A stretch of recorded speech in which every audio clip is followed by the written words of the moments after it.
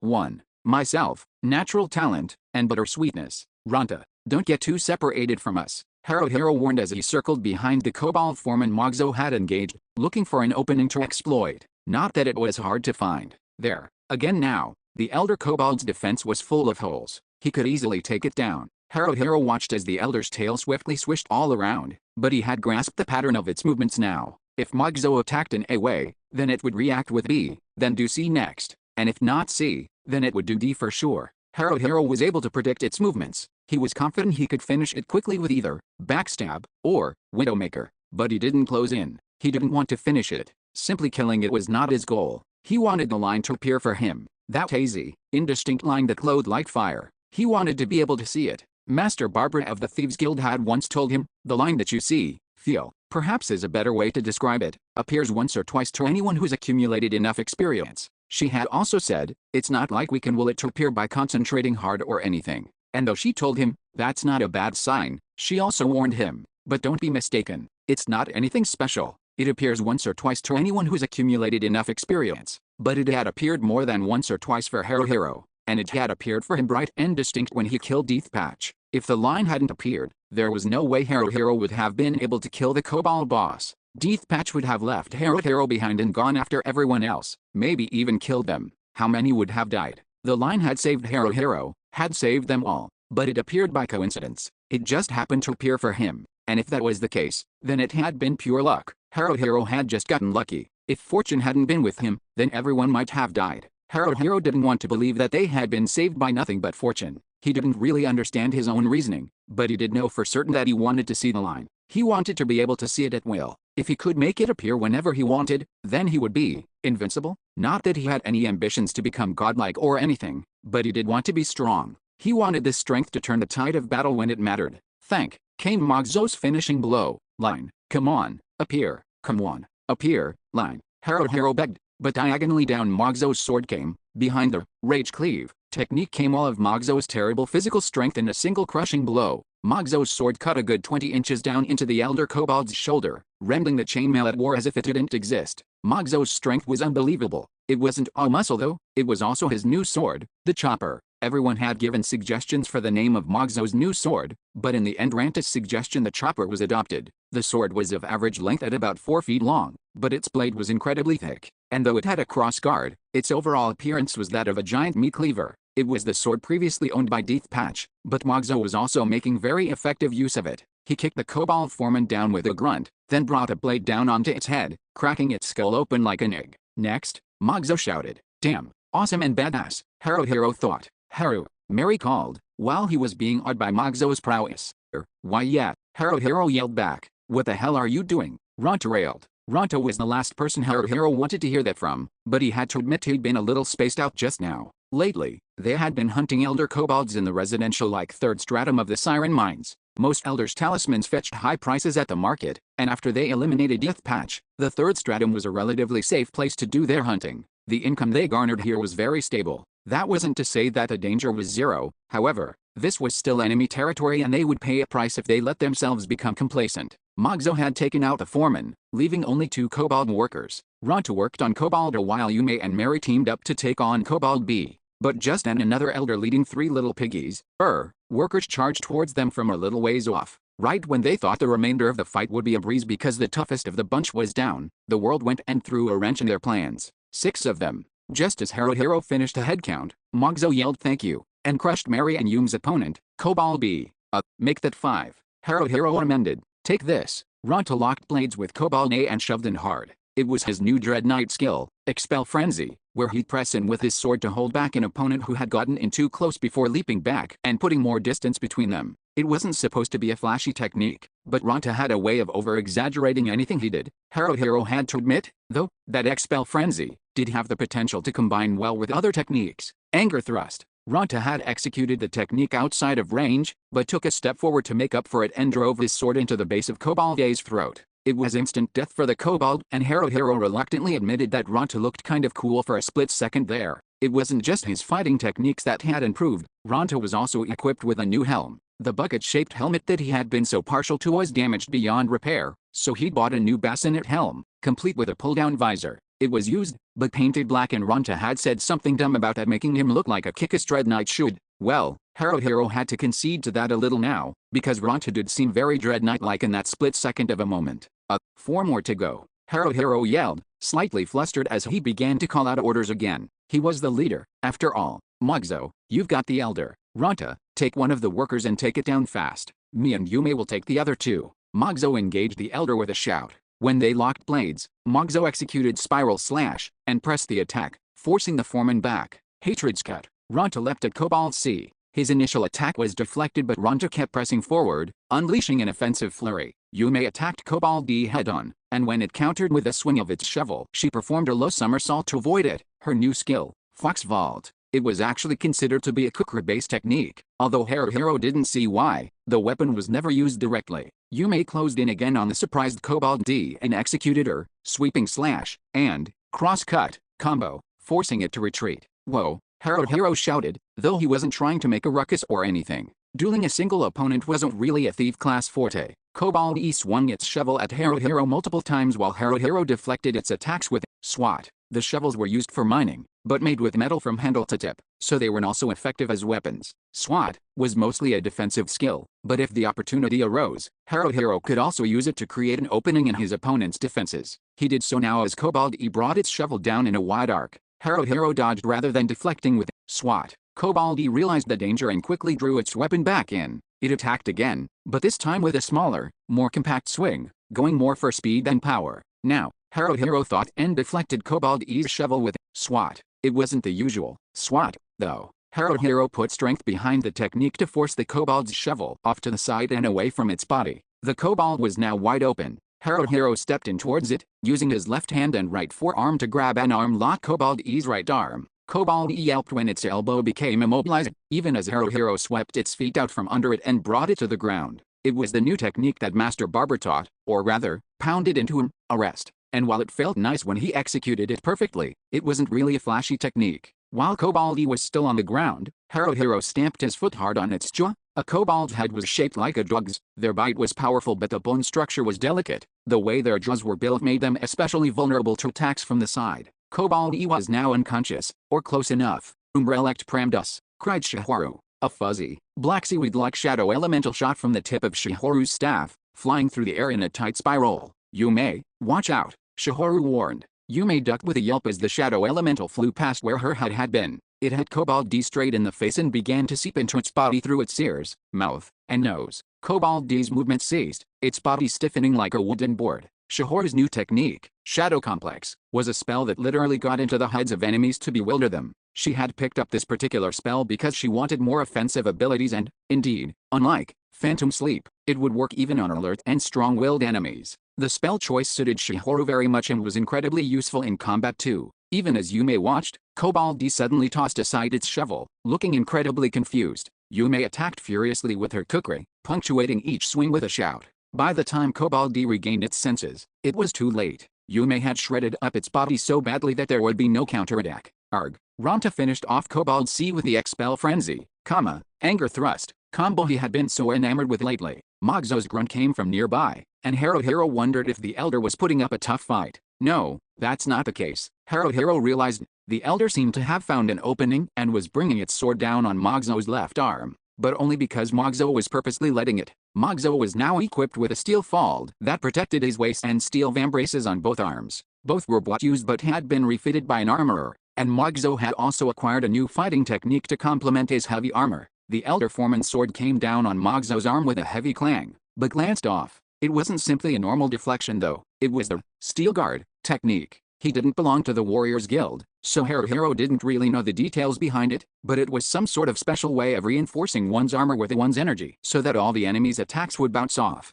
And as if that wasn't enough defense, the entire team was under Mary's Light of Protection spell, which enhanced physical ability, resistances, and sped up the body's ability to heal itself. The spell probably had something to do with the god of light Luminous, as his hexagon symbol floated above everyone's left wrists while they were under the spell's effects. According to Mary, it could be cast on up to 6 people and lasted for up to 30 minutes. Haruhiro felt the spell's effectiveness as his body became noticeably lighter, which enhanced his fighting ability enormously. And maybe thanks to Light of Protection, Magzo also moved swiftly to finish off the Elder. "Thank you," Magzo shouted. of course Moxo would use Rage Cleave. It wasn't just his standard finishing move, it was a powerful, stable and most of all, a magnificent technique. Moxo's sword crushed into the shoulder of the already off-balance elder. It was almost the exact same way he had killed the first foreman. Moxo's form and style were elegant and, unlike Ranta, he never resorted to doing weird shit and cheap tricks just to try to look cool. He was a simple person in the good sense of the phrase. He stuck to the same basic techniques, but practiced them so often that he gave them his own customized, unique form of their own.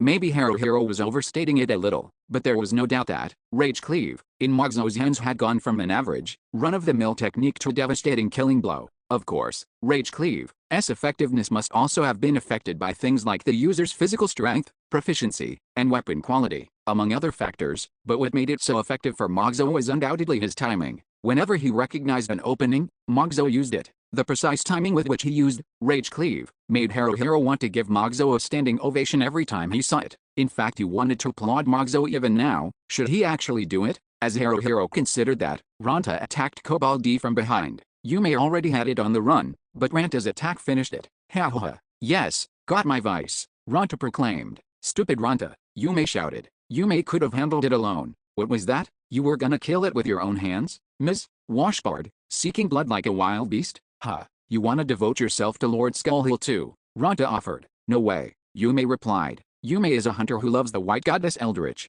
Yume just thought that if she's going to battle against the poor Kobo's 1-on-1, Yume might as well see it through to the end. And don't call Yume flat. Yume, it's 1-on-1. Haruhiro couldn't help but correct her, but was, as expected, thoroughly ignored. Flat-chested is flat-chested. If you don't want me calling you flat, then grow them bigger. Ranta shot back. Yume doesn't know how to grow boobs bigger. Yume said earnestly. You do it like this. Ranta turned to Yume and made some sort of massaging, fondling motion on his own chest. Sexual harassment. Shihoru protested, glaring daggers at Ranta while Mary sighed and muttered, utterly despicable. I'm the best. Ranta shouted, veins in his temple bulging. The best sexual harasser. The utterly despicable best. Bring it on. Nothing you say will faze me. I'll become the most utterly despicable sexual harassment king. Yume pondered and copied Ranta. Or rather, she was actually fondling her own breasts. Do they really get bigger? 'Cause I sure don't feel them growing. Or is it harder to grow him than it looks? Moxo made some sort of choking sound while Shihoru quickly grabbed Yume's hands and said, Why Yume, that's not something you do in front of other people. Oh, so it only works if I do it in private? Yume asked. No, I don't think that's the case, Shihoru replied. Ranta scoffed. What's the big deal? Keep massaging them. They're so small no one watching is gonna see anything. Douchebag Ranta, Yume cried. I'm not a douchebag. I'm the most utterly despicable sexual harassment king. It's my newly gained title and don't you forget or regret it. Now bow down to my pervertedness. Quit saying that like it's a good thing, Haruhiro said as he began to search the kobolds' belongings. None of their equipment was sellable, so he contented himself with their talismans. As he crouched near a body and carefully removed an earring talisman from one of the worker kobolds, Ranta suddenly jumped near him and tore off a gold nose ring from a dead kobold nearby. Haruhiro deeply disliked Ranta's rough treatment of the bodies. There were also plenty of other things Haruhiro disliked about Ranta. In fact, he disliked almost everything about the guy. What? Ranta glared at Haruhiro. Got something you wanna say to me? Not really, Haruhiro replied. Let me say this to you then. What? Haruhiro. Ranta used his thumb to flick the gold nose ring into the air and let it land in his open palm. Don't start getting any big ideas. Big ideas? Haruhiro asked. What's that supposed to mean? You think you've become some kind of hero, don't you? Ranta accused. Hero. Haruhiro repeated. Only stupid Ranta would think something retarded like that, was Haruhiro's instinctive response. But the words quickly grew heavy in his chest and he didn't reply right away. A hero? Haruhiro had never entertained any thoughts of becoming one. None at all. Not even the slightest shadow of a thought. But, your movements in that fight just now, Ranta continued in a tone so low that none of the others could hear him. Strange, since Ranta wasn't the considerate type. Were really weird. No way. It was just the usual. Haruhiro denied. No, you were acting weird, Ranta said. Like you were one step slower than usual. Or maybe not slower, you were trying to do that, weren't you? The one-hit kill move. Haruhiro didn't answer but shrugged his shoulders minutely. He tried to keep his expression neutral, but felt himself breaking into cold sweat. Because Ranta was right. How could a guy like him even notice in the first place? You're not hero material, Haruhiro, Ranta continued. Got it? Know your limits. He patted Haruhiro on the shoulder sympathetically. Haruhiro wanted to slug him in return, but he didn't bother. Nothing Haruhiro could say to a person like Ranta would matter. Ranta, would you even understand? No, he wouldn't. Ranta didn't understand how Haruhiro felt at all. Haruhiro had almost died. In return for his companions' lives, he had almost traded his own. But everyone lived, they even killed Patch, and everything was wonderful. All's well that ends well, as the saying goes. But it only ended well because they had gotten lucky. Haruhiro wouldn't have been able to do it if the line hadn't appeared. He supposed that maybe he should just be satisfied with receiving fortune's favor that time, and not think too deeply on it. But what about next time? What if there ran into a situation like that again? Should he just leave it up to chance then as well? No, that wasn't an option. So what could he do? He had two choices. The first was to bet that they could avoid getting into dangerous situations in the first place. And, of course, Haruhiro intended to try his best too. The second was to turn chance into certainty. All he had to do was make it so that he could see the line all the time. But it wasn't that simple. Master Barber had told him before, sometimes it appears, sometimes it doesn't. It's not like we can will it to appear by concentrating hard or anything. It wasn't a reliable technique and becoming dependent on it would be a mistake. And Haruhiro realized the wisdom of her words. However, he couldn't resist entertaining the possibility. If he could make the line appear at will, then it would mean that he was a born warrior, naturally talented. And wouldn't that be awesome? He thought to himself. Haru, Mary inquired. Haruhiro hadn't even noticed that she had crouched next to him. Something wrong? He asked. I should ask you the same, Mary said with a slight smile. Is there something on your mind? No, not really, Haruhiro lied. If they weren't on the third stratum of the siren mines, and if no one else was around, then maybe he would have confided in her. Or maybe not, regardless of where and who was there. I'm fine, he tried to reassure her. Really, if you say so then, Mary said, entirely unconvinced. And Haruhiro knew from her expression that she didn't believe him. The look on her face made him feel like he had done something horrible to her and made his chest ache with a dull pain. This is completely unfair. After returning to Altana, selling the loot, splitting the profit, eating dinner, heading back to the now familiar Reserve Force Soldier Lodge, taking a bath, and returning to his room, Haruhiro was ready for bed. Except that he didn't feel like going to sleep right away. The lamp hanging from the wall had already been put out. Besides the two straw-stuffed bunk beds, that lamp was the only other furnishing in the bare-bones room. Haruhiro wanted to say goodbye to the lodge and find a better place to stay. It wasn't as if they were financially incapable of this, but for some reason he still found himself undecided. Haruhiro rolled over onto his side as he lay on the top bunk. Magzo was on the bottom bed of the opposite bunk while Ronta occupied the top. The bed under Haruhiro was empty, a room meant for 4 people, but currently only housing 3. In the beginning, there had been a full 4. Haruhiro started to whisper the name of their dead companion but stopped. He started to climb down. Haruhiro, Magzo asked from the opposite bunk. Are you okay? Ronta was snoring lightly, already asleep. He couldn't come up with a good answer so just avoided the question. Wrong? No, nothing's wrong. Not really. As soon as the words were out of his mouth, he realized that he could have just said something like, I'm going to the bathroom, and regretted not thinking of it sooner. Are you leaving? Magzo pressed. No, just going outside. For some air, Haruhiro replied. He was just saying the first thing that came to mind now, making the mood entirely awkward. But Magzo didn't pursue the subject. Oh, okay then, Magzo said. Yeah, it's been a long day, right? And you sound pretty tired so get some rest. Okay, right. Good night, Haruhiro. Haruhiro left the room and wondered if he really should go outside and get some air, but he eventually decided not to. He didn't really feel like heading out now. If Magzo had decided to chat with him or something, he probably wouldn't have had to leave the room in the first place. A part of Haruhiro wished that he had taken the opportunity to talk with Magzo, but he couldn't. Why? Haruhiro thought he knew exactly why, but at the same time couldn't completely comprehend it. He just couldn't confide in Magzo, even knowing Magzo was a really decent human being. Haruhiro was confident that Magzo wouldn't repeat anything they talked about to others, but the ability to keep quiet wasn't the main issue. Haruhiro wandered into a hallway on the lodge's first floor and slumped down into a crouch, leaning his back against a wall. An ancient-looking lamp provided some light, so it wasn't pitch black, but it also wasn't enough for the hall to be considered well lit. It wasn't like he could talk about it even if it had been somebody else. Ronta was out of the question. He had a feeling that if he talked to Yume, the conversation would derail into something weird. And Shihoru, now that he thought about it, he'd never had any sort of serious conversation with Shihoru before. He couldn't even imagine what a private conversation with her would be like. What about Mary? She would definitely lend him her ear. But he had a feeling that confiding in her wasn't necessarily a good thing. Part of it was that he didn't want to rely on her too much. He wanted her to think he was cool, not some weakling brat. But there was another reason too. Because Mary had joined their party afterward, Haruhiro got the feeling that Mary sometimes felt like she owed them a debt and was always looking for ways to contribute in order to pay it off. Haruhiro didn't want her to think that he was capitalizing on those feelings, but maybe he was just overthinking it. He didn't even understand why he felt so confused. So far, they had been fortunate enough to avoid most life-threatening situations. If luck hadn't been with them this entire time, they would all be dead by now.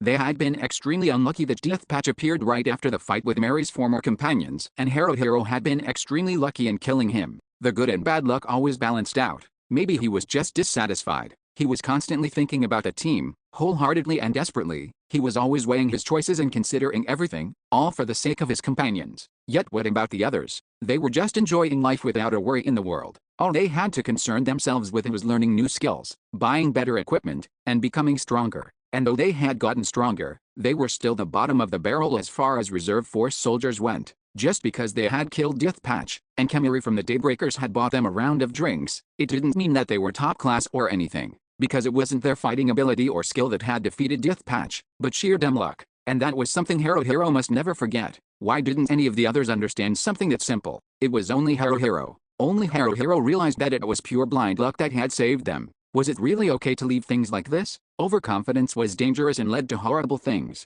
The others should understand that, but everyone was. Screw this, he grunted, ruffling his hands through his hair. It had become really aggravating thinking in circles like this. If everyone was fine with it, then that was good enough for him. As he started to get up, he heard some sort of sound coming from down the hallway. It was the sound of footsteps. Someone was coming his way from the direction of the entrance. He could barely make out the shapes from the dim light of the lamp. Two people, both girls, but it didn't look like Yume and Shiharu. New arrivals, maybe? He had heard that there was a new group of reserve force rookies around. He had almost bumped into 2 or 3 of the guys at the baths, but this was the first time he saw the girls. Maybe now would be a good time to go back to his room. Hero didn't move, however, so what if they were girls? He should at least check if they were cute or not, and if he got lucky, maybe they would become friends and could even get to know each other, privately. He couldn't deny that he kinda sorta had an ulterior motive of that sort, but he didn't admit it either. Well, whatever. He stayed crouched against the wall, not looking in the girl's direction but purposely keeping his gaze focused on the wall in front of him so he wouldn't look like he was just staring off into space or something. That's what he was going for, anyway. Am I just being stupid? He wondered. The girls must be thinking that he was a weirdo or something. He could tell by the sound of their footfalls that they were approaching him cautiously. It's okay, I'm harmless, Hero said inwardly. Come closer, I'm not going to do anything, so no need to worry. But if he wasn't going to do anything, then he should have left before they approached. Things were way weirder this way, but it wasn't completely unheard of, right? It happened from time to time, right? Yes, the 2 girls were passing him now, had passed him, when one of them suddenly stopped. Why did she stop? What was going on? Had they noticed that he was there? Hero looked up at them. He was right. The girl with bob cut-style hair was staring at him, wide-eyed. In fact, her eyes were so wide that it seemed as if her eyeballs would fall out at any moment. He noticed that she had dark circles under her eyes. Pouty lips and a standoffish air about her gave Hero the distinct impression that she was the hard-to-approach type. Yet Hero found himself slightly fascinated. And why was she staring at him so intently? Choco, the other girl whispered, putting a hand on Bob Cut Girl's shoulder. She was tall with short hair. What's the matter? Hero replied instead of Bob Cut Girl. Choco, that name. Yes, Bob Cut Girl replied, tilting her head to one side. He was crouched in front of a large, glowing box-like object. Someone was standing next to him. Bob Girl, Choco, that was her name. What was that just now? He couldn't remember. He didn't know. But, Choco, he knew the name. Just the name? No, more than that. He remembered those eyes and the dark circles under them. Those pouty lips. He remembered her bob cut style, short hair. He knew her. You see, he started, but didn't know what to say. What could he say? Could he ask her, do you know me? Or something like that? If she recognized him though, she would have said something already. But this didn't feel like 2 people meeting again after not having seen each other for a while. She was staring at him, as if something about him had caught her attention. The same way he was staring back at her. If that was the case then, the other girl stepped between them. Since you're here, that means you're also a Crimson Moon member, right? Do you need Choco for something? No, Hero replied. It's not that. Then we're leaving, the other girl declared.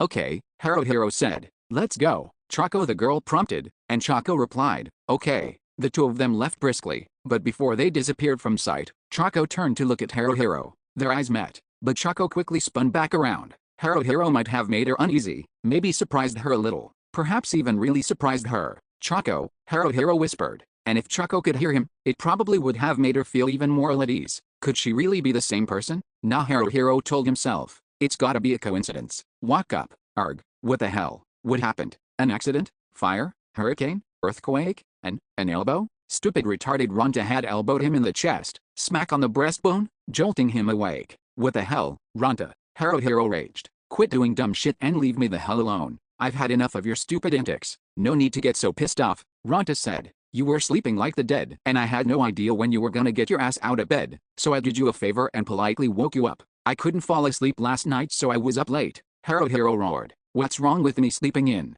So even you admit you're wrong. How the hell did I admit that? You're wrong to sleep like Sleeping Beauty when I went through all the trouble of getting the information early so I can tell you. Ranta, Magzo interjected hesitantly. Shut up, Magzo, Ronta yelled. This is between me and Haruhiro. You stay out of it. Neither of us can move on with our lives until this problem is solved, so this is what'll determine who's the real man. You got that, Haruhiro? We'll finish it here and now. Finish what? Haruhiro demanded. What do you mean? What? That? You idiot. That? In other words, what was that again? Like I would know. Haruhiro let out a heavy sigh and sat up. Above his head was the same lodge ceiling as always, and because he slept on the top bunk, the bed creaked when he moved. So, Haruhiro turned reluctantly to look at Ronta. What's this information you've got? It's... Ronta grinned fiendishly. The expression on Ranta's face annoyed Haruhiro to no end. How the hell Ronta could piss someone off just by grinning, Haruhiro didn't know, but it pissed him off. It must be another one of Ranta's special talents, the talents of the lowest of low lives. Since you decided to sleep in, Ronta continued, and Magzo said something dumb about waiting until you were up. I got super hungry, so I went to the bakery by myself. Bakery. Got it? That cheap but good one right outside of Nishimichi, Tatten Bakery. There just happened to be a couple of Crimson Moon people hanging around, and they were talking about it. So I asked what they were talking about, and, hold on, everything's got a sequence, order, progression. Just like dating girls, yep. Whoa, Haruhiro, it's why too early for you. No reason to get pissed off about it, cause you're still a virgin, right? Not me. I'm the fucking king. Fuck is my middle name. Experience in all the positions. Got it? The grandeur of my manhood gets all the female tigers to dance in wild ecstasy for me. And, how long are you going to make me listen to you spouting shit? Haruhiro casually inquired. I'm not shit talking. Everything that comes out of this mouth is nothing but the truth. The facts, Ronta exclaimed. Fine. And the information. First, you get down from there. I don't like it when you're looking down at me, like you're high and mighty. It's ridiculously stupid. The bunk beds weren't that high. The top bunk was just about the height of Ranta's shoulder when he was standing. And Haruhiro wasn't even standing, he was sitting up on his bunk. He didn't feel particularly good about looking down on Ronta, and it wasn't from all that high up, but it wasn't a bad feeling either. I'm staying right here, Haruhiro stated. You got a death wish or something? Want me to kill you? Ronta shouted. You're a pain in the ass. What? Did you say something to me? Yeah, I did. I said that you're like a parasite. No, I'm sorry. Not like. I said you are a parasite, idiot. I'm not a parasite, I'm a worker bee. So you're okay with being an insect. Wait, what? Not wanting to continue the annoying and pointless exchange, Haruhiro climbed down from his bunk and sat down on the bottom bed. Just get to the point already and tell me what that information is, Haruhiro demanded. Quit making fun of me. I'm not some senile old retard. That made Magzo chuckle, which in turn caused Ronta to grin from ear to ear. Unlike Haruhiro, Magzo knows where I'm coming from, Ronta said. Magzo can appreciate a good joke. Haruhiro sucks. He doesn't get anything cause he doesn't have even a shred of a sense of humor. Haruhiro felt his thoughts becoming darker and darker, but strived to keep his head clear and temper in check. The information, Ronta, he prompted again. Hey, don't go blaming me for your shortcomings, Haruhiro. Ronta, the information. Whoa, here we go again. Persistent, aren't we? God damn it. Haruhiro lunged at Ronta and began to choke the life out of him. Spit it out. I've had enough of you, so quit messing around. Enough? Wait. CC can't breathe. You trying to, kill me? Fine. I'll tell you. Crimson Moon. Directive. Crimson Moon Directive. Haruhiro repeated, exchanging glances with Magzo. Magzo, or rather his stomach, replied with a loud grumble, and his face turned red with embarrassment. Sorry, I'm kind of hungry, Magzo explained. No need to apologize, Magzo, Haruhiro said. It's not like you can help it.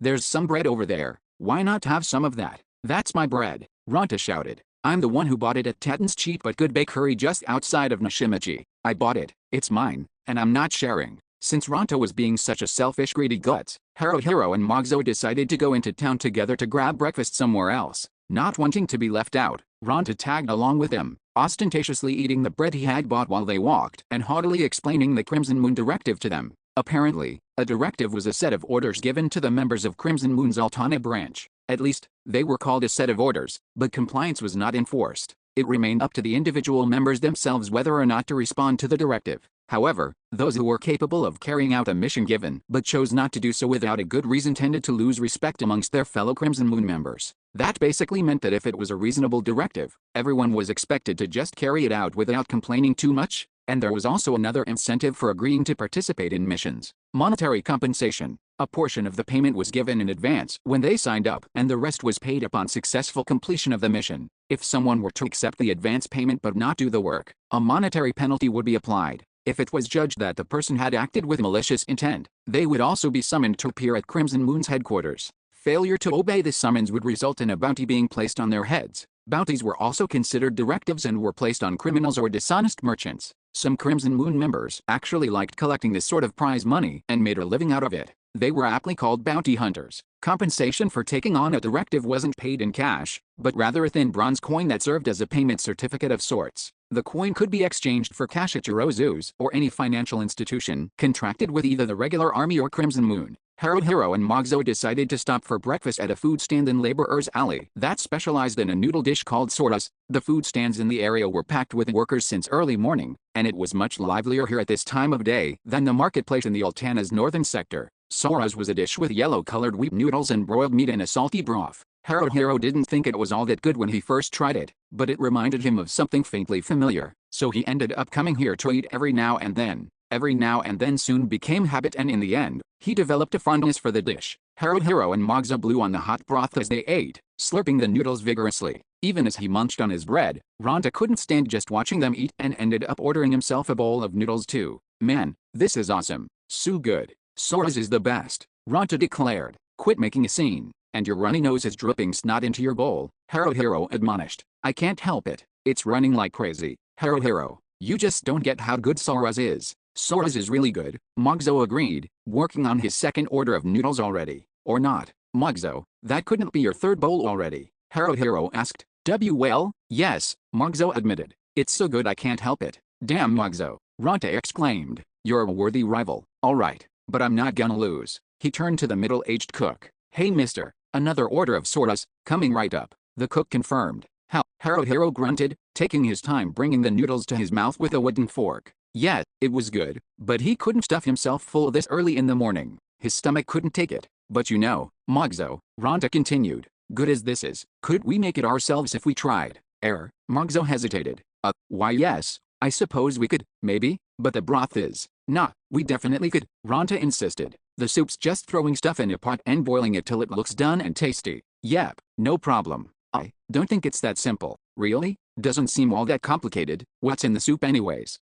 Let's see," Mogzo amused. "Probably chicken stock with some pork lard and meat. Vegetables, like onions and carrots." "Whoa," Ronta replied, impressed. "You're pretty pro at this, Mogzo. I couldn't even begin to guess." Hero wanted to say that knowing the ingredients didn't mean they could replicate the taste, but decided to let it go. Yet, he didn't need to say anything. Mogzo lifted the bowl up to his mouth and took another sip of the broth. "Yes, and garlic too. If they added a little ginger, it might make the flavor even bolder." Whoa, Mogzo, you can do it. "Once we save up enough money, let's open another soras stand," Ronta proposed. Mogzo laughed good-naturedly and replied, "But I'm a soldier for Crimson Moon. Don't be dumb. That doesn't matter. If we can make enough money, it doesn't matter what sort of work we do. Who says we gotta keep doing this hack and slash stuff our entire lives? We can retire someday and start second careers." "Get what that means?" "It means, a number 2 career." "You can't define a phrase with the same phrase," Hero sighed. "Shut up, Hero," Ronta replied sharply. "I mean it. I'm having a super important talk with Mogzo, so shut up and go away." He turned back to Mogzo. "So, Mogzo, how about it? You and me, we'll call it Soras Stand, Ronta and Mogzo. We can split the profits, 70% for me, 30 for you, but okay fine, 50-50. We'll start trying to figure out the recipe now so that everything will be ready to go afterwards. What do you say?" "A shop, huh?" Mogzo's expression was thoughtful as if he didn't think it was a bad idea at all. "That might be nice. Seems more enjoyable than fighting, too. I'll think about it." "Right, you do that. Way to think positive, Mogzo," Ronta said. "Let's get rich. Wildly rich. We can even start up a chain. 10 shops in Altana and then 1,700 stores throughout Grimgar. If it's you and me, we can do it, eventually." Ronta practically inhaled the rest of his soup then exhaled deeply in satisfaction. Then he continued, "Anyways, about this directive thing. You guys ready to hear it? Ready to hear what I got to say? Are you? Really? You guys really ready? Because once you hear it, I won't take no for an answer. Got it? Ronta, you're already beyond excessively loud and annoying, so just say it, Haruhiro said. Haruhiro, you're one to talk cause you're 100 times louder and more annoying than me. No, wait, 1,000 times, 10,000 times, no, 5 billion times more annoying. Just admit it, dumbass. Okay, sure, say okay sure 100 times. Okay sure 100 times. Hey, quit treating me like an idiot. I see what you did there, cause I can outsmart you any day. Bow down to Lord Ronta. At least Mogzo's getting a laugh out of this. Haruhiro sighed. Sorry, I just thought that just now was pretty funny, Mogzo said. Mogzo, just now? What do you mean by just now? I'm always funny. I'm always awesome. I'm the comedian King Rantaman. If you doubt my 1 out of 100 comedic genius, future business partner or not, I'll kick your ass. I don't think 1 in 100 is all that rare, Haruhiro quipped. Hey, Haruhiro, Ronta shouted. What are you shouting for? Haruhiro asked. It's kinda irritating. I meant 1 out of 100,000, not 100. Got it. Okay, sure, Haruhiro said. Now talk about the directive. We haven't gotten anywhere on that topic yet. And whose fault is that? Ronta yelled. Yours. Why are you so pissed? I'm the one who should be pissed off at you. Cause it's my turn to be pissed. Whatever. Just tell us about the directive. Ha ha ha. Wait till you hear what I gotta say. You guys are gonna flip your shit. Ronta suddenly stood up, twisted his arms around each other and fashioned his fingers on both hands in the shape of a snake, or something resembling one. Guys, I don't get it. You're gonna have to give me more than that. It's a twin-headed snake. Get it? Ronta made his right-hand snakehead say hello to his left-hand snakehead. The offensive to retake Kapamorty Fortress and Steelbone Stronghold, codenamed Operation Twin-Headed Snake. The directive is apparently aimed at covering up something about the operation. Sign-ups for the Steelbone front is already over, but that was meant for highly experienced warriors anyway. If we participate, we'll be part of the forces going to Kapamorty. The compensation is 20 silvers in advance with 80 more after the completion of the mission. That's 1 whole gold. An entire gold. 1 per person. Awesome, ain't it? Mogzo's eyes went wide even as his jaw dropped. A gold, Haruhiro breathed. It was no small amount to him either. Haruhiro suddenly remembered the time right after they had lost Monado. Renji had given them a gold coin saying, "My condolences, take it." And he also recalled his surprise at Renji causally tossing around such a huge amount. If Kapamorty Fortress, Ronta sat down again and pointed to a spot on the table, is around here, or is here better? Maybe here instead. Does it really matter where? Haruhiro asked. Okay, whatever. It's about 4 miles north of Altana and occupied by orcs. 4 miles is like nothing, right? Super close. So of course Altana's attacked it a number of times and managed to drive the orcs out too. But no matter how many times we attack and win, we're never able to keep hold of it for long. The orcs always take it back. You know why?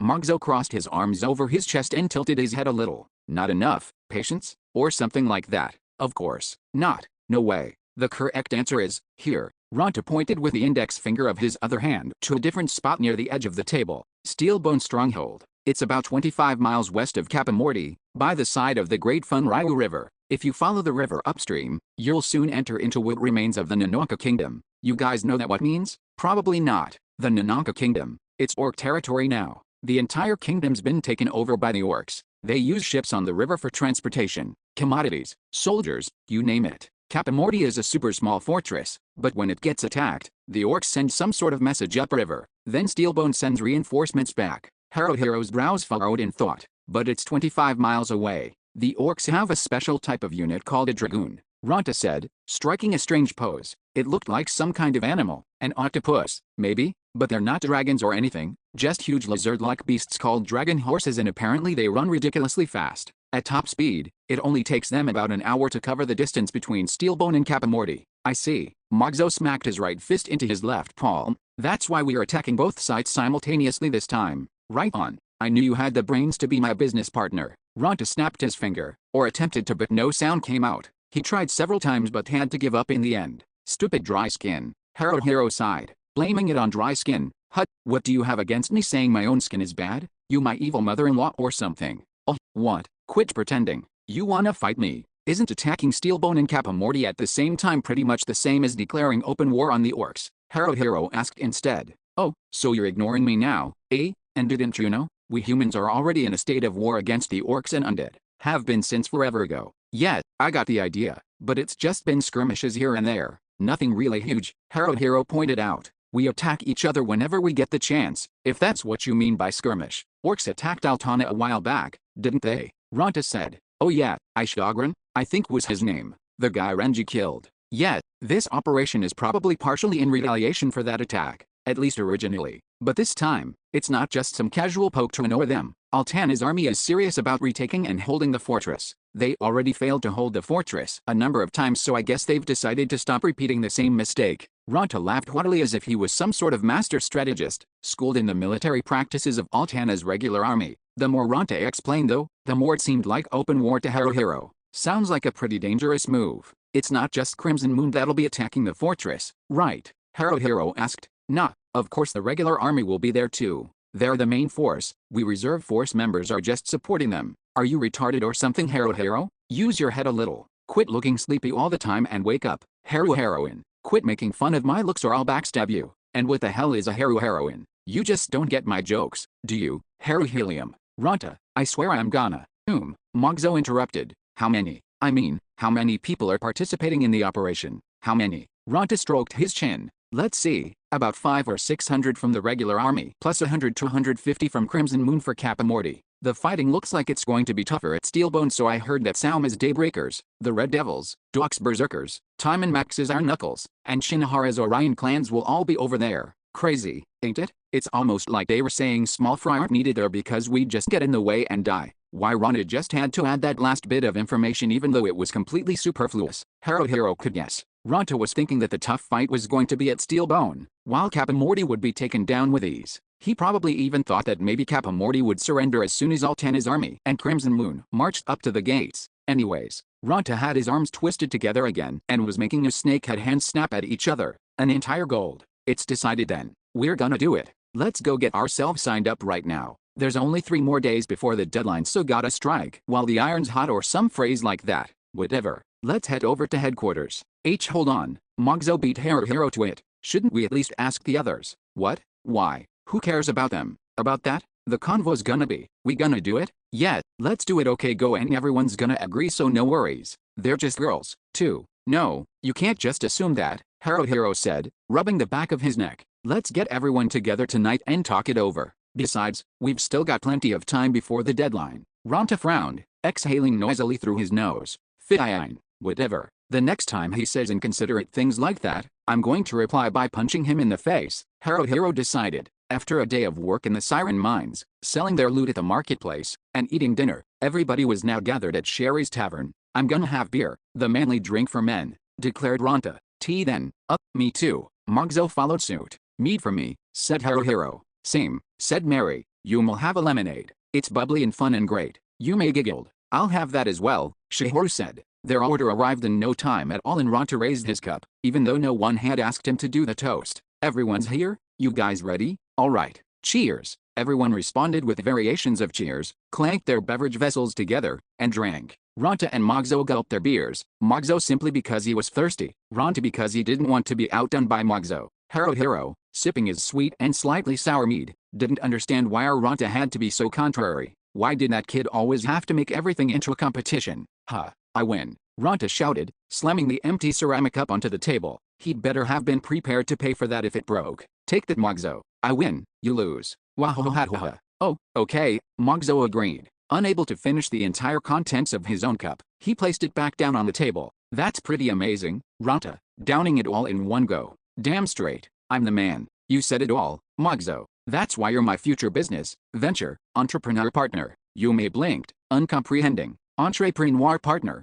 It's entrepreneur. Yume Haruhiro piped in. What would an entrepreneur partner be anyways? Shihoru made a strange half-giggle, half-coughing sound, and when Haruhiro looked, her face was bright red, and she had both hands over her mouth and was staring down at the ground. Something the matter, Shihoru? Haruhiro asked. No, nothing in particular, Shihoru replied. Shihoru, Ronta smirked at her in an exceedingly irritating manner. You were imagining something weird just now, weren't you? Weird, Shihoru repeated. What do you mean? You're asking me, Ronta scoffed. You're the fully loaded, Wild Delusions wagon. Wagon? That's not, yet, an entire wagon. So don't ask me, cause I'm not nearly as flooded with wild delusions as you are. I'm not flooded, Shihoru protested. Quit spouting lies, Ronta. Yume hugged Shihoru protectively. Shihoru ain't a wild wagon and she ain't fully delusional. I don't think that's quite what he said, Mary pointed out in a whisper. Huh, you mean Yume's incorrect again? Yume asked. Ronta sneered at her. You're getting everything wrong. Listening to you is starting to mess with my head, so just quit talking, okay? Just shut up. Nuh. Yume doesn't wanna. Yume cried. You don't have the right to say no. Ronta shot back. Yume has the right to state Yume's opinions. Who said anything about opinions? You did, stupid Ronta. I was talking about the right to say no. Right, to say no. Got it? The right to say no. Yume knows that. No, you didn't. You didn't hear what I said at all. You deaf as a doorbell or something. Ranta, Haruhiro interjected. It's not doorbell. Are you dumb as a doornail or something? Oh, though it appeared that Ronta noticed his mistake, he wasn't going to back off just because of something minor like that. He shrugged his shoulders petulantly and said instead, and here we go again. There he goes again. Lord Party Leader jumping down people's throats because of some teensy-weensy mistake, and doing it in some I'm Mr. Clever smart-ass way. You've got a shit personality, Haruhiro.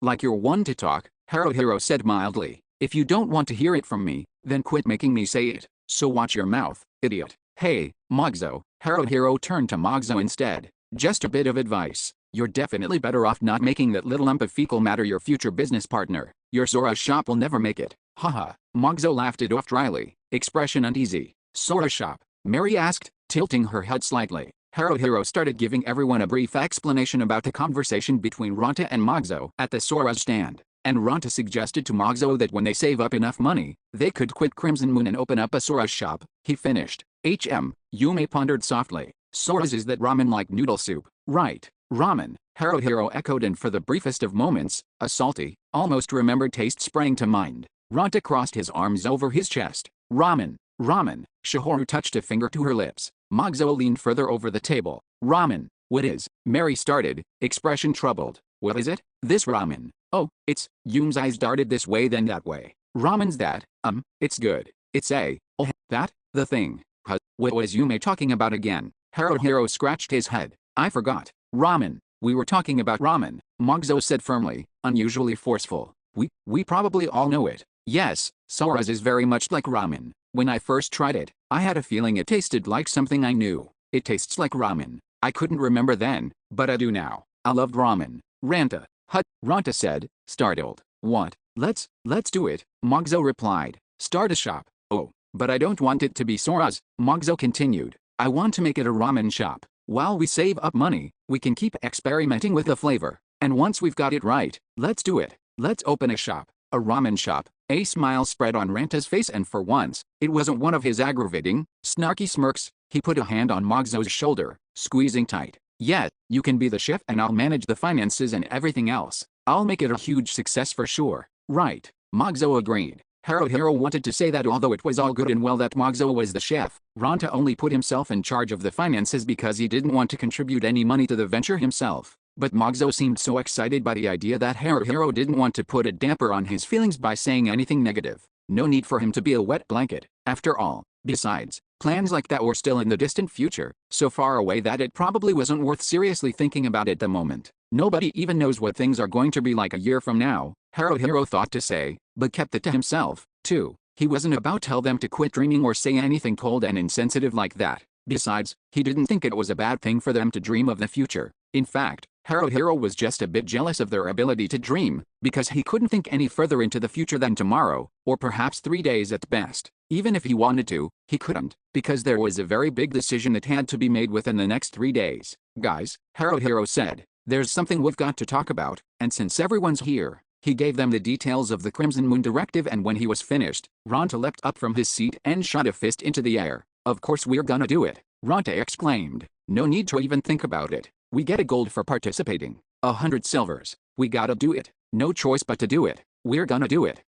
Shihoru's eyes were on the floor. It was apparent she was not excited at all about the prospect. Yep, that was Shihoru for you. What about Mary though? What did she think? Her gaze was downwards too, and she had a finger on her chin as if deep in thought, but she gave no indication of which way her vote would swing. Maybe it meant that she would just go with a majority vote. Perhaps she was just trying to be considerate of everyone else's opinions. Haruhiro had pretty much predicted she would react like that. For Yume said, puffing her cheeks out slightly and letting her gaze drift diagonally towards the ceiling. Either way is fine. Really? Haruhiro asked, incredulous. What do you mean? Yume replied, confused. Nah, never mind, Haruhiro said. He had predicted that Yume would be totally against participating because Ronta was all for it. That was the way Yume's vote usually worked, but not this time, it seemed. But why? Haruhiro wanted to ask her, but he had a feeling that, as the leader, it would be childish to do something that would most likely exacerbate Ronta and Yume's animosity towards each other. There was nothing he could do to fix Ronta's personality. Ronta was their companion, after all, and there was no such thing as going through life always getting along with everyone else. But wait, then that would mean that Haruhiro was a no, Ronta was a yes, Shihoru was a kinda sorta no, and Mary and Yume were on the fence. That left only. Magzo spoke up, expression unusually solemn. I think. Suddenly Haruhiro had a bad feeling about what Magzo was going to say next, and he was right. I want to give it a shot, Magzo finished. Magzo. Ronta stuck out his hand towards Magzo. Gimme a high five. What? Magzo blinked. Come on. Just get over here and high five. Okay. Magzo hesitantly reached out with his own hand and touched his palm to Ronta's. That's right. Yes, Ronta said, then smacked his forearm and elbow against Magzo's forearm and elbow until finally Ronta was practically hugging him. Hell yeah, you're the man, Magzo, the man. My future business partner rocks. We're also frontline tanks and brothers in arms. Damn right, we're like twins. You think so too, right Magzo? Sure, haha, okay, Magzo replied. Haha, awesome. Hey, Haruhiro, what now? Haruhiro sighed. Majority wins. Ronta wrapped an arm around Magzo's shoulders. He eyed Haruhiro like a carnivore stalking its prey and licked his lips. It's decided. Haruhiro started. Whoa. Slow down there. Just hold on one freaking second. Damn it, this wasn't good. At this rate, everything was going to go to hell in a. If Magzo was a yes, then he and Ronta would make 2 yeses. Haruhiro and Shihoru, most likely, would be 2 nos. Mary's and Yume's votes were currently unknown. Haruhiro was fairly sure that if it came down to a tiebreaker, he could get Yume on his side. However, he wasn't 100% certain. Not anymore. Magzo's surprise siding with Ronta had shaken Haruhiro's confidence in his own predictions. Haruhiro pondered, then glanced at Mary's and Yume's expressions. He couldn't discern what they were thinking at all. Which way would they vote? Both of them yes? Both of them no? He had no idea anymore. Let's decide tomorrow, Haruhiro suddenly declared. What? Ronta glared at him wide-eyed. Are you fucking retarded or something? What the hell? Why tomorrow, moron? We can decide today, so why put it off? What's the rush? Haruhiro said. It's fine. We've still got plenty of time before the sign-up deadline. Let's take a day and think about it. Then we can vote again. I think that would be wise. Mary raised her hand in Haruhiro's support. Gods, Mary is a goddess, Haruhiro thought. At times like this, Mary seemed like a radiant, brilliant, shining light from the heavens. Actually, that's the way she always looked. Good idea, Yume said, flopping down on the table. She was drinking lemonade, but was giving a decent impression of being drunk. I agree with Mary. Tomorrow is good. Agreed. Shihoru gave a single vigorous nod. I also think that's a good idea. Magzo didn't object. Yes, no need to rush, you guys. Ronta couldn't find the words to finish this sentence, but that was perfectly fine with Haruhiro. It looked like he was going to be able to stall this one for now. He let out a small sigh of relief and looked around the tavern. All the regulars were around, so that meant a good number of Crimson Moon members mixed in with the townsfolk, and among them might be a good number of parties who had already responded to the directive and decided to participate in Operation Twin-Headed Snake. Maybe he could get more information by asking them. I hate information collecting, Haruhiro sighed. He just wasn't good at approaching people he didn't know and talking to them. But he also knew that now wasn't the time to let his timidity get the better of him. I know, that's why I gave it my best shot, kinda sorta. In order to get more information about the directive, Haruhiro had approached some of the veteran Crimson Moon members he often saw around the tavern and attempted asking them. It was unfortunate that none of Shinohara's reputable Orion clan members were there tonight. Shinohara himself was kind and well-mannered, and members of his clan tended to be the same. Haruhiro knew that as long as he was mindful of his own manners, any Orion clan member would tell him what he wanted to know to the best of their knowledge. Other than the Orion members, the only person Haruhiro knew well enough to ask questions of him freely was the well-known, overly cheerful Kikawa, who had arrived in Grimgar the same time he did. Haruhiro often talked with Kikawa at Sherry's, but as luck would have it, he wasn't here tonight either. Haruhiro wondered where he had gone. Kikawa had ended up joining a veteran party led by someone named Takamune, so he got a huge head start and was now frequenting areas way beyond the ability of Haruhiro's team. In fact, Haruhiro recalled Kikawa saying something about a place called the Wandering Abyss somewhere on the Kazahaya Plains being their main area of operations recently. Haruhiro slumped down against a wall in a hallway on the first floor of the Reserve Force Soldier Lodge. Magzo and Ronta were in their room, fast asleep. Whenever they drank, both of them tended to snore very loudly. This was one of the things, perhaps among many, that kept him up. He had talked to a few Crimson Moon members who already accepted the directive to participate in Operation Twin-Headed Snake, and every one of them was of the opinion that taking Kapamorty Fortress would be easy. When Haruhiro asked them why they were so optimistic, they said that it was because Altana had already managed to take the fortress several times in the past, and they told him that it remained ripe for the taking whenever Altana felt like capturing it. It was only the threat of reinforcements from Steelbone Stronghold that had prevented them in the past. Even if they left the Orc fortress alone, there was no way the Orcs would try to mount a large-scale attack against Altana from Kapamorty anyway. Incidents like Ishdogran's raid weren't going to topple a fortress town like Altana. Even if, by some highly remote possibility, a large Orc army managed to use Kapamorty as a staging point to attack, all Altana had to do was shut its gates, hunker down, and wait out the siege. The city was well supplied and reinforcements from the Aravakia mainland would come. The Orcs were well aware of this as well, so they never sent forces to attack Altana in earnest. Kapamorty Fortress was at most an observation post the Orcs used to keep an eye on the human kingdom, and, as a mere observation post, it was lightly manned and guarded. If Altana were to mount a serious offensive against it, it would fall quite easily. Apparently, all of the above was common knowledge, and no one in Crimson Moon doubted that the assault on Kapamorty would succeed. They would capture the fortress again, just like they had many times before. The only uncertain factor in the overall strategy was Steelbone Stronghold. Altana had never tried to capture it before, so no one could predict the outcome. But of course, everyone was confident in their odds of winning. Altana's regular army was committing a huge portion of their resources towards the assault on Steelbone, and a large number of very strong reservist clans, including Sama's Daybreakers, were helping too. The offensive should succeed. Every one of the Crimson Moon members Haruhiro approached thought that way, so none of them doubted that victory was assured. Isn't it fine to participate then? Haruhiro thought. The 1 gold, a full 100 silvers compensation, was not a small sum. Haruhiro's party had been operating in the Siren Mines lately, and an Elder Cobalt's talisman sold for no less than 5 silvers apiece. On a really good day, they could make up to 30 silvers each after splitting their earnings, but on average, each of them ended up pocketing less than 10 silvers a day. But while their earnings were greater than before, their expenditures had become higher too. They were all eating better, they frequently visited Sherry's tavern for drinks, and they spent money on various other things as well. It was little advertised, but apparently, in addition to the 1 gold, after totaling the advance and completion portions of the normal compensation, there was also a 30 silver stipend for every whole day they spent participating in the fighting. Because of this, Haruhiro figured that the higher-ups anticipated that it would take no more than 1 day to take the fortress. 1 gold in 1 day. It was a huge amount.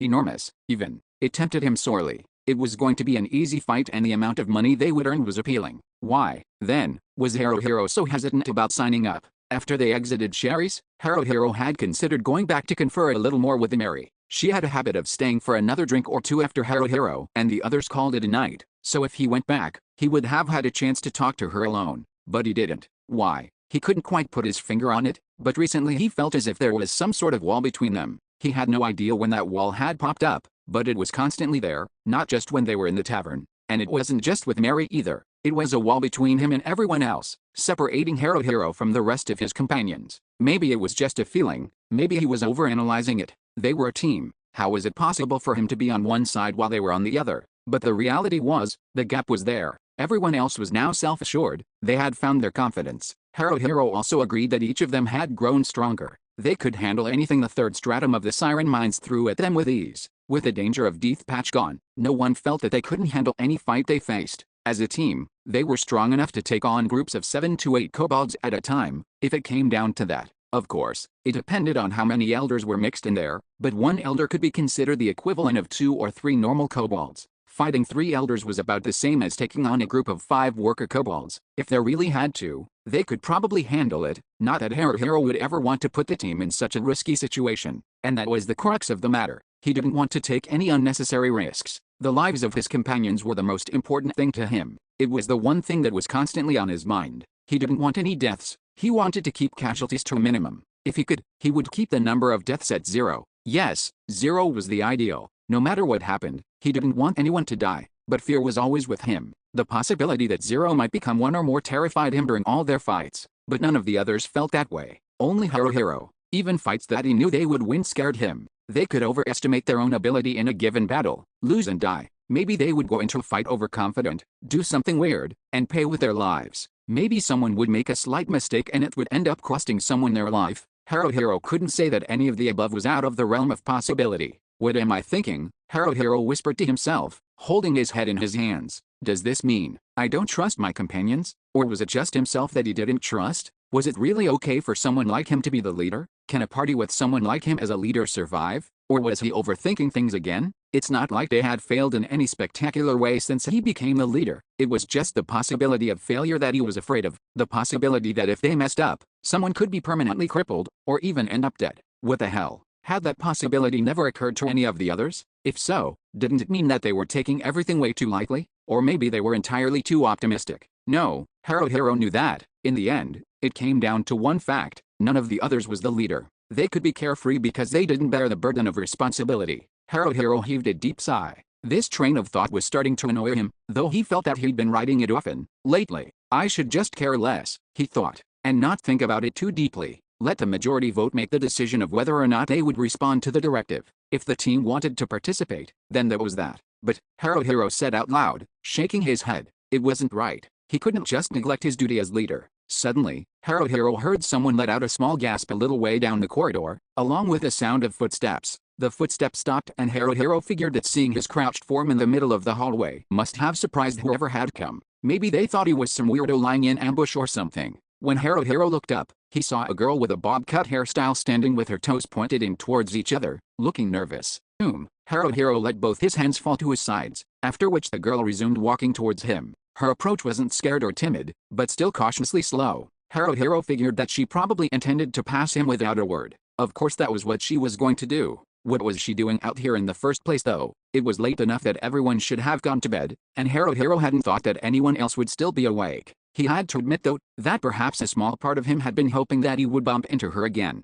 Okay, maybe a large part of him. They ran into each other here once before, so maybe they would again. He would be lying if he told himself he wasn't thinking that. At this time of night though, he was hardly expecting it to actually happen. He wasn't supposed to see her here, and she was supposed to walk past him now without a word. But she didn't. She stopped. After what Haruhiro thought was a moment's hesitation, she suddenly bowed her head slightly. Hey, she said in a brusque, haughty tone. Depending on the personality of the person, that sort of tone was directed at. Some might even think that she was trying to pick a fight. Haruhiro wasn't perturbed, though. She had chosen to stop and greet him even though she could have just walked past without a word. After all, though he was looking at her, she refused to meet his gaze. It looked like her better judgment was telling her that she should leave immediately, but another part of her wanted to stay, so she was currently trying to decide between the two. Seriously, just go? Haruhiro thought. He wanted her to walk off, but at the same time, he wanted to strike up a conversation with her, even though he had no idea what they would talk about. He couldn't think of anything to say. Nothing that even resembled the thing called words came to mind.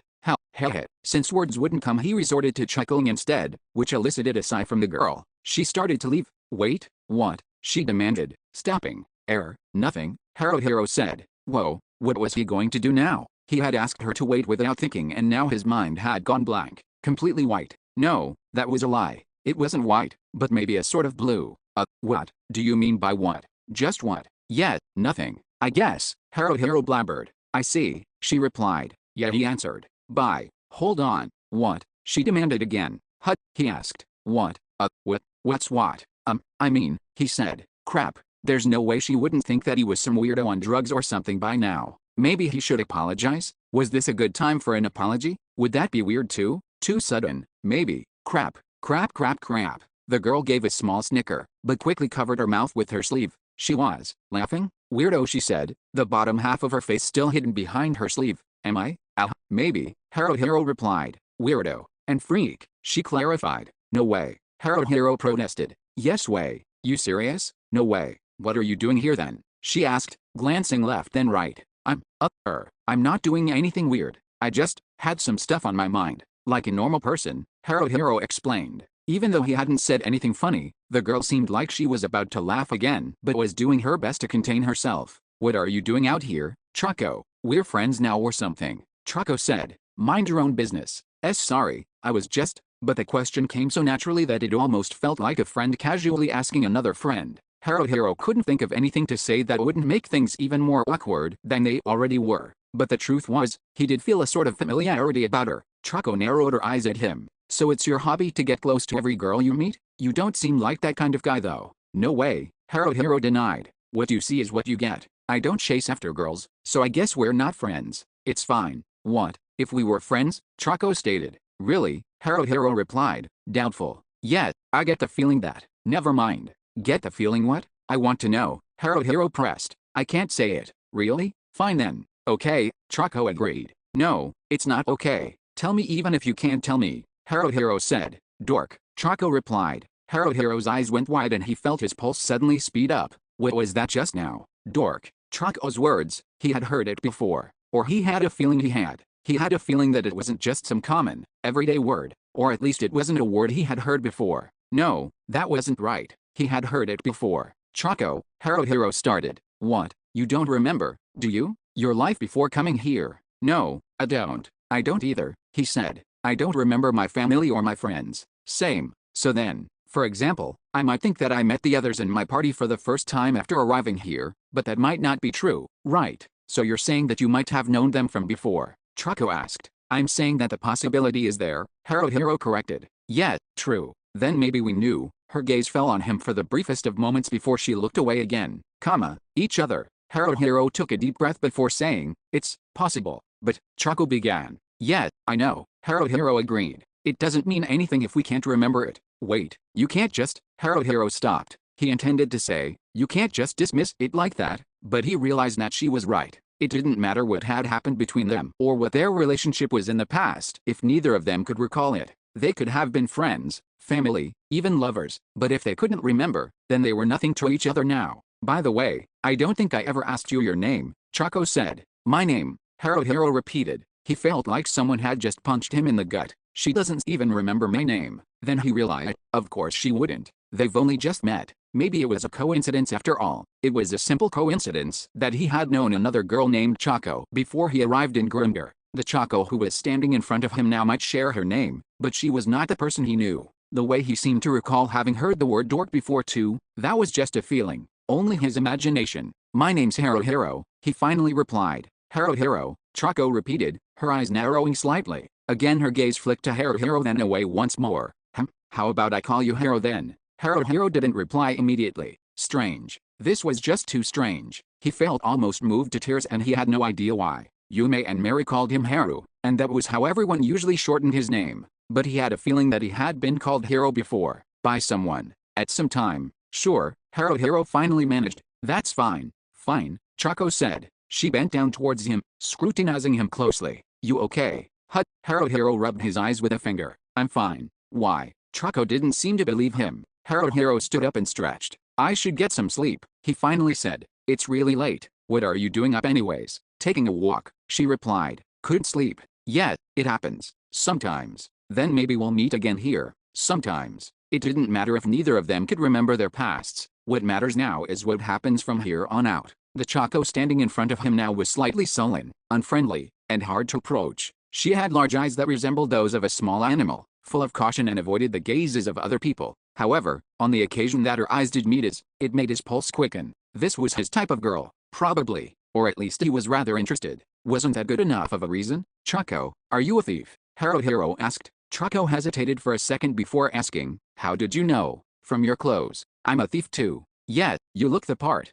What's that supposed to mean? You look like a weakling, she clarified. Well, that might be true, Haruhiro replied hesitantly. I'm not strong, so that's why I joined the Thieves Guild. Wait, you think all thieves are weaklings? Then why did you join? No particular reason. You just happened to end up on the front steps of the Thieves Guild complex. It was a rhetorical question. Choco replied anyway with something like that. What's your trade name? Trade name? You mean the one that thieves call each other? Yeah, we're both Thieves Guild members. So, Choco was silent for a moment. I kinda don't want to tell you. Well, it's not like I really like mine either, Haruhiro admitted. My master just gave it to me without even asking my opinion. So, Choco said, okay, then how about we tell each other at the same time? At the same time. Yeah, I'll count to 3 and we'll both say it at the same time. Fine, she agreed. Haruhiro counted, 1, 2, 3. Cheeky cat, said Choco. Old cat, said Haruhiro. They stared at each other.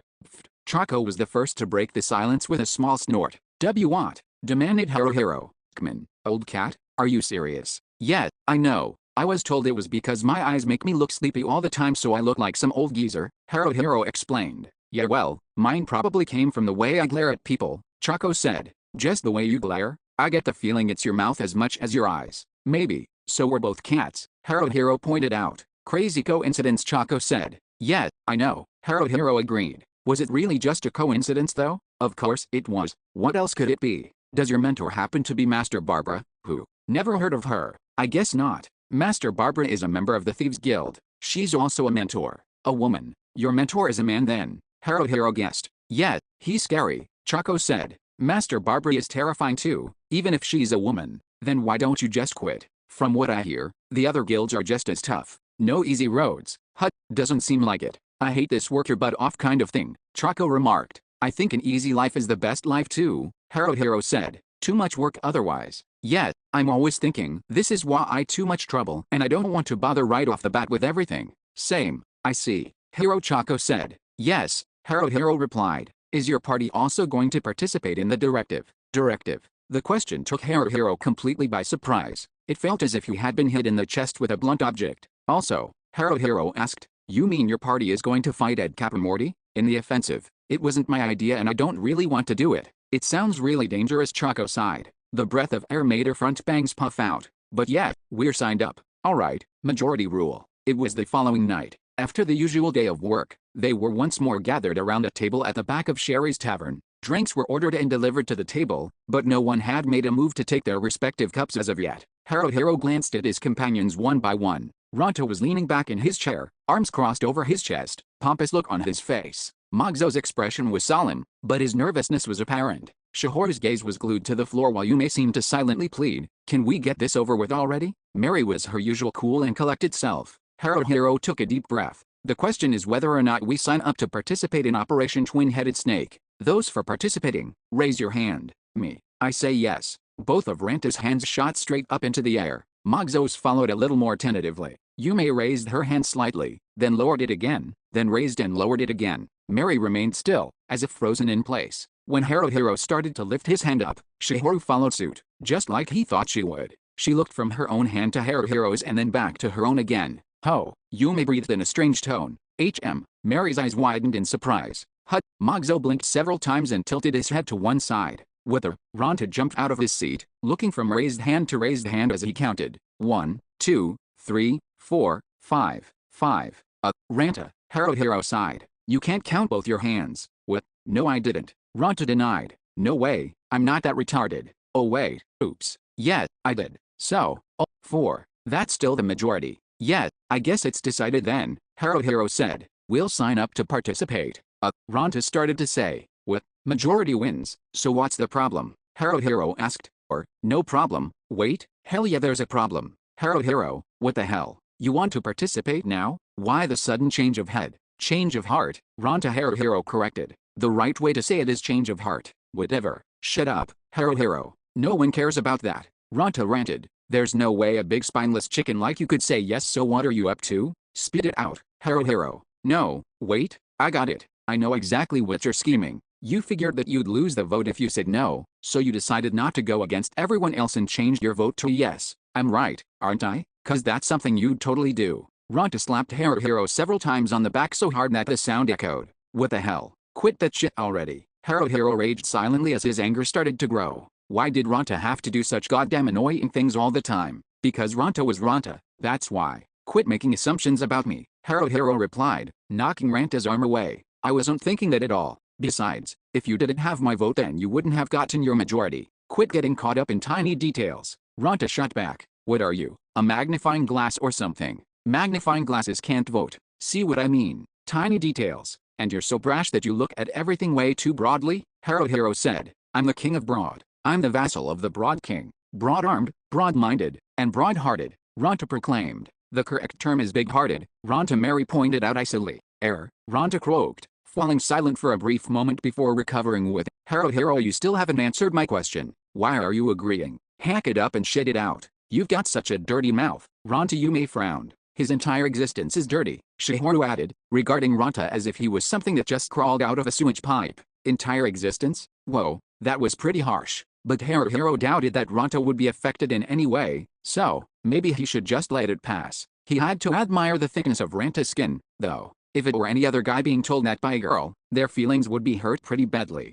Actually, I want to know too, Magzo said, taking a sip of his beer. Haruhiro, why? I thought you were against participating because you were worried that we might end up getting ourselves killed. I mean, it's natural that you'd be hesitant because you're the leader. Huh, a shitty leader too. Ronta scoffed, gulping his beer then laughing. And no way, Haruhiro's been doing his best for us, Mogzo protested. That's right, Yume agreed. Like Mogzo said, Haru's doing a darn good job. I think so too, Shihoru said. Same, said Mary. What the hell? Ronta exclaimed. Is today let's carpet bomb rant today or something? Well, it ain't gonna work, so bring it on. Haruhiro put a hand over his mouth, trying to contain his rising elation. Damn, goddammit. He never thought that the others regarded him so highly, except Ronta, that is. But Ranta's entire existence was an exception. Now wasn't the time to get excited though, so Haruhiro cleared his throat and said, there's lots of reasons. For one, he was worried about Choco. He had never seen Choco's party in action, but he was certain that they weren't an all-star, ridiculously strong rookie team like Rinji's.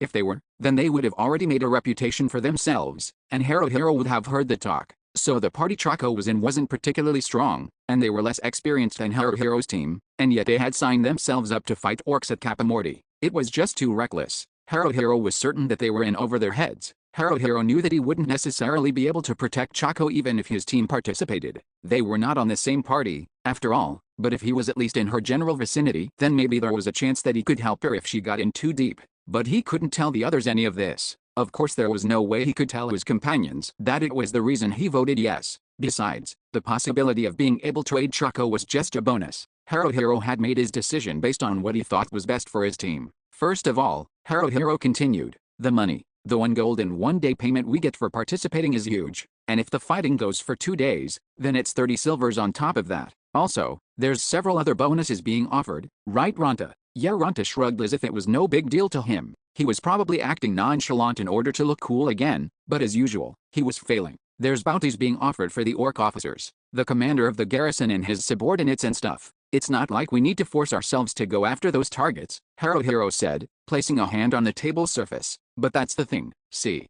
Yume frowned and tilted her head at him. What's the thing? We get paid 100 silver just for signing up, Haruhiro explained. It doesn't matter how useful we are in the fighting. We get 100 silvers just for being there. We don't have to force ourselves to do any of the tough fighting if we think we're in over our heads. You're a spineless coward, Haruhiro, Ronta yelled, expression disgusted. You're already running away with your tail between your legs. Say what you want, Haruhiro replied. I don't care. You're chicken shit, Haruhiro. Okay, sure, you're a big pussy. Yes, and your stick's pathetically tiny. What does that have to do with anything? Haruhiro yelled. But Haru doesn't use a stick, Yume said, puffing one side of her cheek out and tilting her head slightly.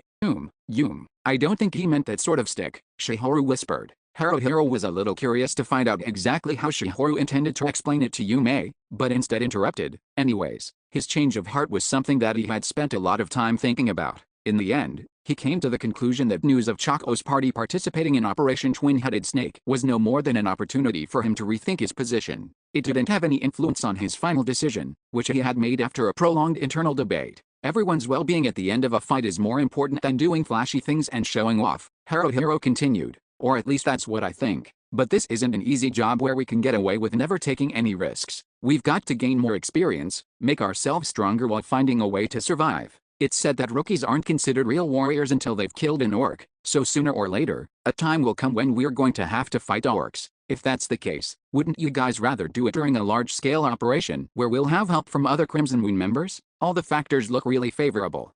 Shihoru said in understanding. Oh. Yume's eyes went wide in sudden comprehension as well. Mogzo stared openly at him while Mary listened quietly but intently. Ronta suddenly started chuckling villainously, which soon turned into full-fledged laughter. Haruhiro, you're fucking pathetic. You're the most spineless sissy I've ever met. How can you even live with yourself, eh? I always wondered the same about a douchebag jerk like yourself, Haruhiro retorted. Jerk? How am I a jerk? Ronta asked. You're the coward. I'm just telling it like it is. Haruhiro decided at that moment, if the line were to appear when he was standing behind Ronta, he would backstab the shit out of the little prick. So for now, patience. Yes, patience.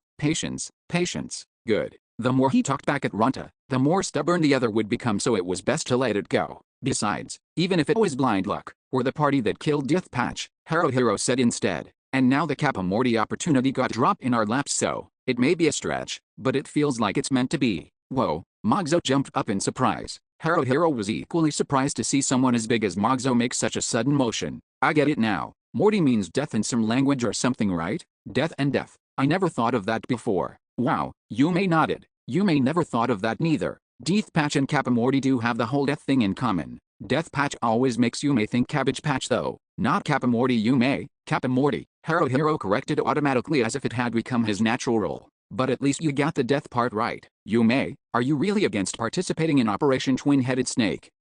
Yume pondered. Well, I guess if everyone's going then Yume'll go too. Yume's okay with trying something like that. I see, Hero said. What about you, Mary? Hero could have sworn that Mary almost smiled just now. I'm fine with the majority's decision, Mary replied. I'll do my best to protect everyone. And me too, Mogzo said, pounding his chest once with a fist. It may not be the same as Mary, but if I do my job right, then I can protect everyone too. I'm gonna give it my all, for everyone's sake. Alright, Ronta grinned broadly. Everyone's all for it, so we're gonna do it, right? Sometimes Hero thought he envied Ranta's ability, bordering on genius, to piss people off with nothing but that moronic smile of his. Only sometimes though. Okay, maybe not ever. Hero brought the ceramic mug of mead to his lips, took a sip and said, it's decided then. Time seemed to fly by after all was said and done. They visited the Crimson Moon headquarters to sign themselves up for Operation Twin-Headed Snake and then continued to go through their daily routine, though with a good amount of restlessness. Before they realized it, the day before the start of the offensive had come. All participants were instructed to gather early in the morning. More accurately, the simultaneous attacks on Kappa Morty Fortress and Steelbone Stronghold were to begin at dawn, so they were ordered to assemble at 3 in the morning outside Altana's North Gate. The bell toll that kept track of the time only rang once every 2 hours after 6 in the evening, and it wasn't like any of them owned watches.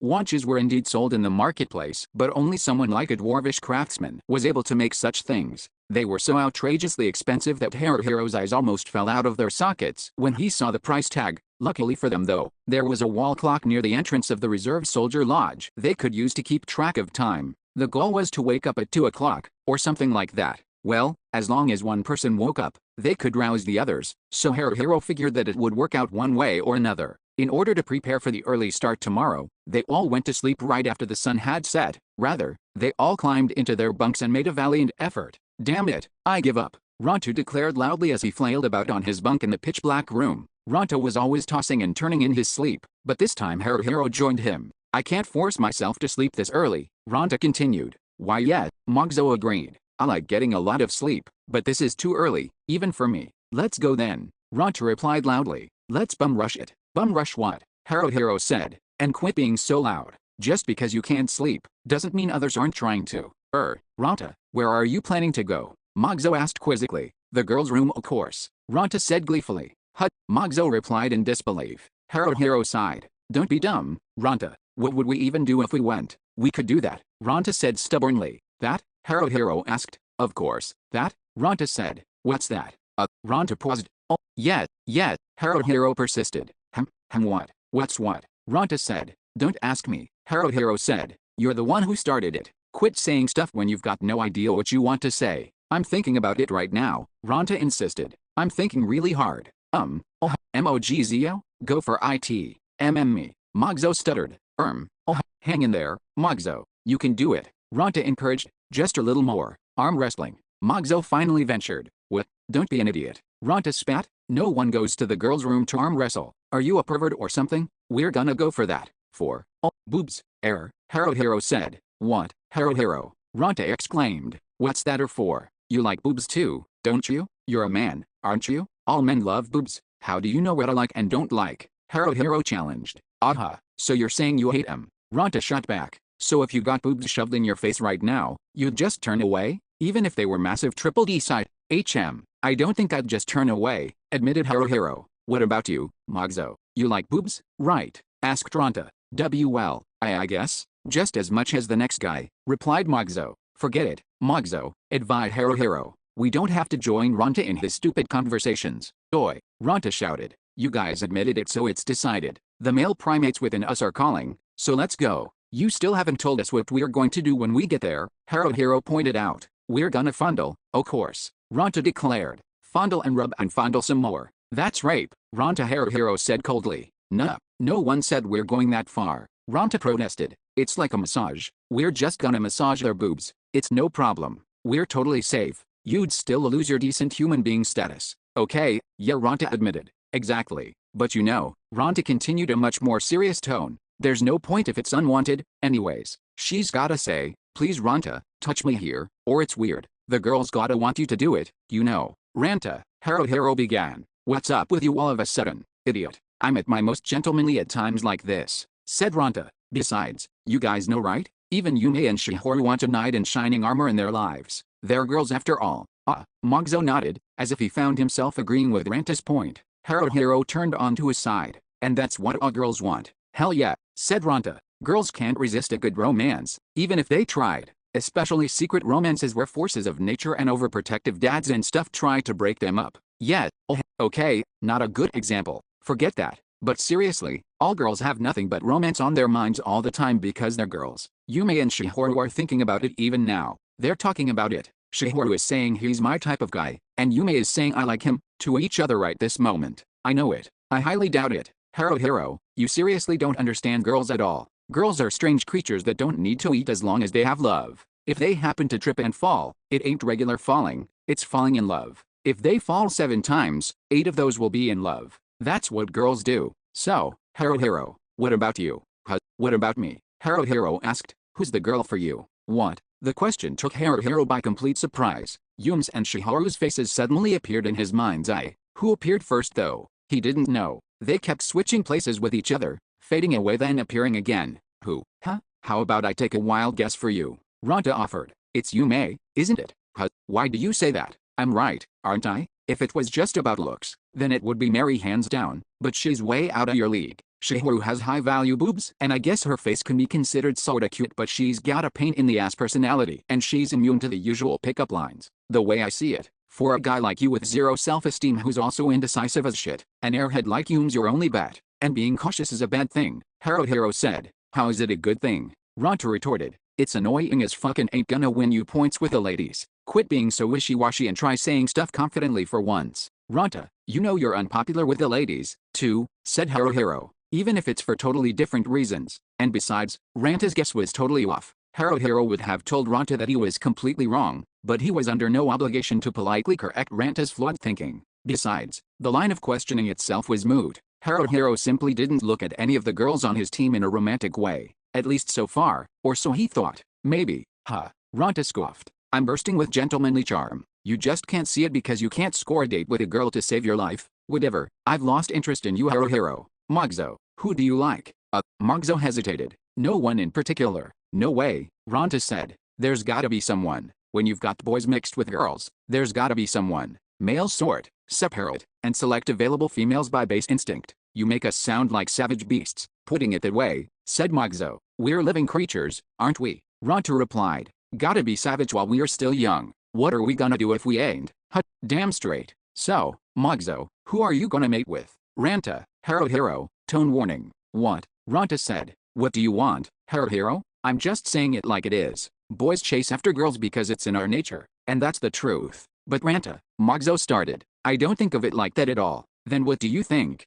Ranta challenged. Go ahead, try me. Say what you think. It's more like a sort of longing that starts from admiration, Magzo said. Oh, go on, Ranta prompted. And I also think to myself, she's so beautiful. Ranta cut in. It's Mary, isn't it? It's her you're chasing, isn't it? What? Magzo exclaimed. Ranta, how did you know? But it's not like chasing or anything. Of course I know, Ranta said. Mary's the only one out of the 3 who's actually hot. Haruhiro shook his head. Do you do anything with that mouth of yours except insult others? You're the rudest guy ever. You're dead wrong, Haruhiro, Ranta answered. I'm a guy who just says it like it is. Nothing but the truth comes out of this mouth. One look at Yume and Shihoru is enough to tell anyone that they ain't in the hot category. But maybe those sleepy eyes of yours just can't tell. That joke is dead, Ranta Haruhiro said. I've told you several times, so quit it already. Yeah, whatever, Ranta brushed him off. But Magzo, nicely done. It wouldn't expect any less from my business partner. Hell, Magzo smiled hesitantly.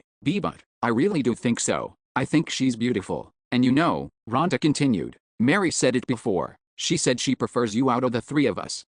Yeah, actually that's when I started to pay attention. I started to notice, you know. Magzo replied. Pay attention. Haruhiro muttered to himself under his breath. Magzo started to notice his own, well, desires wasn't exactly the right word for it, but Mogzo's confession surprised Haruhiro nonetheless. Ranta laughed, good-naturedly for once, and Haruhiro could tell that he was growing more excited by the second. Mogzo, you're awesome, Ranta said. You gotta go after her. Chase, chase, chase until you've got her. You gotta pursue it. Oh, but I don't think I'm that kind of person, Mogzo admitted. Mogzo, Ranta said, you're my business partner, so I'm gonna give you some advice, okay? People live a long time, but life is really short, too. You gotta do stuff while you can, otherwise you'll end up regretting it. So that's why you should just ask her out. And no way, Mogzo said, shocked. I can't do that. It's fine. Just do it, Ranta assured him. Ask her out tomorrow. I told you, I don't think I can do it, Mogzo insisted. You can't because you think you can't. If you believe you can, then you can. That's the way it works, right, Haruhiro?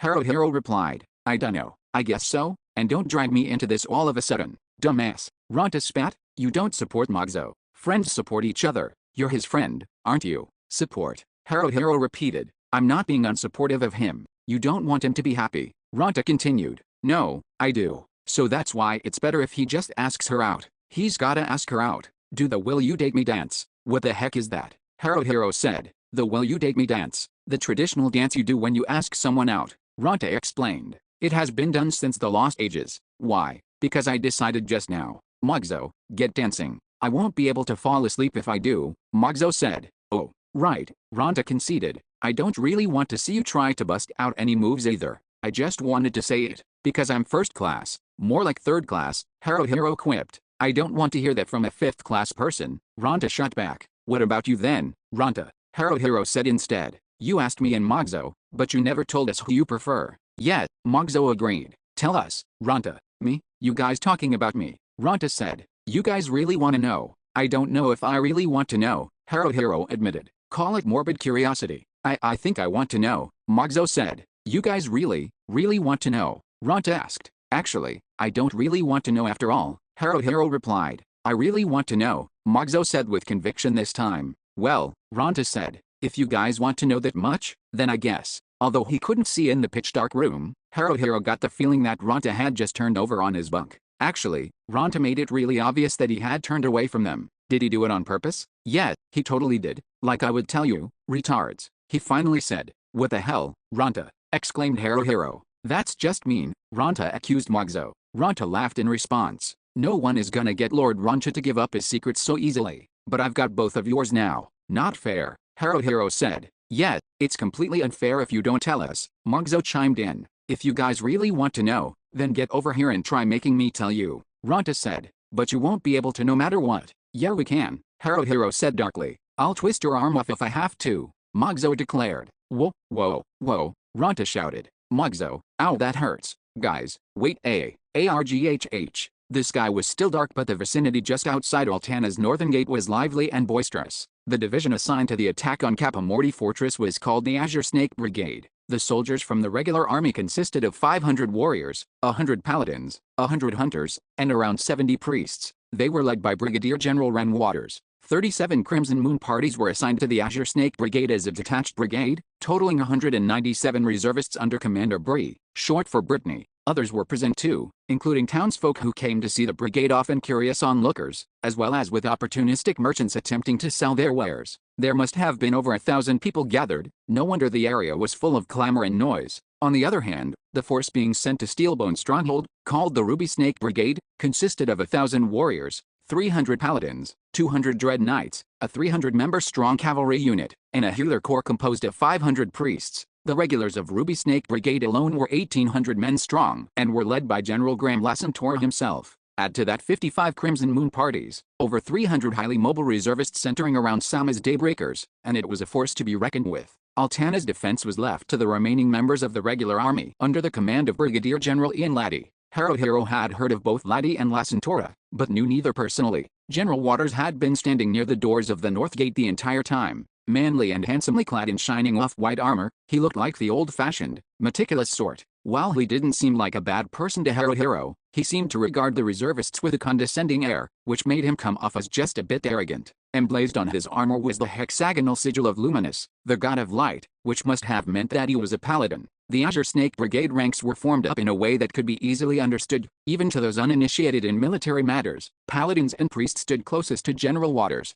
followed by the warriors behind them, and finally the hunters. The Crimson Moon members milled about at the rear of the formation, their reservist ranks messy and disorganized compared to the neat rows of the regular military, even with officers occasionally barking at them to form up properly. Moreover, the reservists were grouped by party and everyone meandered about, and sat or stood as they wished. The faint-hearted part of Haruhiro wondered if behaving so casually at a time like this was really okay, but no one else seemed to be worried about it. Reservists were irregulars in a separately commanded division for all intents and purposes, so they were mostly left alone. The regular army soldiers must have looked at them and thought, "We're different from that bunch of idiots standing behind us, so we don't give a damn anyway." It wasn't like Haruhiro had any friends amongst the regulars, but having lived in Altana for a while now, he sensed the divide between the regulars and the reservists. And besides, Crimson Moon was full of foreigners and outsiders who couldn't be trusted anyways. In fact, they weren't even liked by the locals. The exceptions were people like Sama, whose track record and reputation set him above the rest. The problem was, reservists like him were all attached to the Ruby Snake Brigade, which naturally left Azure Snake Brigade with the dregs. The thought made Haruhiro,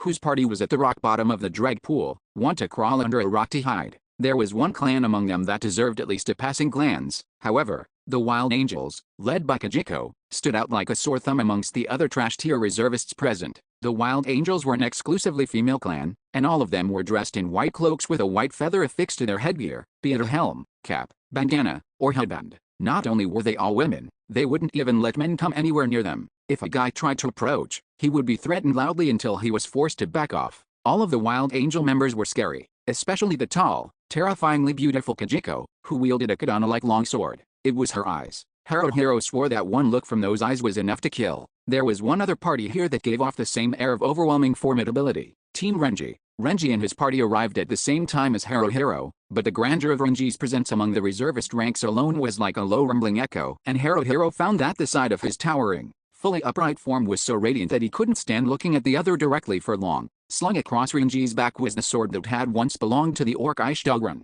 Renji's previous sword had gone to Ron, who was crouched nearby. Renji regarded the scene before him impassively, like a lord regarding his subjects while Ron stared overtly at Renji. The skin-headed Ron's presence was clearly overshadowed by Renji's, but the gaze of someone who had such blatant tendencies towards violence wasn't something that everyone could simply ignore. Renji, however, seemed perfectly unperturbed. Behind them was a very adult-looking Sasa, who had apparently set her sex appeal meter to overload before coming. Black-rimmed glasses boy Adachi looked as if he surely possessed genius that could shake any world to its foundations. Next to Renji was the diminutive and unbearably adorable Chibi. Just on the account of being on Team Renji, she must have possessed some sort of mind-blowing secret mascot ability hidden in that tiny frame of hers. That was exactly the kind of power Renji's existence lent to those around him. He even seemed to have the attention of the intractable Kajiko, who had been openly staring at him for some time now. If Renji noticed, he thoroughly ignored her. For the future's sake, Haruhiro hoped that the two wouldn't become sparks that started any wildfires, but maybe he was just worrying too much? No, he was definitely worrying too much. Both the Wild Angels and Team Renji were like gods, or goddesses, compared to Haruhiro. They weren't even the same species of human being. Haruhiro suddenly spotted Chako. He gave her a nod in greeting, which caused her to immediately drop her gaze to the ground. Haruhiro's party was lined up behind the main army, at the very back of the reservist ranks. Muster order was decided by experience and ability, so Haruhiro supposed that it was appropriate that they were at the very back, except that Chako's party was positioned ahead of them. Was he really okay with that? Yeah, he was. From the looks of it, Chako's party was led by a handsome, nonchalant warrior whose looks probably made him pretty popular with the ladies. His party was formed up around him in a circle with everyone chattering away at him, so there was probably no mistake that he was the leader. The girl with short hair who was with Chako the day Haruhiro first encountered her at the lodge was also there. Her clothing made it clear she was a mage. They also had a male dressed in priest's robes and two other males outfitted like warriors. One of the warriors was a very tall, dour and unfriendly-looking fellow. The other seemed something like a bit of an oafish goof. The oaf warrior was making obvious passes at Chako, who seemed highly annoyed by his unwanted advances. "Quit it, already. You're pissing me off," was the first thought that came to Haruhiro's mind. But he also knew that he had no right to be angry. That guy was Chako's teammate and companion, while Haruhiro on the other hand had talked to her a grand total of twice. Next to him, Mogzo was breathing hard. Excited for the battle to come, maybe, or just plain nervous? From the way he kept taking off his helm and putting it back on, Haruhiro guessed the latter. He patted, more like pounded, Mogzo on the back. "What's the matter, Mogzo?" Haruhiro asked. "Nervous." "Yeah, a little," Mogzo admitted, then amended. "Okay, a lot." "I don't blame you. This is a first for everyone," said Haruhiro. "You don't seem nervous at all though," Mogzo pointed out. I guess I'm doing a pretty good job of hiding it then, Haruhiro replied. Even though he wasn't perfectly calm, Haruhiro was actually not that nervous. He had hardly gotten any sleep, so he was more sleepy now than anything else. Yume made a strange giggling sound and declared, Haru's always stout-chested. Oh, I have no idea what that means, Haruhiro said. I think she means stout-hearted, Shihoru said, doing her best to interpret. Stout-hearted, Yume repeated, cocking her head to the side. Oh, Haruhiro said, then added, stout-chested means something different, Yume. At least it's better than Ranta's broad-hearted though. Ah, Yume nodded in understanding, then raised her hand, palm out towards Haruhiro. Broad. Haruhiro reached up, met her palm with his own with a smack and asked, broad-chested? Yume exclaimed as she offered her other hand. Chested. Haruhiro took the cue nonetheless, high-fived her with his other hand, and now they had their hands up in the air, both their palms touching the others. What the heck is going on? Haruhiro thought. Yume then gave both his hands a firm squeeze and said, broad-chested. Right, Haruhiro replied. Okay, it's a salute to the broad-chested, Yume explained. Yume doesn't really get it either, she said. It's just instinct. Instinct, Haruhiro repeated. For some reason, Haruhiro suddenly found himself looking in Chako's direction again. Coincidentally, or maybe not so coincidentally, she just happened to be looking at him as well. As soon as they saw each other, Chako dropped her gaze to the ground just like before. Haruhiro had a bad feeling about this. Yume, he said, can you let go of my hands now? Oh, right, Yume said, as if she had forgotten.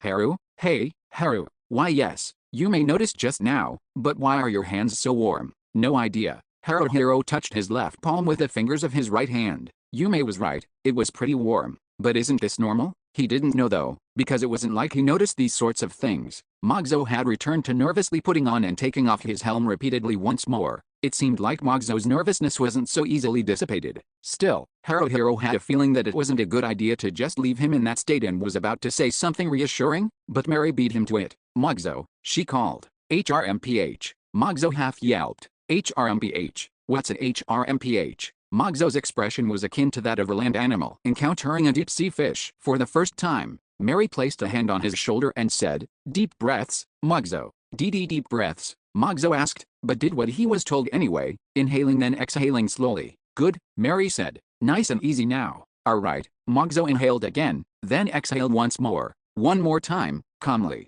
Mogzo did so, and when he exhaled a final time said, I think I feel a little better now. Breathing is normally automatic, Mary started to explain. So if you actually concentrate on doing it consciously, it also gives you a chance to get a grip on your emotions and the like. Whenever I can't seem to calm down, I just stop and take a few deep breaths. Thanks, Mary said. Mogzo, I feel like a bundle of raw nerves. That's probably because, Haruhiro started to say, but cut himself off. For a moment, Haruhiro considered whether or not it would be better to stay silent. In the end though, he decided to say it anyway. Now was a good opportunity and he had been wanting to say it for a long time. Never having had the chance had started to bother him. That's probably because our entire team depends on you so much, Haruhiro continued. It probably puts an unfair amount of pressure on you to perform. Yeah, but I don't, Mogzo stuttered. But to be honest, I don't think we can stop relying on you anytime soon, Haruhiro admitted. Of course you're our warrior and our frontline tank, but it's not just that. It's because you've clearly demonstrated that you're someone who we can depend on without fail. So have more confidence in yourself. Out of all of us, you're the one who's improved the most. There's no one else here who has come further than you and we all know it. Bullshit.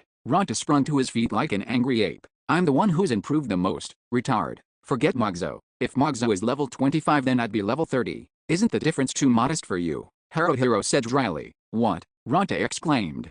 In that case, if Mogzo is level 25 then I'd be level 50. Raising yourself rather than lowering Mogzo, Haruhiro pointed out. Hell yeah, I'm a god among mortals. Ronta declared loudly. Everyone around us is laughing at you, Shihoru commented with a frosty, humorless smile. What? Exclaimed Ronta.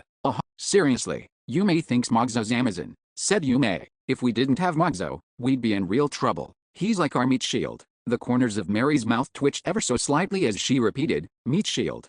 Yume blinked. He can't be a meat shield? Yume thinks the words just darlin' so it was a compliment. But, Mogzo shook his head then nodded immediately after. It makes me really happy you think so. If I could, then I'd like to become a meat shield. Awesome. Ronta hugged Mogzo around the shoulders. That's my partner, meat shield, for you. In your case, I'd rather be your business partner, Mogzo confessed. Oh, really? Ronta asked. Ranta's asked for interference earlier pissed Haruhiro off, but Mogzo seemed much calmer now so Haruhiro decided to let it slide. It was a relief because he was not exaggerating when he said that Mogzo was the axis upon which the entire party rotated. The team simply wouldn't be able to function without him. As long as Mogzo was with them, the team could lose someone like Haruhiro, for example, and still be okay. That's how crucial Mogzo's presence was. Alright, Commander Bree clapped his hands loudly. Everyone, attention please. Gather around me and listen up. I'm going to explain the plan of attack so quickly now. Quickly. Gather up, so that's how it is. Bree had a bit of a cleft chin. No, not a bit, not slight. It was a huge, raging cleft chin that jutted out from the bottom of his face. His lips were black thanks to the black lipstick he wore, and though he wasn't a beastly person, that lipstick sure made him look it. His eyebrows were thick and bushy, and Haruhiro wondered if they were natural or stick-ons. His rosy red cheeks were obviously painted on with blush. In fact, his entire face was covered with a thick layer of makeup. Leaving aside his face, he was dressed in full plate armor today, complete with a sword at his belt. His movements were, as usual, curvilicious, which was terrifying in its own right. His armor bore a hexagonal emblem, which probably made him a paladin like General Waters. Bree regarded everyone gathered with eerie pale blue eyes and swiveled his hips around suggestively.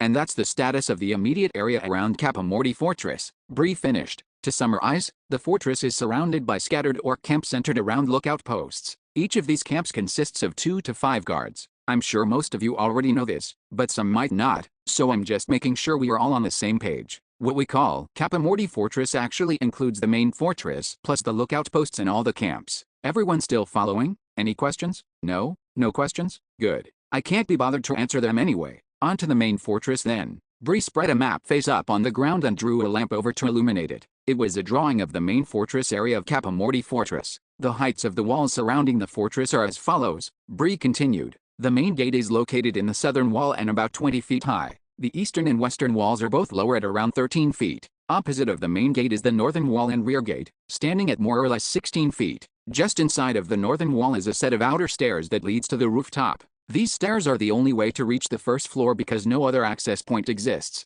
The outer stairway is here. Bree used the point of his scabbard to indicate a spot on the map that depicted the rooftop area. As you can see, the outer wall is built to connect to the main keep with an extension in the southeast corner. The outer stair to the rooftop, however, is located on the eastern side of this extension. In other words, even if we were to break through the main gate, we'd have to fight clockwise almost all the way around the entire fortress in order to reach the stairs. After that, we'd have to fight our way up the stairs to the rooftop, make our way to the rooftop entrance, and then fight our way back down to the first floor inside the main keep. Everyone knows why the fortress was built in such a maddeningly annoying way, right? Defense, of course. Once you reach the first floor, there are stairways to the watchtowers located on the northwest, southwest, and northeast corners of the keep. Oh yes, this is mostly information for you rookies out there, but these are 3 fabulously tall towers. That's why they were called watchtowers. The master of the fortress, the guardian, is thought to reside in one of these 3 towers. Everyone got a mental image of the place now. Haruhiro stared at the map and bobbed his head up and down slightly.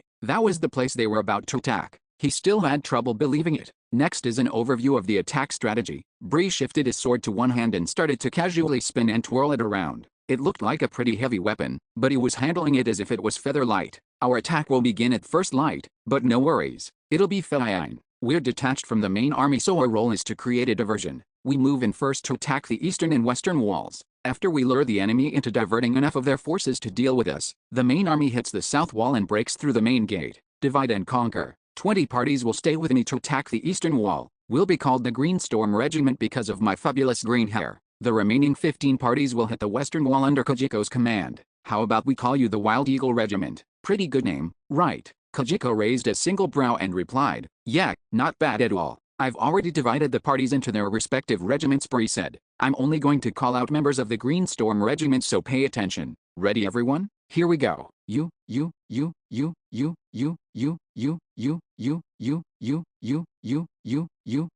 and Renji. What Renji said. It wasn't a question. You're with me, Bree said. Too bad, eh, Kojiko? Who you talking to? Hut, Kojiko demanded, glaring at Bree. You got a death wish, Brittany. Nah, if you kill me then I can't score with any more handsome men, can I? Bree cast a fiery, lusty glance at Renji. Right, Renji boy. Renji didn't even blink. He just met Bree's eyes with a blank, impassive expression which, in and of itself, was impressive. That look in Bree's eyes gave even Haruhiro, who had nothing to do with the exchange, goosebumps. Bree was just that terrifying. Drat. Bree sighed with a creepy suggestive smile, looked straight at Haruhiro, then said, and you?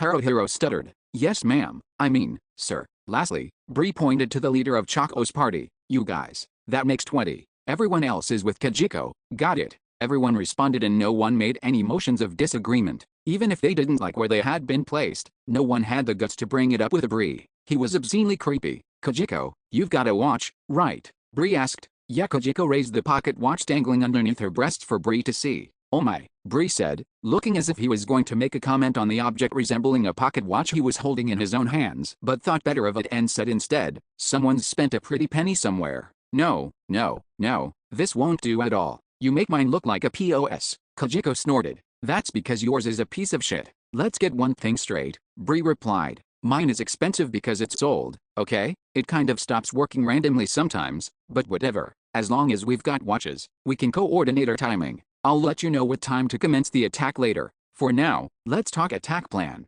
Once the operation kicks off, we'll advance towards the outer walls while taking down all the orc camps along the way. Whichever parties run into orcs, kill them all, quickly. If you don't, the orcs from other camps will come to reinforce and then you'll get surrounded and be in real trouble. That's phase 1. Mogzo nodded vigorously. He needed to calm down more and save his strength for when he really needed it. Hero thought. Phase 2 begins after we reach the walls. We're going to attack, but the enemy will probably be raining arrows down on us the entire time. According to the scouts in our thief unit, there are about 200 orcs manning the walls. It's not a huge number, don't wet your panties. Then again, if you get hit by an arrow in an unlucky spot, it most likely means instant death. So that's why we've prepared shields. Bree's chin twitched to a spot along the road where a bunch of flat boards that looked like shields had been stacked. Everyone, be sure to pick one up before we move out, Bree continued. The shields are disposable, so no need to return them. Super generous of you, Ronta yelled with a grin, but Bree ignored him thoroughly. There aren't any gates for us to use, so once we're at the base of the walls, we're going to scale them en masse with ladders. We've got the ladders prepared, of course, but we are going to need people to carry them to the wall for us.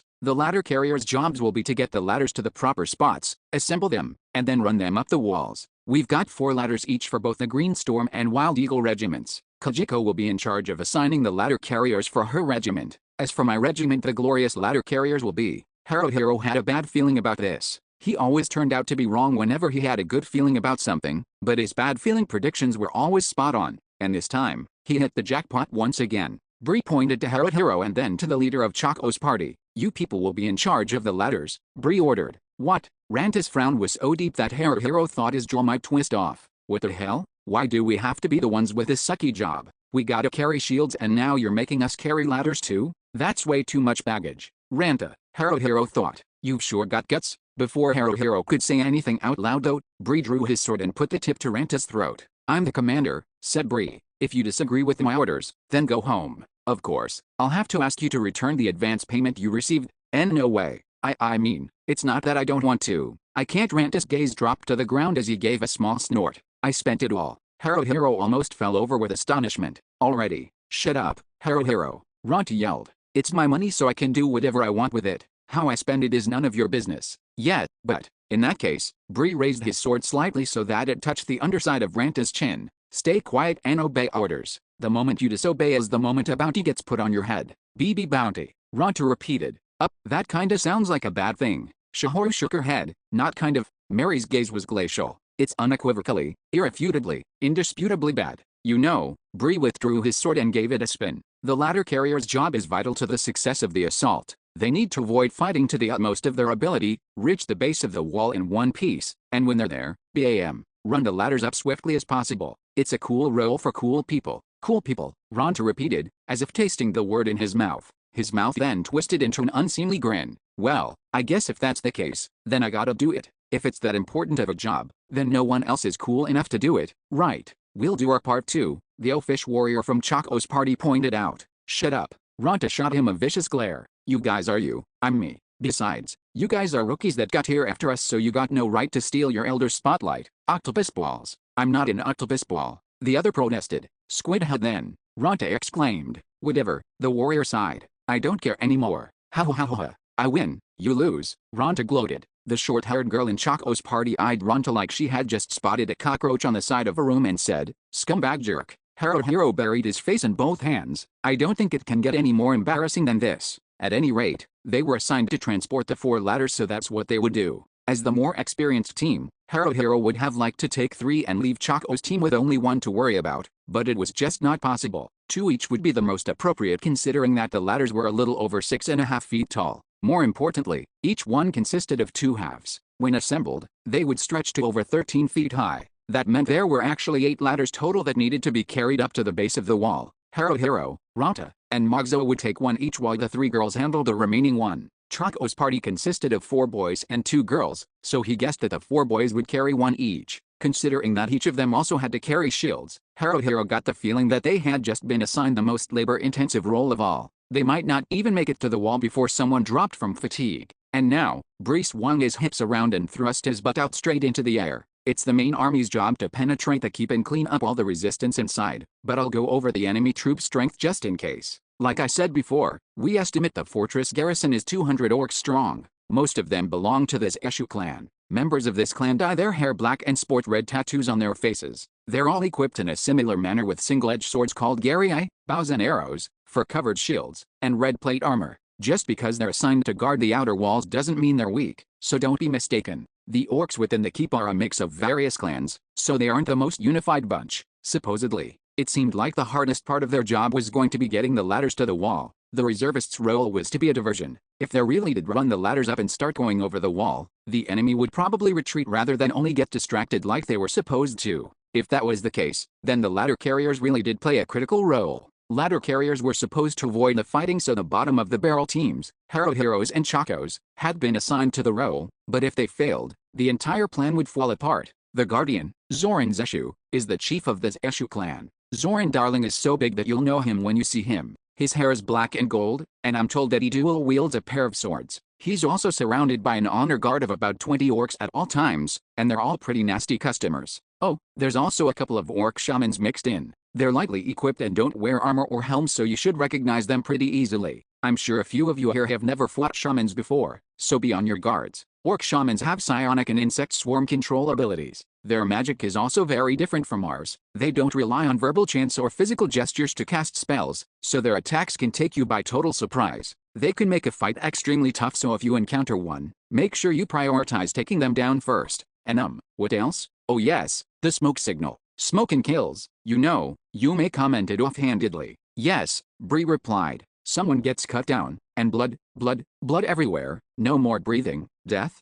Okay, who did it? WHO killed. No one said anything about killing. Dang it, now you got me all into your killing talk. Me? Preposterous. What are you gonna do to fix this?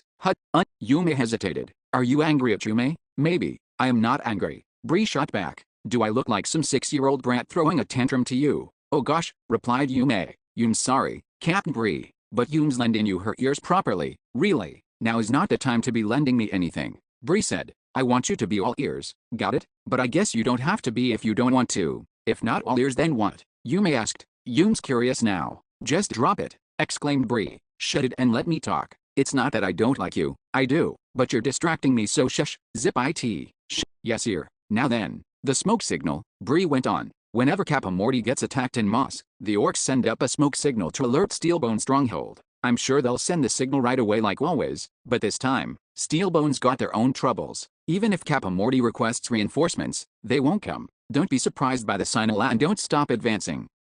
I think that's about it. I've done a bunch of doom and gloom talking, but unless we screw up royally, the operation should succeed. There are bounties on the heads of the Guardian, and a few of the more well-known shamans and even reservists like us can claim them. This is not a difficult battle, so children with no experience, don't worry, you'll be just fine. Haruhiro was certain that Bree was looking straight at his party. He couldn't completely relax, but he did feel like this wouldn't be as hard as he initially thought. The most difficult part was probably going to be carrying the ladders and their shields the 3 3/4 mile distance to the fortress walls. However, Bree said dramatically, tone menacing, these are orcs we're dealing with. They're the ones who drove out the undead after the passing of the Deathless King, and they're proud of the superiority of their strength out here on the frontier. Get careless and it won't end with some weak counterattack you can just brush off. You'll die, understood. Haruhiro swallowed hard. Work someone up then slap them back down. Haruhiro supposed that was just Bree's way of doing things, but it might have been pretty effective. Just when he was getting slightly overconfident about the entire thing, Bree cut him back down to size, and now he was feeling physically and mentally balanced.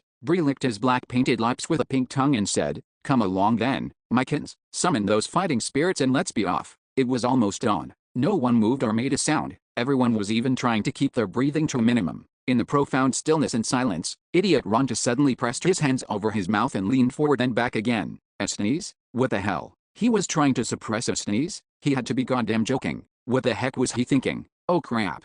Ronta was going to sneeze. He was actually going to do it. Crap, crap, crap. Just kidding. He had somehow managed to stop himself. Harohiro breathed a small sigh of relief. They were safe. The moment he thought that, Ronta sneezed. Achoo. He couldn't manage to stop himself after all. Everyone's head suddenly snapped towards him. Rather than apologize to all the Crimson Moon members now staring at him, he made a gesture that seemed to say, "Quit making a big deal out of nothing." The idiot wasn't afraid of anything. He had skin thicker than a brick wall. Harohiro poked his head out from behind a mountain-like mound of debris left from timber logging. Orc-made tents were scattered all over, 1 or 2 and sometimes even 3 under each lookout post. Some of the posts were manned while others were empty. There was no sign of movement. The sound of Ranta's sneeze hadn't caught the attention of the orcs. Harohiro was relieved to see. The sun hadn't risen yet, but it was light out already. The members of Bradini's Green Storm Regiment, assigned to assault the eastern wall, had concealed themselves behind logs, cloths, and boulders of former orc campsites. These camps were the remains of previous attacks made by Altana on Capomorty Fortress. The camps were attacked and the orcs manning them killed, but when they had failed to hold the fortress, the camps outside were also rebuilt in slightly different locations. That left the landscape cluttered with clumps of debris that was now being used as hiding places.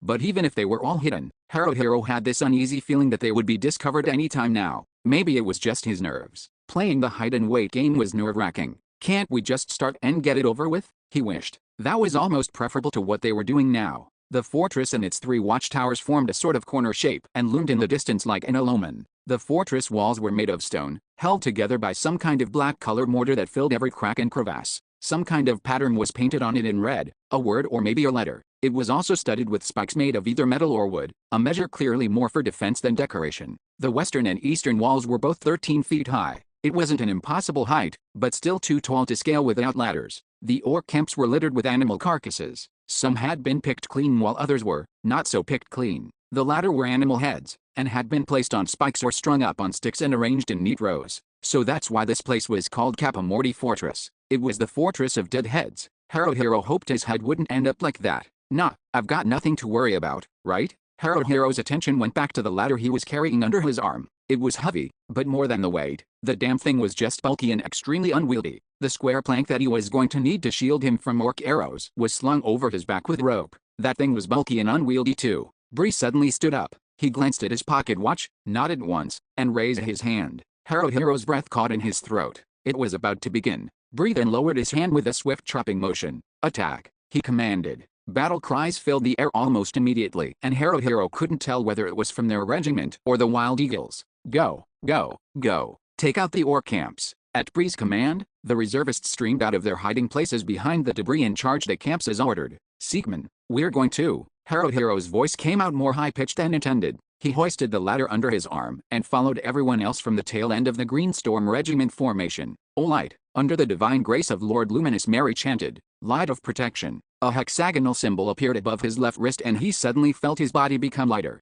How was everyone else doing? They were all still with him. He wanted to go at a full run, but couldn't actually do it. The ladder was cumbersome and slowed him down a good deal. Oh, and he was extremely nervous. He had no idea what he was doing. Was Choco still okay? Where was she? Wait, now wasn't the time to be thinking about that. Everyone around them was amazing. They were cutting down the orcs, manning the camps one after another, burning down the tents using Alev fire magic, and knocking down the lookout posts. Camps were systematically obliterated before his eyes. How far had the front line advanced? Harohiro couldn't see them, so he had no idea. He didn't think they had reached the eastern wall yet, but maybe he should pick up the pace in case they had. Not that going faster was possible, though. "The smoke signal's been lit," exclaimed Mary. Harohiro turned towards her and saw that she was pointing towards something in the direction of the fortress. A thick column of smoke was billowing from the watchtower that occupied the corner position between the other two. The signal calling for reinforcements. This time though, Steelbone Stronghold was also supposed to be under attack, so no reinforcements should arrive. "There's smoke coming from over yonder too,"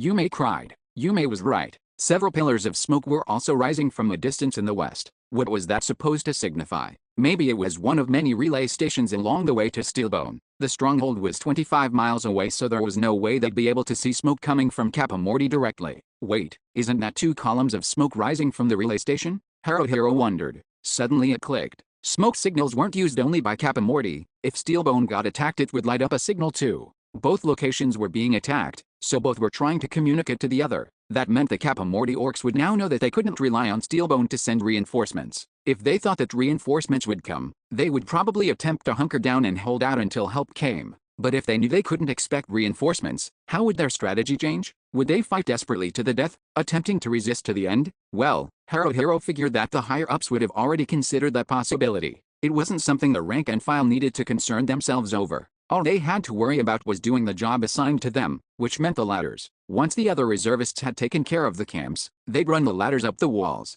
It looked like the majority of the camps in the area had already been destroyed. Choco's party was behind them and was moving slower than his own team. Yes, we can do this, he thought for a split second before rejecting the notion. Things were never that easy. He hadn't even completed the thought when two orcs managed to somehow slip past the other parties and came charging straight at him. No, not at him. They were going for Choco's party. Watch out, two orcs coming your way, Hero shouted, trying to give the alarm. Choco's party stopped in their tracks. Wait, what? Why were they stopping? It seemed that the members of Choco's party had no idea either. Oi, one of them shouted. Crap, another said simultaneously. The ladders, cried a third. This was bad, really bad. Everyone in Choco's party was completely panicked, running around like headless chickens. There was no way they would be able to put together a defense against the attacking orcs. We can't afford to lose half our ladders, Hero yelled. We have to help them. Drop your shields and ladders for now and take out the orcs. Alright. Mogzo placed his ladder on the ground and unstrapped the shield buckle to his back. Shihori picked up the shield that Yume dropped and stacked it on top of her own. Mary nodded to Hero and placed the ladder she carried on the ground at her feet. We'll do this without magic for now, Hero said, sprinting forward. He decided to test the strength of the orcs first. It was too early to expend magic. They still had a long fight ahead of them, probably. Team Hero slipped neatly between the orcs and Choco's disarrayed party. Mogzo attacked Orc A straight away while Ronta set his sights on charging Orc B. The orcs were equipped with scale mail, helms that covered everything but their faces, and durable-looking swords. Orc A's yellow hair spilled out and down from his helm as did Orc B's red hair. Both of them were green-skinned. Hero winked at Yume then took up position behind Orc B's back. Orcs were huge, not so much in stature but in bulk. They were taller than Hero and not quite as tall as Mogzo, but their bodies were broad and thick. Two humans side by side could probably fit inside the skin of an orc. All considered, Hero's impression was that they were probably one size above Mogzo, and Mogzo was about 6 feet tall, and these orcs were probably just average. No wonder it was said that orcs were the biggest humanoids that occupied Grimgar, and they were as strong as they appeared. Of course, Ronta was being pushed back by his opponent and using Propel Leap repeatedly to retreat. Naturally, the orc gave chase, forcing Yume and Hero to chase after it in turn. They couldn't get into their respective positions at the flank and back of the orc. Mogzo was having a tough time too. In fact, he was taking several hits and only his armor was preventing him from being cut down. If armor could be counted as a defensive strategy, then Hero would say that Mogzo and Orc A were about evenly matched with a slight edge going towards the orc. The difference was in the orcs' raw strength and sheer bulk. Orcs had stronger muscles than humans. It wasn't just in their arms, it was their legs too. Even if the extra muscle density gave them more weight, they had longer endurance running over distances and they were able to jump higher. And just because they looked big and bulky didn't mean that they were slow and dumb. Agility was also related to muscle mass. After all, orcs had wide mouths with tusks sticking out of them, and their noses looked like something that got smashed into their faces. To humans, they were not attractive. Actually, they were rather hideous, but they didn't seem stupid. For example, they possessed enough intelligence to build lookout posts and design tents. The carcasses and animal hides stuck on poles made them look like savages, but they were wily enough to offer the human kingdom real opposition. And it was perfectly possible that they purposely kept their camps looking grisly and barbarous to frighten humans. Orcs were physically superior compared to humans and, intelligence-wise, they were probably on par. If so, then in a simple, straightforward fight an orc would probably win against a human. Don't let yourselves be intimidated, Mary called out. We can take them if we get used to fighting against them. She was right, or at least Hero couldn't afford to let himself think otherwise. If he didn't believe he could win, then he would lose, even when victory was possible. Mary's right, Hero exclaimed. We're just not used to fighting orcs yet, that's all. Mogzo, you got this. You're stronger than any orc. With a grunt of effort, Mogzo went on the offensive, or rather, he used the heavy armor skill, Steel Guard. He purposefully warded off Orc A's swing with his shoulder pauldron and, while the orc was reeling from the recoil of its own deflected blow, Mogzo returned the attack with his huge meat cleaver sword, the chopper. The orc managed to block, but Mogzo's swing was powerful enough to crush through it. Orc B saw its ally stagger backwards, and its own movements faltered for a split second. In that moment, Haruhiro's and Ranta's gazes met. "No need to tell me," shouted Ranta. When Orc B stepped forward this time, Ranta didn't use propel leap to retreat. Orc B's movements were slower, more hesitant than before. With a yell, Ranta leapt forward and met the orc head-on. He pressed in against the orc with Expel Frenzy, and then followed with an anger thrust. To Haruhiro, the combination looked well executed, but the orc managed to twist its body sideways and dodge. It was a close call though, probably too close for the orc's comfort. Ranta's attack missed it by a hair's breadth. "I know," said Ranta. "I'm invincible." "Since when?" Haruhiro shot back. Haruhiro was finally in position directly behind the orc. The line failed to appear, so he settled for Widowmaker. Before Haruhiro could latch onto its back though, the orc sensed the attack coming and avoided it. It was a good thing Haruhiro wasn't alone. Yume leapt in with a sweeping slash, cross-cut combination. The orc deflected Yume's Koko with a loud clang and moved to counterattack. Yume yelped and quickly rolled away using that pit rat dodging skill of hers. Orc B tried to pursue, but hadn't gotten the fact that he was up against a team through its thick skull. Ranta charged in again, longsword raised high, shouting at the top of his lungs. From the way Ranta was moving, it seemed like he intended to tackle the orc. While it was distracted by Ranta, Yume got back on her feet and Haruhiro moved to get behind it again. Orc B was feeling the pressure now and clearly panicking. Another round of attacks, all they needed was another round to bring it down. Their chance came. "Thank you." Mogzo sunk his sword into Orc A's shoulder with Rage Cleave. The orc wasn't down, but it was completely off balance and staggering blindly. It could no longer properly wield its sword. Its defeat was only a matter of time now. Meanwhile, Orc B had become thoroughly confused. Haruhiro was directly behind it, so he couldn't see its expression, but he could tell from its movements. Haruhiro stealthily closed the distance between them and with backstab, buried his dagger into it. Even without the line, Haruhiro did a decent job of getting his dagger between the scale armor and into the orc's flesh. He didn't think the wound was fatal, but it was enough. Just as Haruhiro jumped back and out of the way, Yume came in and slashed at the orc once, twice, 3 times. Her Koko was shorter than a longsword, but its blade was broader. Even if it didn't cut through the orc's armor, the damage inflicted by the sheer force of the blows was significant. Orc B tittered, on the brink of collapse. Hatred's cut. Ranta's attack came unexpectedly from outside the range of Orc B's reach, and it couldn't react in time to block. Ranta's sword slashed into the orc's shoulder but glanced off its armor. Was that on purpose? Haruhiro wondered when Ranta didn't try to cut through the sturdy scale armor but smoothly swung his sword around, aiming for the orc's exposed face. What happened next? No way Ranta had planned it, he just got lucky, right? Ranta's longsword sliced through the chin strap of the orc's helm and in the same motion hooked itself under the helm to strip it completely off its head. "Take that!" Ranta shouted. Ranta was wearing a darkish bassinet helm and his visor was down so that it covered his face, but Haruhiro could swear that Ranta was sticking his tongue out at the orc right now.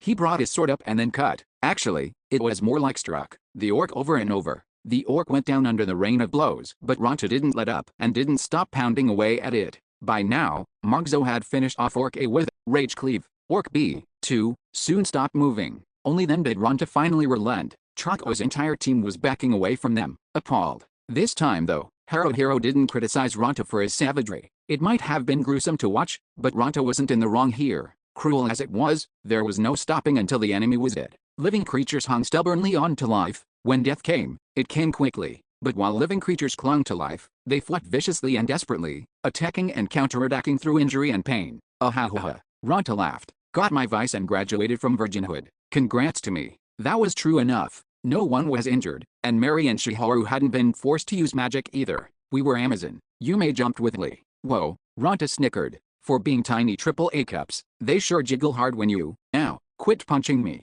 Then quit saying things to make Yume punch you." Yume shot back. Mogzo pumped his fist into the air and gave everyone a single nod. Shiharu's response was more muted, but even she couldn't help smiling. Mary looked obviously relieved. Haruhiro, too, felt an inexplicable feeling welling up within him. It started from the tips of his toes and worked its way up from there, filling up his chest and filtering through all the way to the top of his head until he felt himself becoming almost intoxicated by it. It was such a good feeling, he wished that he could lose himself in it for a while. "That was incredible," the leader of Choco's party whispered. As expected of veterans, the oafish warrior said in a manner that could be taken the wrong way depending on the listener. It seemed devoid of sarcasm to Haruhiro though. "We're saved." The priest sunk to his knees, still looking terrified. Whoa! Choco's short-haired friend stood shell-shocked. Choco herself gazed at Haruhiro, mouth slightly agape, astonished expression similar to her friend's. "I could get used to this," Haruhiro thought. Then the tall warrior went and ruined the mood. Whatever, he shrugged. Everyone's killing orcs everywhere.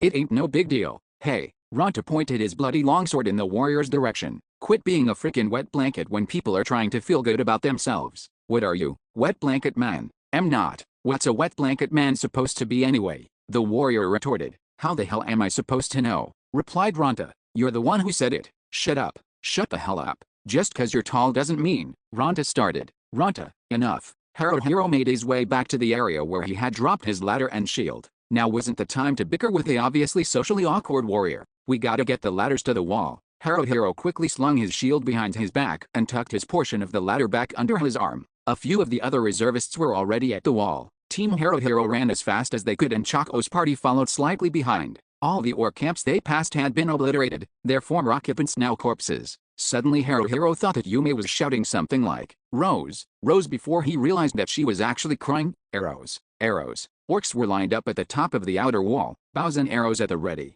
No, not just at the ready, they were firing them. Damn it. Shields, everyone, get your shields up, ordered Haruhiro. Arrows rained from the sky. Haruhiro held his shield up like an umbrella, making it extremely difficult to also carry the ladder. There was no choice but to do it though. Although the number of arrows coming down at them wasn't overwhelming, they did come. Getting hit by one might mean death. Hurry up with the ladders. The reservists already at the walls shouted angrily at them. We're coming, Ronta exclaimed, gearing up to charge the wall so he could run his ladder up. Haruhiro grabbed him before he could take off, saying, we gotta assemble them first. Oh yeah, Ronta acknowledged. Mary, Yume, Shiharu, Haruhiro called. Cover us with the shields. The three of them locked shields while Haruhiro, Ronta, and Magzo worked on the ladders under cover. In order to assemble the ladders, they had to stack the overlapping joints together then fasten them into place with nails. Haruhiro's hands were shaking, unsteady. Every time an arrow thudded into the locked shields, Shiharu gave a small yelp. Haruhiro couldn't steady his hands enough to hammer the nails in properly. Here, let me.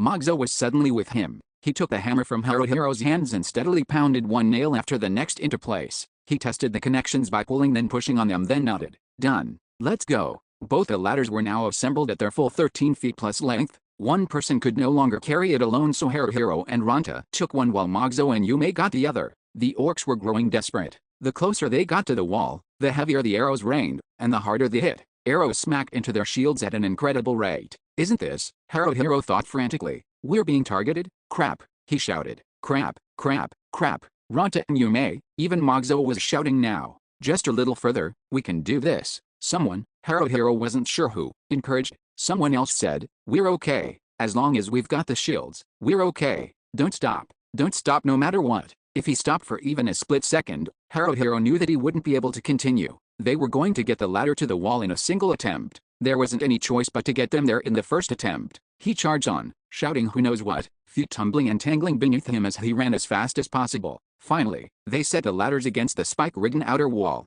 The Greenstorm Regiment let out a wild battle cry as one cohesive unit. The air vibrated, the ground shook. It almost sounded like a victory shout and made Haruhiro feel even more elated than when they took down those two orcs. We did it. We succeeded. Look at us. We're awesome. His head spun from the realization. Out of the way. Renji shoved Haruhiro aside and started climbing the ladder. He had no shield even the orcs armed with bows above him had him directly in their sights. The crazy brave Renji showed no fear though. Renji, stop. Bree's voice carried over the chaos of battle. We're not in a rush to go over the wall. The air vibrated, the ground shook once more, but it wasn't them this time. Was it coming from the western wall, on the Wild Eagle Regiment's side of the fortress? No, the voices weren't human. The orcs were bellowing their own battle cry. Their voices rose as one, shaking heaven and earth. It had to be coming from the main gate. His name was Anthony Justin. He was a dignified and much-honored warrior attached to the Frontier Army's 1st Brigade, Warrior Regiment. He wasn't just some run-of-the-mill fighter though, he was skilled and masterful. Anthony led the warrior regiment assigned to assault the main gate of Kapamorty Fortress as the regiment's illustrious captain, staking his honorable name on doing his part in Operation Twin-Headed Snake.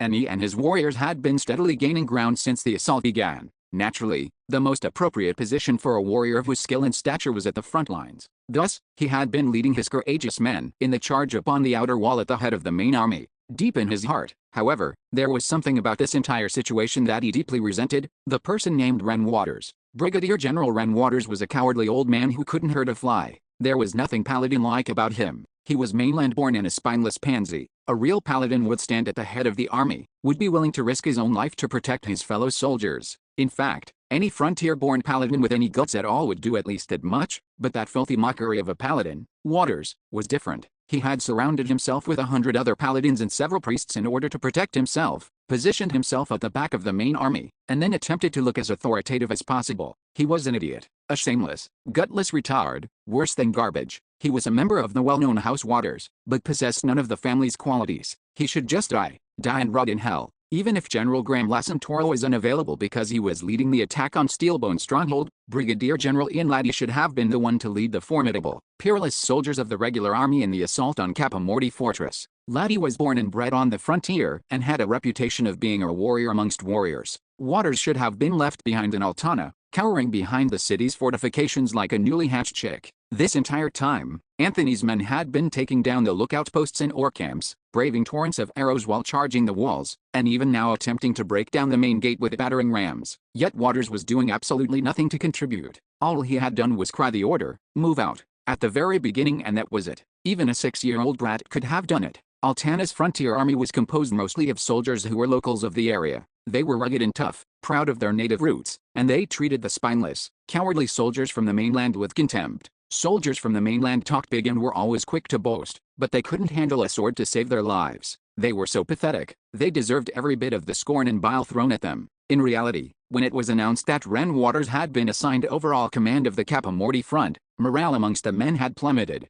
It was like adding insult to injury, having been assigned to Capamorty in the first place. Everyone knew Steelbone was the main objective, and no one wanted to be left with the job of attacking Capamorty, where victory was assured. As soldiers, they would do their jobs and bring the fortress down, of course, but when they won, it would count as another feather in Ren Waters' cap, and victory was the only expected outcome. Damn that Ren Waters, damn him to hell. This was the power of family influence. There was nothing else to explain it, because Waters certainly didn't obtain his position through merit. Waters didn't have to do anything to move up the ladder, he was simply elevated. That was the way these things worked. General Graham Lasantora, the unofficial symbol of the frontier army, was 46 years old this year. He was still young, but there was a strong rumor that the mainland was also after his military services. He was offered the position of High General no less than 3 times, all of which he had refused. Everyone believed, however, that he would eventually transfer to the mainland. There were also rumors that Ren Waters was maneuvering to take Lasantora's position here after he left. 3 brigadier generals served under Lasantora: Brigadier General Ian Laddie, shithead Ren Waters, and Brigadier General Jorad Horn, who was constantly at Lasantora's side. Logically, the most obvious successor to Lasantora would be Horn, but the reality was, Lasantora's and Horn's relationship was much too close. If Lasantora went to the mainland, then there was a good chance that Horn would want to follow. In that case, the next person in line would be Ian Laddie. In terms of skill and ability, there was no doubt that he was head and shoulders above Waters, but that shithead Waters might already be using his family's power and influence to take the title of general for himself. It was definitely a possibility. On the other hand, shitheads were shitheads, so he might want to return to the civilized mainland. Good. Hurry up and go. A shithead should go back to the world of shitheads where he belongs. Anthony had never seen the mainland that lay on the other side of the Tinryu Mountains. He imagined, though, that it was a land filled with dozens, even hundreds of human cities. Its rural areas, too, would have stretched as far as the eye could see, where livestock leisurely roamed the open ranges. The wild tribes in the south remained unconquered and defiant of the authority of the Aravakia kingdom, but they were not a major threat. On the infrequent occasions that conflict did break out, it was rare for the kingdom's soldiers to actually die in battle. In fact, the wild tribes were too preoccupied fighting each other. The Aravakia kingdom sometimes even stepped in to mediate the inter-tribe disputes. It was almost as if Aravakia was a compassionate father and the wild tribes were its quarrelsome sons. Industry was well developed, the people loved arts and entertainment, and they enjoyed the favor of the god of light, Luminous. It was a society overflowing with happiness and prosperity. Altana and the mainland shared the same currency. The coins were minted in the mainland, but something that cost 1 gold on the frontier was as cheap as 10 silvers on the mainland. The mainland was so highly developed that anything and everything was available at the markets. Even the poor could obtain meals and clothes quite easily by begging, and even the most wretched beggars on the mainland lived better than soldiers on the frontier. Shitheads. They were all goddamn shitheads. Did any of the mainlander shitheads think about what made it possible for them to continue living their shithead lives? The blood of soldiers like Anthony, here on the frontier, that's what. If Altana fell, then it would only be a matter of time before the Earth Dragon tunnels running under the Tinryu Mountains were discovered. Masses of invading orcs and undead would flood in. Even if there was never a full-scale invasion, the threat of one would always be there. The mainland had built their riches and prosperity on the corpses of people like Anthony. It was like building a castle on a foundation of quicksand. So no matter how great and wonderful the tales made the place out to be, no matter how much of a paradise it was, the mainland was still a stinking pile of fucking shit. To be completely honest, Anthony would rather invade the mainland and plunder their riches than fight the orcs and undead out here. He had the right. After all, he was the one protecting their wealth by doing his duty, and because he did his job, they were able to continue acquiring wealth. They owed the prosperity to Anthony and the other soldiers out here, and it wasn't an exaggeration when Anthony said that all of the mainland's riches belonged to them. But of course Anthony wouldn't do any such thing. It wasn't just the impracticality, it was his pride as a soldier. As much as he liked wine, women, and luxury food, he knew the domain of real men was the battlefield. Real men fought their fights here on the frontier. Dire and waters, Anthony shouted, making it his battle cry. The men manning the battering ram responded as one, combining their might as they grinned and responded with shouts of, "Rot in hell, Ren Waters," or "Die shithead Waters." If Waters heard them from his position at the rear, it would mean trouble afterwards.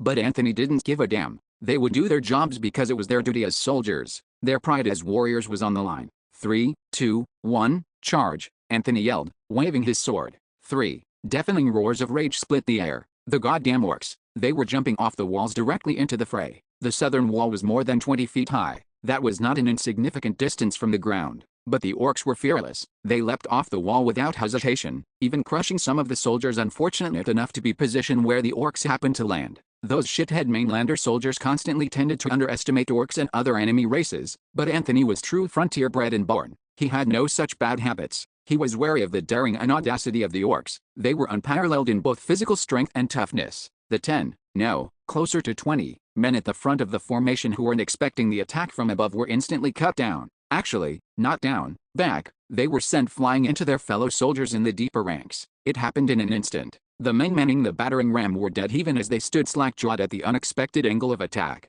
These were all veteran soldiers and they weren't prone to carelessness, yet they had been cut down with ease. Anthony refused to give the orcs more opportunity to surprise them. The front gate was still shut, so the orcs who had jumped down had no retreat. They had no option but to charge forward. They were a suicide squad and would die to the last orc. The orcs were, literally, deathly desperate. Come to think of it, Altana had launched this offensive because victory was guaranteed. They would succeed because failure was unthinkable. Everyone knew it for a fact, but the orcs never thought that they would die this way. Their will to fight was completely different and entirely inferior. Steady, men, steady, Anthony commanded. He engaged a nearby orc, locking blades with it and looking for an opportunity to use spiral slash. The orc, however, saw through him. It leaned in, not giving an inch, then sprang back and out of range. Surround them. We've got numbers. Surround them now, yelled Anthony. While some of his men obeyed at once, a large number of others hesitated, looking bewildered. They were paralyzed by indecision, unable to move even if they wanted to.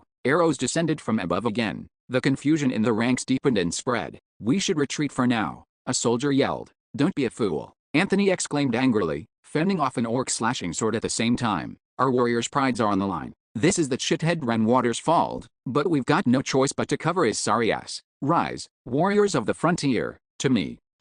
We're going to break down that gate. Something was clearly wrong at the southern wall, near the main gate. What was happening? Haruhiro had a really bad feeling about it. Actually, he had only bad feelings about it. Surely it meant trouble. The Green Storm Regiment's assault on the eastern wall continued nevertheless. The orcs were fighting conservatively, concentrating only on defense. If they didn't clear the wall soon, the arrows raining down on them from above would never stop. We're going to take control of the parapets first. Bree raised his sword, pointing to the top of the wall. He was not carrying a shield. They had somehow managed to get all 4 ladders in place and no one on Haruhiro's team or Chako's party had been hurt. Haruhiro stuck close to the wall itself, shield raised above his head to fend off stray arrows. He couldn't see anything happening above him, so he had no idea what was going on up there, but he assumed that Renji had been the first to make the climb and was raising all sorts of hell already. Thanks to that, the volume of arrows being shot at them visibly decreased. Just as Haruhiro let out a deep breath of relief at the reprieve, someone grabbed him roughly by the scruff of the neck, making him yelp. Oi, quit zoning out, Perupero. We're going to, Ranta. It always had to be stupid Ranta. His grip hurt, so Haruhiro slapped Ranta's hand away, making him let go. That's not my name, Haruhiro snapped. And go where? Up the wall. Where else? Ranta shouted. No, wait, bait, straight my ass. Ranta shot back. Let's go. This time, Ranta grabbed Haruhiro's ear in an attempt to drag him to the nearest ladder. Haruhiro wished that kid would quit his antics and felt himself getting genuinely pissed off. He swept Ranta's legs out from under him. With a, Ranta sprang back up to his feet even as he hit the ground. Bastard. Whoa, exclaimed Haruhiro as Ronta curled his hand into a fist and raised it. "You're really going to start a fist fight at a time like this? Time's got nothing to do with it," Ronta yelled. "Of course it does. What the hell are you thinking? I'm not a man restricted to the laws of common sense. In fact, I'm gonna revolutionize logical thinking. And while you're doing your revolutionizing nonsense, everyone else is already over the wall," Haruhiro pointed out. "What?" Ronta cried. "Seriously?" Even Chako's team was lined up underneath the ladder, ready to begin the climb up. Haruhiro took that as a sign that they should probably get their behinds moving as well. "Let's go too," Magzo said, his words finally spurring Haruhiro into action. "Okay, me and Magzo will go first," Haruhiro ordered. "Everyone else after us. Quit being retarded," Ronta spat, cutting in front of Haruhiro and starting his scramble up the ladder. "Me first." "Fine, whatever," Haruhiro shouted after him. He slung his shield over his back again and followed Ronta up. Yume close behind him. Magzo and Mary were using a different ladder while Shiharu brought up the rear. The orc arrows had ceased some time ago. At the top of the wall, orcs and humans were scattered and mixed in a chaotic mess. But it looked like Greenstorm had the clear upper hand. There were no orcs remaining on the parapet anywhere near them. Haruhiro could see a set of stairs leading downwards on the other side of the wall, near the northeast corner. The orcs were gathered near it, fighting to the death to prevent the humans from reaching it, while the humans, rallied around Renji and his team, assaulted relentlessly. "Go, Renji!" Ronta shouted. It wasn't like Ranta's shout of encouragement made any difference at all, but the next moment, Renji swiftly struck down an orc with a single stroke and viciously kicked another, sending it flying off the ramparts. With that, the orc's defensive line broke down entirely, inviting a thunderous cheer from all the reservists. "Now, charge the stairway," commanded Bree. Renji and Ron were the first to reach it. The orcs were massed in a tight shoulder-to-shoulder formation around it, desperately trying to prevent the humans from going down. How the heck were those two going to deal with that? Haruhiro wondered. By body slamming them, apparently. "Come on, push," Ron shouted. "No way, is the guy completely insane?" The rest of Team Renji and all the other reservists in the area obeyed immediately, throwing their own weight against Renji and Ron. Everyone was shoving with all their might. What the hell? They were going to get crushed to death. And between the orcs and the reservists, Renji and Ron were going to get turned into pancakes, because the orcs were shoving back as hard as they could too. Renji and the other reservists were pushing downwards from above, while the orcs were pushing upwards from below. The advantage was obviously on the human side, especially since Renji had taken the initiative to charge in the first place. The orcs were falling like dominoes, but what about Renji and Ron? There, they were still standing, stomping and kicking orc after orc back down the stairs even as they began their own descent. "Goddamn," Ronta said. "Renji's awesome." Haruhiro admitted that he had to share the sentiment. Renji was incredible. Haruhiro could hardly believe that they had all arrived here at the same time. Haruhiro and his own team couldn't even compare, and if they tried, it would only make them feel even lousier. It kind of gave Haruhiro a certain amount of pride. When he thought about their shared arrival, anyone would be proud to admit that they came in the same group as Renji. Or maybe not. It was also pathetic in a way. But that Renji, he was amazing. He was so cool. Haruhiro already knew exactly how amazing Renji was, but that didn't stop him from thinking it again now. Renji was cut from a different cloth. The gap between him and everyone else was so wide, laughing at it was the only thing Haruhiro could do. "Don't go too far ahead," Bree warned from the top of the parapets. "The main army hasn't broken through yet." Suddenly a volley of arrows flew at Bree from one of the watchtowers of the main keep. Bree deflected the ones flying at him almost lazily with his sword, without even turning to glance in the direction they were coming from. But while Bree was unharmed, some of the other reservists weren't so fortunate. Several went to their knees as they got hit. "We can't stay here," Haruhiro said, loud enough for the wide-eyed, slack-jawed members of Chako's party to hear. "It's probably safer down the stairwell. Let's go." "No need to tell me, idiot." Ronta. Always stupid Ronta. He always had to be mouthing back unnecessary shit. In fact, his entire existence was unnecessary. No, calm down, let it go. Endurance training, that was what Ronta provided. Horrible, hellish, heinous endurance training. The watchtowers were made for defense. There were narrow, slit-like windows cut into them that the orc archers were shooting from. The reservists couldn't see the orcs, so it was hard to even determine how to time their shots. Just as Haruhiro and the others headed for the stairway, more arrows came at them. The orcs were purposely aiming for anyone who was trying to approach the stairs. Shields. Haruhiro quickly unstrapped his shield from his back and brought it to bear in front of him. However, no one else followed suit. "Guys, where are your shields?" Yume hesitated. Yume thought that we wouldn't need them anymore, so Yume left it below the wall. "It was heavy." "Me too," Shiharu admitted. "Why yeah, I did too," Magzo said. "Same," said Ronta. "Same here," Mary said as well. "Even you, Mary." Haruhiro sighed in exasperation. Looking around now, Haruhiro noticed that he was in the minority. Everyone in Choco's party and almost all the other reservists were no longer carrying shields. Maybe it was because Hero was a hoarder that he had instinctively held on to his, but one shield wasn't going to help at all. Suddenly an idea came to him. Use the ones the orcs dropped, Hero said. The Greenstorm regiment hadn't made that big of a dent in the orc garrison numbers, but there were a good number of orc bodies scattered around them. Lying with the corpses was their equipment, armor, swords, and shields. The furred shields were of Zeshu clan make. Gotta take what we can get, Rontu declared as he picked up an orc shield. The reservists around them followed suit. Everyone held their shields between their bodies and the watchtower as they ran for the stairwell. Arrows smacked into Hero's shield one after another, but none hit his person. The shield was doing its job. They made it part of the way down the stairs before they were forced to come to a halt, unable to advance further. In order to get inside the keep, they had to ascend a different set of stairs, the outer stairway, leading to the rooftop. The outer stairway was located in the upper half of the southeast corner of the fortress, meaning that those who came through the main entrance would be forced to circle around the entire fortress before they could reach it. But it also placed the members of the Greenstorm regiment assaulting the eastern wall closest to it. Renji and his team were already heading there, but orcs kept pouring out of other places within the fortress. Their sheer numbers almost completely stopped even Team Renji's advance. So far so good, Bree said as he deflected arrow after arrow with his blade. Keep it up and the others will eventually arrive. Is that really true? Hero wondered. Uh-oh, here comes trouble, Bree shouted. Hero blinked in surprise. A large group of orcs was charging at them from the rear gate in the north. The main army was heading the southern side while the Wild Eagle regiment assaulted the western wall, but that left the orcs manning the northern wall completely untouched. Word that the humans had breached the eastern wall must have reached them, and now they had come to reinforce their peers. Shit, Renji's gonna be caught between, someone shouted. Whoever's available, attack the reinforcements. Bree's order came swiftly and Crimson Moon parties responded instantly, rushing to meet the orcs from the northern wall, or at least they attempted to. But moving in the midst of battle wasn't so easy, even if they wanted to meet the orc reinforcements coming from the north. The majority of the regiment was sandwiched in the area between the stairway to the wall and the outer stairway to the roof of the keep and couldn't reposition themselves even if they wanted to. We're going to, the leader of Choco's party said, rushing down the last of the stairs from the wall. The other members followed, clearly confused, each of them wearing bewildered expressions. No, wait, Hero shouted. He didn't know whether Choco's group was too caught up in the excitement or what, but this was way too reckless. There were more than 20 orcs in the group coming from the northern gate. A rookie group like them would never be able to take them. Hero wished that they would use their brains and consider the odds against them. It was too late though, they were already gone. We're just gonna stand here, Ronta demanded, tone taunting. Hero hesitated for several seconds. Damn it, he couldn't just let Choco rush to her death. Let's go, Hero decided. Hero leapt to the ground, and didn't even have time to recover his balance before he was attacked by the orcs. The orcs' ferocity was unbelievable. Within seconds, several of the reservists around him had fallen, been cut down, probably dead. The next moment, the orcs had broken through their front lines.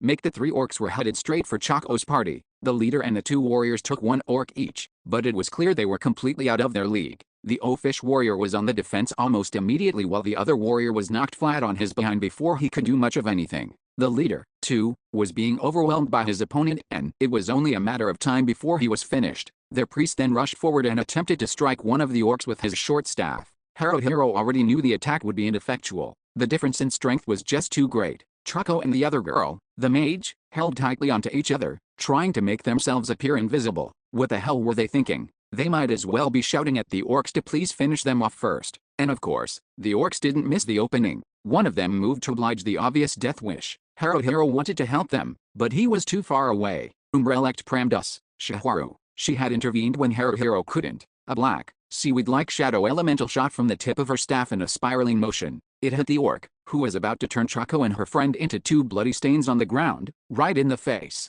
The elemental then seemed to shrink and started to seep into the orc's mouth and nose. The effect it had was immediate, as the orc's expression suddenly turned blank. Some spells, such as Phantom Sleep, were easy to resist if the intended target was alert and wary, but Shadow Complex was a little stronger. The orc was also caught completely off guard by Shiharu's spell, so it was even more effective. Shadow Complex first caused its victim to fall into a state of stupor, then its entire body would begin trembling, and finally, it would lose the ability to think rationally. Anger Thrust. Ronta leapt in, attacking it before it reached the 3rd stage, the point of whose sword aimed at the base of the orc's throat. Haruhiro wanted to be the one to deliver the finishing blow, but Ronta beat him to it. It annoyed him, but he brushed off the irritation. Instead, he maneuvered himself behind the orc who was forcing the O-Fish warrior up against the wall, where the warrior couldn't retreat any further. He had unburdened himself of the shield earlier. Of course, the line failed to appear for him this time, too. These orcs were different from the ones manning the camps outside the fortress. They were equipped with red-painted plate mail armor that left no gaps on their backsides and was too thick for his dagger to penetrate.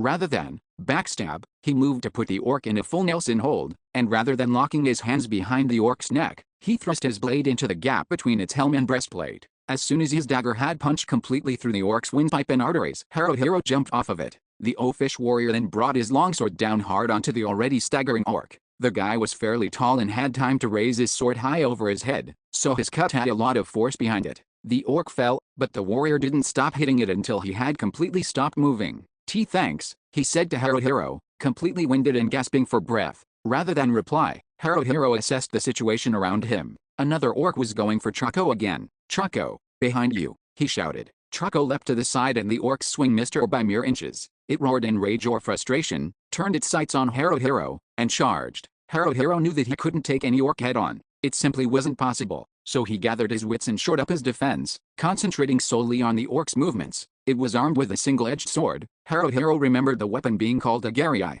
Down its blade came, from the upper left side. He deflected it with swat, using his wrist to redirect the blow. The next attack was from the upper right. Swat, swat, swat, swat. The orc's attacks were powerful, swift. If he messed up even slightly, the fight would be over. If the orc chose to bide its time, to test Haruhiro's defenses with uncommitted attacks, then it could force Haruhiro into erring eventually. But it was too impatient for that. Good. It raised its sword high, intending to crush through Haruhiro's defense with its next blow. Swat wouldn't work this time. The orc was putting too much force behind its attack. Instead of defending against it, Haruhiro purposely stepped into the orc's attack, twisting his body sideways. Rather than deflecting, he let the orc's Garai slide down and off the blunt back of his dagger. It was more of a soft parry than a hard deflection. In the same movement, he grabbed hold of the orc's arm. The swat into arrest combo. Master Barbara had put this particular move on him for 2 straight days, and he had practiced a move against her in what was practically true combat for 2 days.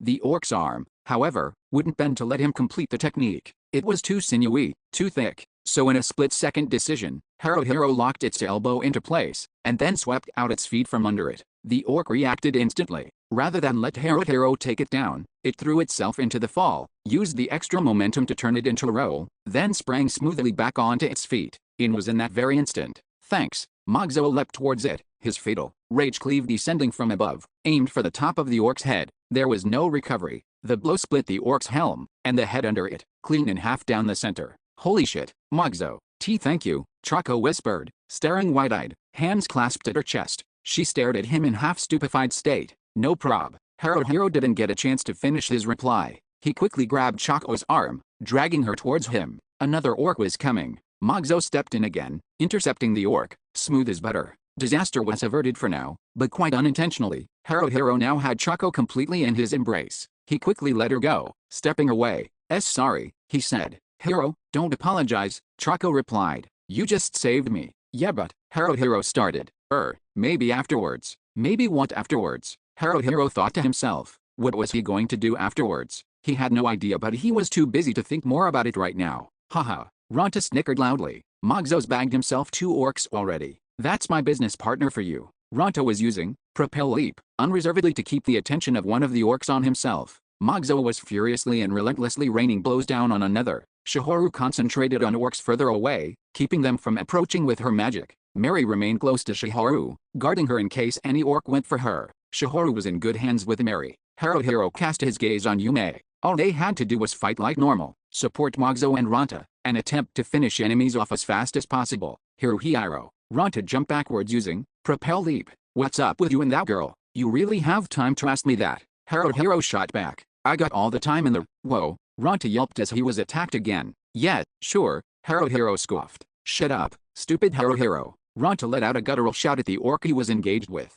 Expel Frenzy. The moment he locked swords with the orc, he attempted to push off and leap away, but he didn't manage to put much distance between him and his opponent. Meanwhile, Mogzo was suddenly fighting against 2 orcs at once. When Haruhiro had checked only moments ago, there was only 1 orc. Yume was attempting to draw the attention of one of the orcs away from him, but that in and of itself was highly problematic. Haruhiro at least had the SWAT skill. He was better suited than Yume to take on an orc alone. Glancing in Shiharu's direction, he saw Mary swing her staff at an approaching orc, trying to get it to back off. The two of them were in trouble, too. They were going to be overwhelmed. Don't panic, don't panic, don't panic, he told himself. They weren't fighting alone. Other Crimson Moon members were here too. They didn't need to kill the orcs, only hold them off. But with orcs, it wasn't as simple as it sounded. Haruhiro had his hands full just trying to keep himself calm. Damn, he was terrified. Mary and Shiharu, he had to take care of them first. They were the priority. No wait, scratch that. First he had to. A high-pitched battle cry sliced through the air. What the heck? Whose voice was that? It didn't belong to any orc, that was for sure. It was human. A woman's. They're here. Bree jumped into the air from his position atop the parapets. The movements of the orcs from the northern wall slowed visibly. No, not just slowed, they were downright confused. Something was coming from behind them. A chorus of frenzied shouts. Reinforcements are here. Bree blew a kiss in the direction of the new arrivals. The Wild Eagle Regiment. Kajiko, I love you. Things got one-sided after that. The orcs from the northern wall were caught between the Green Storm Regiment and the Wild Eagle Regiment, and their numbers steadily declined. How long did it take for the reservists to completely wipe out the orcs? Haruhiro didn't know, but it wasn't long. 1 or 2 minutes at most. The 20-plus orcs probably didn't even know what hit them before they died. They were the enemy, so Haruhiro didn't feel too sorry for them, but still, it was a horrendous massacre. He thought he'd gotten used to the stench of blood and corpses, but nothing had prepared him for the overwhelming reek of the scene before him now. Kajiko and her wild angels rushed past Haruhiro's party. The white feathers decorating their scarves, helms, hats, and bandanas were splattered with the bloodstains. Damn, they look hot, Ronta exclaimed. Brittany, Kajiko's angry shout rose above the clamor of battle. What's going on at the main gate? Commander Bree, who was still standing atop the ramparts of the eastern wall, shook his head. They haven't broken through yet. I can't see them from here, but it seems like they were having a tough time. Then we'll bring down this fortress ourselves. Kajiko raised both arms to rally the reservists. Listen up, everyone. The army's got a bounty of 100 gold on the head of the Guardian, Zoran Zeshu, and 50 gold for the head of the orc shaman Avail, who's killed several regular army troops and Crimson Moon reservists. What? 100? Someone shouted. 10,000 silvers. Another cried, incredulous. No way. 100 gold. Cried another. Yet another. 50 gold. 150 gold? Seriously, shouted someone else. When they heard the incredible bounty sums, most of the reservists in both regiments froze in their tracks, as if cold water had been poured on them. And right when everyone was distracted, fresh arrows from the watchtowers assaulted them once more. Several reservists were hit and went down. The oafish warrior in Chako's party was among them, taking an arrow in the shoulder. Their priest began to heal him immediately. S shields. Haruhiro hurriedly scooped an orc shield off the ground. However, the other reservists didn't care about orc arrows anymore. Their focus was on something completely different now. Reach the outer stair, get into the keep, kill the guardian, kill the shaman. 50 gold, 100 gold, 150 gold. Everyone's thoughts were on nothing but that now. Even Haruhiro found himself lured in by the promise of such a huge bounty. He couldn't even fathom such a large sum. An ear-splitting battle cry in a voice Haruhiro had heard before rose above the noise of battle. It belonged to Ron. We're gonna break into the keep first. No one can beat us. There had been a deadlock in the battle at the stairway by the eastern wall for a while now, but suddenly the enemy's hard defensive line collapsed and the reservists broke through. There was no telling the difference between Green Storm and Wild Eagle members. Everyone was rushing towards the outer stairs in one large mob. Arrows flew in streams from the slotted watchtower windows, but it wasn't enough to stop the reservist tide. Individual reservists disappeared in the torrent, and no one could remain stationary. Haruhiro was also picked up and swept along with the flood. He knew nothing except that his companions were still with him. I'm going to the main gate to see what's going on, Bree shouted. Kajiko, you're in command here. The battle will be over by the time you get back. Kajiko shouted back. Don't get carried away, Bree warned. You're all big kids now, so act like it. Tell that to the useless regular army, said Kajiko. I'm gonna claim the bounty for myself. Whatever, Bree said with exasperation. Just try not to bite off more than you can chew. Bree disappeared. Haruhiro had no idea where he went. Probably towards the main gate. It didn't matter. He didn't care. Bree could go wherever he wanted. Haruhiro was going to the outer stair. Actually, he was already there, but the entire area around the entrance was so jam-packed with people he didn't think there was any way he'd get through. Yet he was still moving forward as the people in front steadily ascended the stairway. In fact, they were clambering up the stairs quite swiftly. Before he knew it, Haruhiro was almost on the roof of the keep, too.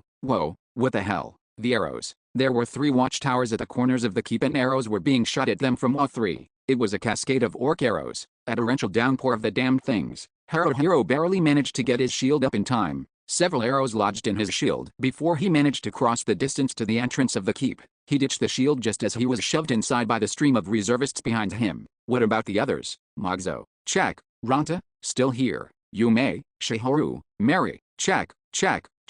He even thought he spotted Chaco somewhere. The passageway inside the keep was so packed that he had no idea what was going on. Rather than attempt to fight it, he let himself get pushed along with the flow, quickly through the corridor, down a flight of stairs, from the 3rd floor to the 2nd to the 1st. The ceiling of the keep towered high above and the floor was spacious. It was like one open room with no walls. Stairways were built into the 4 corners and Hero guessed that the one he was descending now was the one in the southeast. He recalled that the stairways on the 1st floor were the only way to enter the watchtowers, so he assumed that it was also possible to access the watchtowers from the northwest, southwest, and northeast stairs. There were also 4 doors on each of the watchtower's inner walls, and all of them had been breached, which meant that the inside of the watchtowers had already been searched. On his way through the corridor and down the stairs, Hero recalled stepping on and over several orc corpses. The situation on the ground floor of the keep was completely different. However, it seemed as though there had been some tough fighting going on before Hero arrived. Scattered around were the bodies of more than 10 orcs, with a number of reservists mixed in. Some reservists were sitting off to the side,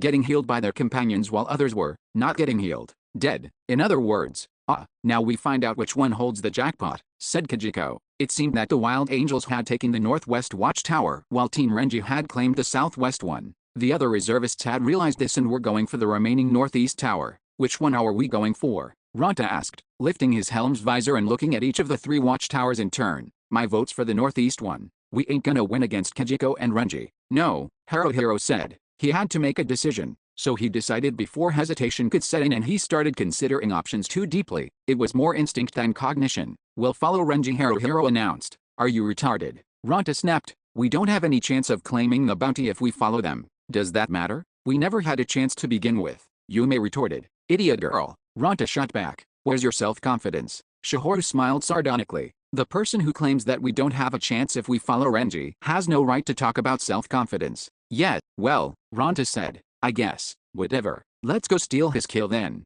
Mogzo forced a laugh while Mary glared at Ranta coldly. Coward. Ranta grinned smugly. Awesome. For a dread knight like me, that's the highest compliment I can get. Wahahaha. O darkness, O lord of corruption, dark invitation. A blackish, purplish cloud rose from just above the back of Ranta's head. The cloud began to spin itself into a cyclone and form itself into some kind of shape. It resembled a headless human torso with 2 holes at the center of the chest area for eyes and a wide slit below for a mouth. A demon summoned through Dread Knight magic. Kiahohi, Hiahohi, Kalhoki. Ranta will die. Oh, it's not Ranta for a change? You're predicting that I'm gonna die now, Zodiac. Iahi, kill Ranta. Now you're saying I'm gonna be murdered. Zodiac, shake. Yume stuck her hand out to the demon as if it was a dog. Die, human pig, Zodiac said even as he obediently reached out to touch Yume's offered hand. Wow, good boy, Zodiac, good boy, Yume said. It ain't nice to call Yume a pig though. Kahi, sorry. Zodiac, what the fuck? Ranta said. You're seriously apologizing? Zodiac's response was to gaze blankly at Ranta. Wow, one-upped by his own minion, thought Hero as he debated what to do about Chaco's party. Finally, he settled with telling them, I know it's none of my business, but you guys should try not to overdo it. He didn't know whether they would take his advice or not, but it seemed that they weren't planning to go beyond the 1st floor for now. Several other parties had stopped here as well. The floor had already been cleared out, so it was safer. Yes, it was better if Chaco stayed here. In fact, maybe it was better if Hero's party stayed as well. So why weren't they? Maybe because they'd already killed an orc. They were no longer virgins and maybe that made everyone feel more confident than usual. Morale was high and everyone wanted to keep a good thing going. Or maybe that wasn't it at all. At least Hero didn't think so. But the usual Hero would have at least stopped to consider sitting out the rest of the battle here. So why had his decision come so quickly this time? Perhaps he thought that as long as they stayed close to Renji, it wouldn't be as dangerous? Yes, that was probably part of the reason. Team Renji was strong. As long as they stayed in Renji's proverbial shadow, there was no danger of getting themselves killed, most likely. But it wasn't as if Hero intended to cower behind Renji the entire time. They would lend a hand in the fighting if they got a chance. By this point, there ought to be something they could do, however menial. Maybe it was strange for Hero to think so, but part of him wanted to help Renji. Even if they couldn't play a decisive role, it wasn't like they would be completely useless to have around. At the very least, Haruhiro wanted to be more useful to Renji than any of the other parties around, even if there was a risk of getting in the way and becoming a nuisance. If it was only Haruhiro by himself, then he would have been called an idiot and become a laughingstock for having such thoughts, but he wasn't alone. His companions were with him. Mogzo alone was an incredibly strong warrior. Ronta pissed him off in every conceivable fashion, but his unique way of using his skills made him a formidable fighter. So Itafume tended to be airheaded. That's what let her approach things with such optimism. Shihoru's personality was unremarkable in every way, but she was far-sighted and cared deeply about her companions, and Mary was always there for them when they needed it. Minato, we're a good team. I'm sorry you aren't here to see how far we've come. With his team, together with his companions, Haruhiro wanted to aim higher. There was no need to rush or be impatient, but Haruhiro knew that they had it in them to rise above where they were. Let's go. Ronta charged at the head of their party as they chased after Team Renji. Unwilling to compete with Renji, few of the other reservists were going for the southwest watchtower. They ascended the spiral stairs at a run. Yume's getting kinda dizzy. Yume giggled. Haruhiro could hear an incredibly loud clamor coming from above them, the sounds of battle. Jackpot. Haruhiro wondered. Just as they were reaching the top of the stairs, they ran into a group of 5 reservists huddled together. What are you guys doing? Ronta demanded angrily. We couldn't go further even if we wanted to. Someone equipped like a warrior gazed up at them. It's too dangerous. Fucking idiots. You go in and fight because it's dangerous. Ronta gave his demon a hard shove forward. Zodiac, get in there and tell us what's going on. I don't wanna. Kiashishishishai. What the hell, Zodiac? Why? Ronta yelled. Haruhiro clicked his tongue at Ronta. Forget it, I'll go take a look. You don't have to sacrifice poor Zodiac. Shut up, Haruhiro. He's my demon and I'll do whatever I want with him. WWW who's yours? Nut up, stupid head. Die, Iehohi. If I die, then you'll disappear too. Is that what you want? Hut, Iehohi. Die or Ronta die. Me wants. Hahohi. What? Haruhiro shoved Ronta aside before he could say more. The other Crimson Moon party got out of his way and he poked his head out from the stairwell to take a look. Whoa, he whispered in disbelief. Dangerous didn't even begin to describe the situation. The circular room at the top of the tower had a fairly high ceiling and was more spacious than Haruhiro expected. He counted 10 orcs as his eyes swept across the room and at the center of a flurry of activity saw Renji and Ron. It looked like the fight was going in their favor, but the opposite was true for Chibi, Sasa, and Adachi. They were steadily being pushed back against the walls. Chibi was spinning her staff around and around furiously, apparently in an attempt to protect Sasa and Adachi. Renji's party were the only humans in the room, and they had only managed to take 1 orc down so far.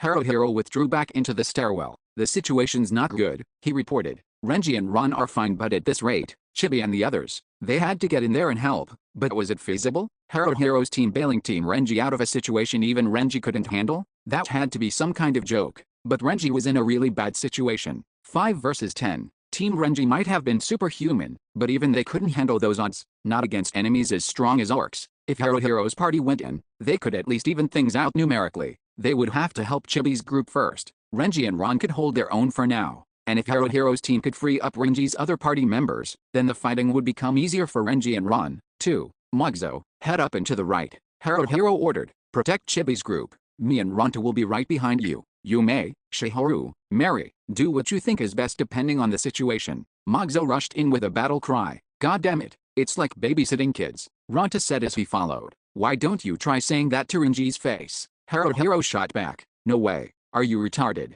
Look who's talking. Let's go. Haruhiro ordered. Mogzo, Ronta, and Haruhiro ascended the stairs to the top. Suddenly, the hazy, indistinct line appeared. Haruhiro was already moving by the time his brain registered its appearance. His body followed along the line's path in something between a walk and a run, as if he was gliding across the surface of the floor. Everything went absolutely silent. Time didn't stop, but everything seemed to move much slower than normal. He was right behind the orc now. Backstab. Even though the orc was armored in thick plate mail, Haruhiro's dagger slipped smoothly through it. He could feel it hit something beneath. A vital point. When Haruhiro pulled the dagger back out, the orc fell over without a sound. Dead. What was that? Sasa whispered, expression disbelieving. Haruhiro shook his head. He couldn't explain it properly even if he tried. Thank you. Mogzo sent one of the orcs who were attacking Chibi flying with Rage Cleave. Oi, Zodiac, get your ass back here and help me. Ronta demanded. Fihahohi, Iahahohi, I don't wanna. Wimpimp, Diranta. Damn it. There's not enough space here,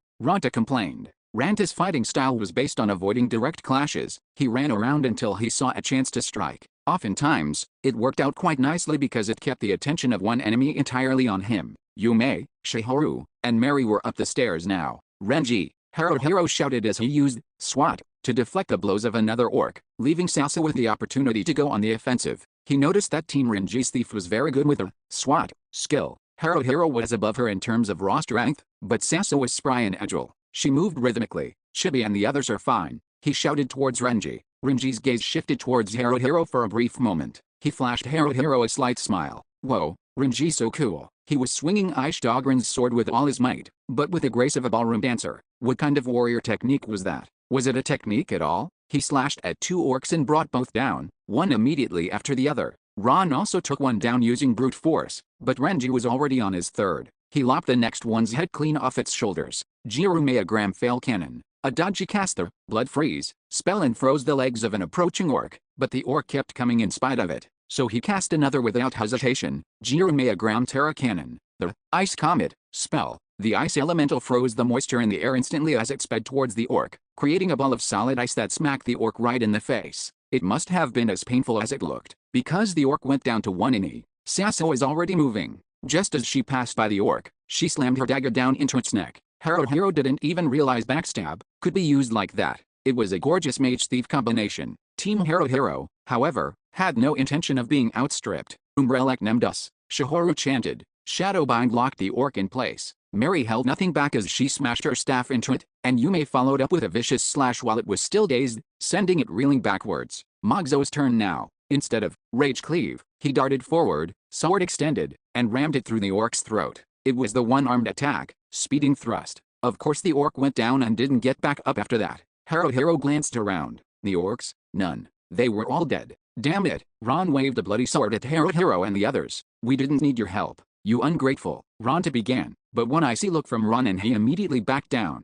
Sorry. Never mind. Wimp. Mary whispered. Wimp wimp wimp. Kihahi. Wimp imp. Eahi. Imp imp imp. Imps are preferable, Shihoru said. Ouch. Not that Haruhiro disagreed. Thanks, came a low, slightly husky voice. Damn, even Renji's voice was cool. Despite that though, a feeling of melancholy hung in the air. Haruhiro never expected to hear the word thanks from such an awesome voice, and to be honest, it touched him deeply. Hiding his inner turmoil under a cloak of calm, Haruhiro shrugged his shoulders. I owed you one, Haruhiro said. Now we're even, Renji replied. Yeah, I guess. Renji then turned to Mogzo and said, you're pretty useful. Hut. Mogzo glanced this way and that as if to confirm that Renji was talking to him, before finally pointing to himself. Me? No way. I mean, I'm not. Haruhiro was bothered by Renji's choice of the word useful, and he wondered if it was really a compliment. However, both Renji and Mogzo were warriors. A warrior knew a fellow warrior best, or so the saying went, or so Haruhiro thought he had heard somewhere before. There was no doubt though,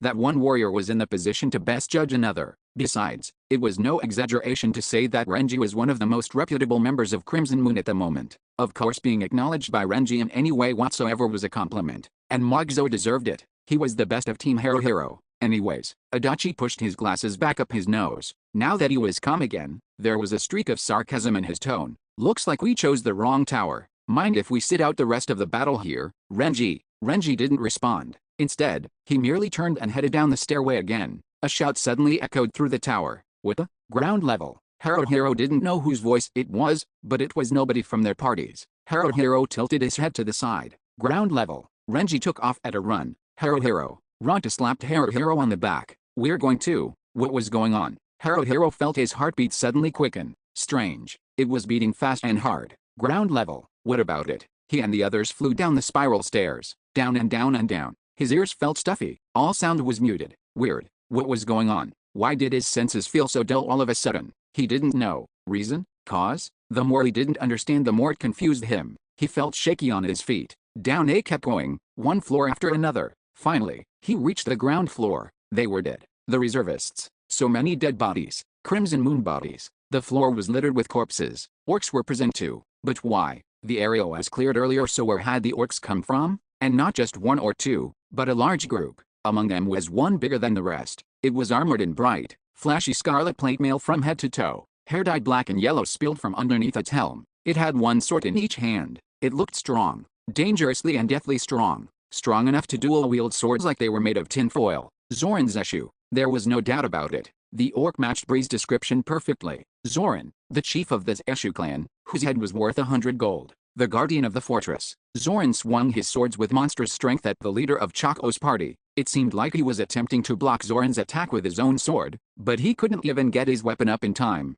Haruhiro thought that he heard the guy gasp in surprise just as Zoran brought both blades down on him. The next moment, his head was separated from his shoulders. It was an effortless final blow. What the hell? What about the others in the party? The other warrior, the priest, the short-haired mage? They were nowhere to be found. Then, Haruhiro spotted them. They were all on the ground in a bloody heap, dead. Their third warrior, the oafish-looking one, was still on his feet, fighting a different orc who had him almost backed against the wall. Next to him was Chaco. The warrior was trying to protect her. From the looks of it though, he was going to be overwhelmed. Chaco was going to be left wide open in a few more seconds. The orc was strong, stronger than any of the ones they had fought so far. Even their weapons and armor were different. The difference was so vast, it made the equipment the other orcs used look like toys. They must have been the Guardian's personal entourage. There were also a few orcs with Zoran who weren't wearing any armor. At their belts hung large, flask-like objects. They must have been the mages, shamans. Team Renji was already charging in. The orcs, however, numbered more than 10. There were probably closer to 20.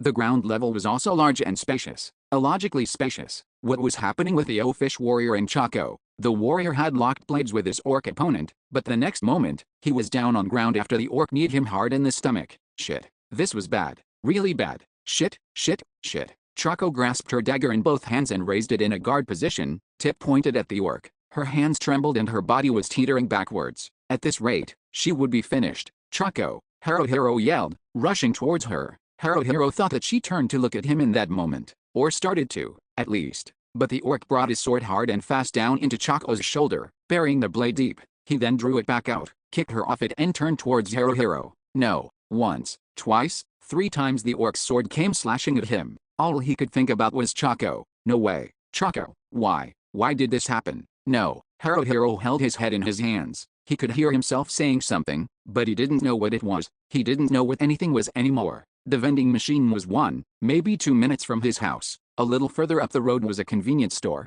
but if he went there he would probably bump into someone he knew no matter what time it was. He didn't like that, so he took shelter in the refuge area. Not that it was for refugees or anything, next to the vending machine. It wasn't like he often wanted to run away, to get away or anything, but maybe once in a while, when he did sort of feel like getting away, or when he simply had to get away, he would leave his house and make his way to the vending machine and kill time for a while. He probably got into this habit around the time he was in elementary school, maybe 5th grade, probably. At home, he shared a room with his older brother, so it wasn't like he could get any privacy in there when he wanted to be alone. Whenever he tried to get his brother out of the room when he did want to be alone, his brother would always tell him to quit complaining and maybe threaten to kick him or something. But that didn't change what Haruhiro wanted, so he started to retreat to that vending machine. Sometimes he would buy a drink, sometimes he wouldn't. Sometimes he'd drink the drink, sometimes he wouldn't. He'd space out for a while and go home when he felt like going home. The pattern repeated itself for a while until one summer day when he was in 6th grade. He was taking shelter next to the vending machine as usual when someone else came.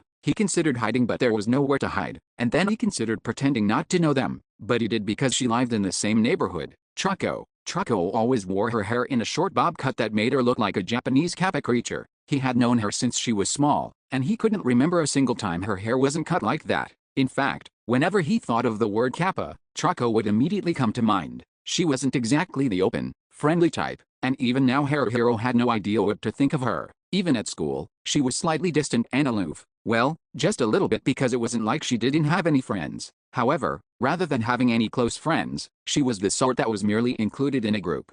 Haruhiro didn't understand why, but he had been interested in her since he was in preschool. Maybe because she was different from all the other kids. Actually, it wasn't really a conscious thing on his part. It was a sort of subconscious interest that bordered on being a real liking of her. Ever since he was born, Chaco was the first girl he had ever liked and his feelings hadn't changed since. They were in preschool together and were in the same class several times in elementary school, too. They lived close to each other and often talked about this and that. Haruhiro supposed that would make them close friends, but he never said anything about his like of her. Not that he dared to. Anyway, when they were both in 3rd grade, there was a rumor circulating that Chaco liked a boy named Kaib. One day, when Haruhiro and Chaco were walking home together, he asked her offhandedly if the rumor was really true, and after thinking about it in silence for a couple of moments, she told him yes. Traumatized didn't even begin to describe Haruhiro's feelings then. Koib was a slender kid who didn't exactly excel at sports, but he was learning the piano and seemed like he came from a refined household. And apparently, he was the type that Choco was into.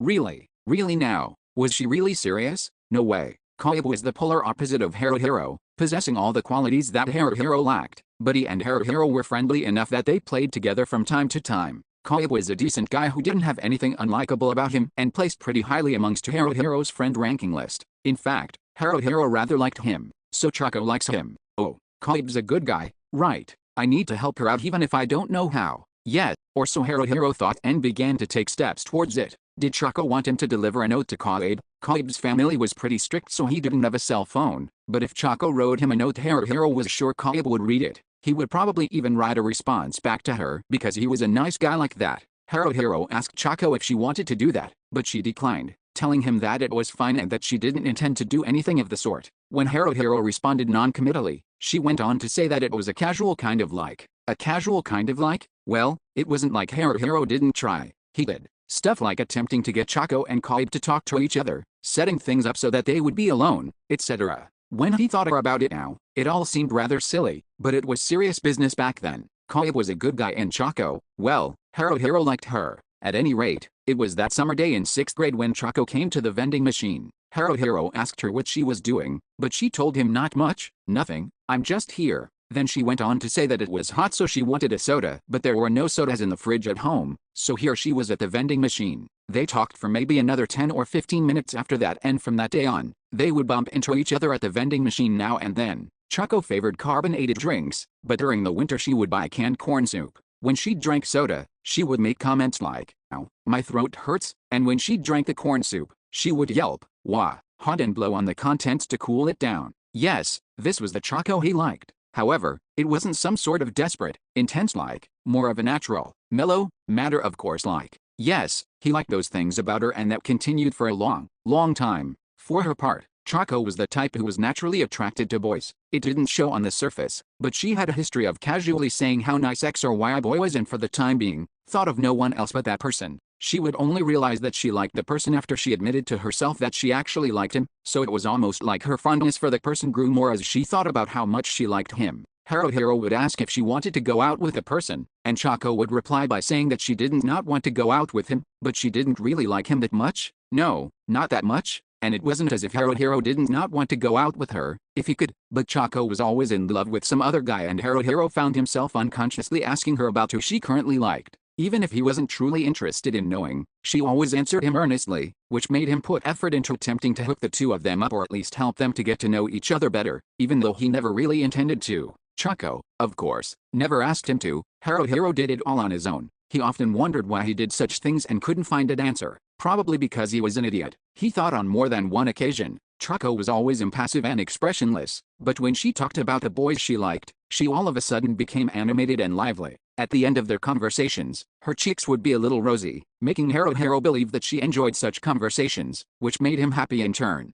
They had been friends for such a long time, but even so, he was always trying to think of ways to make her happy. He didn't even understand why himself. Choco was a real mystery. She didn't like to read books, never listened to music, didn't watch TV, and even if she picked up a hobby now and then, she would soon lose interest and drop it. When he asked her if there was anything she absolutely loved doing, she answered him swiftly with, "No, nothing." Haruhiro couldn't find anything that pleased her, which made him want to try more so that he could see her smile, but nothing he said or did ever worked. That night, he was squatting next to the vending machine again, staring out into space when Choco came. He had a feeling that Choco would come, but all the times he had feelings like that in the past, she never did. Tonight though, she did, and he thought to himself, yes, it made him want to do a victory pose right there and then, but he resisted the urge, forcing himself to calm down. "Hey," he greeted casually. Choco waved a hand at him. "Hey." Her wave and return greeting was adorable, and he was reminded once more of why he liked her. Currently though, Choco's crush of the week was one of her classmates, a boy with a rare name,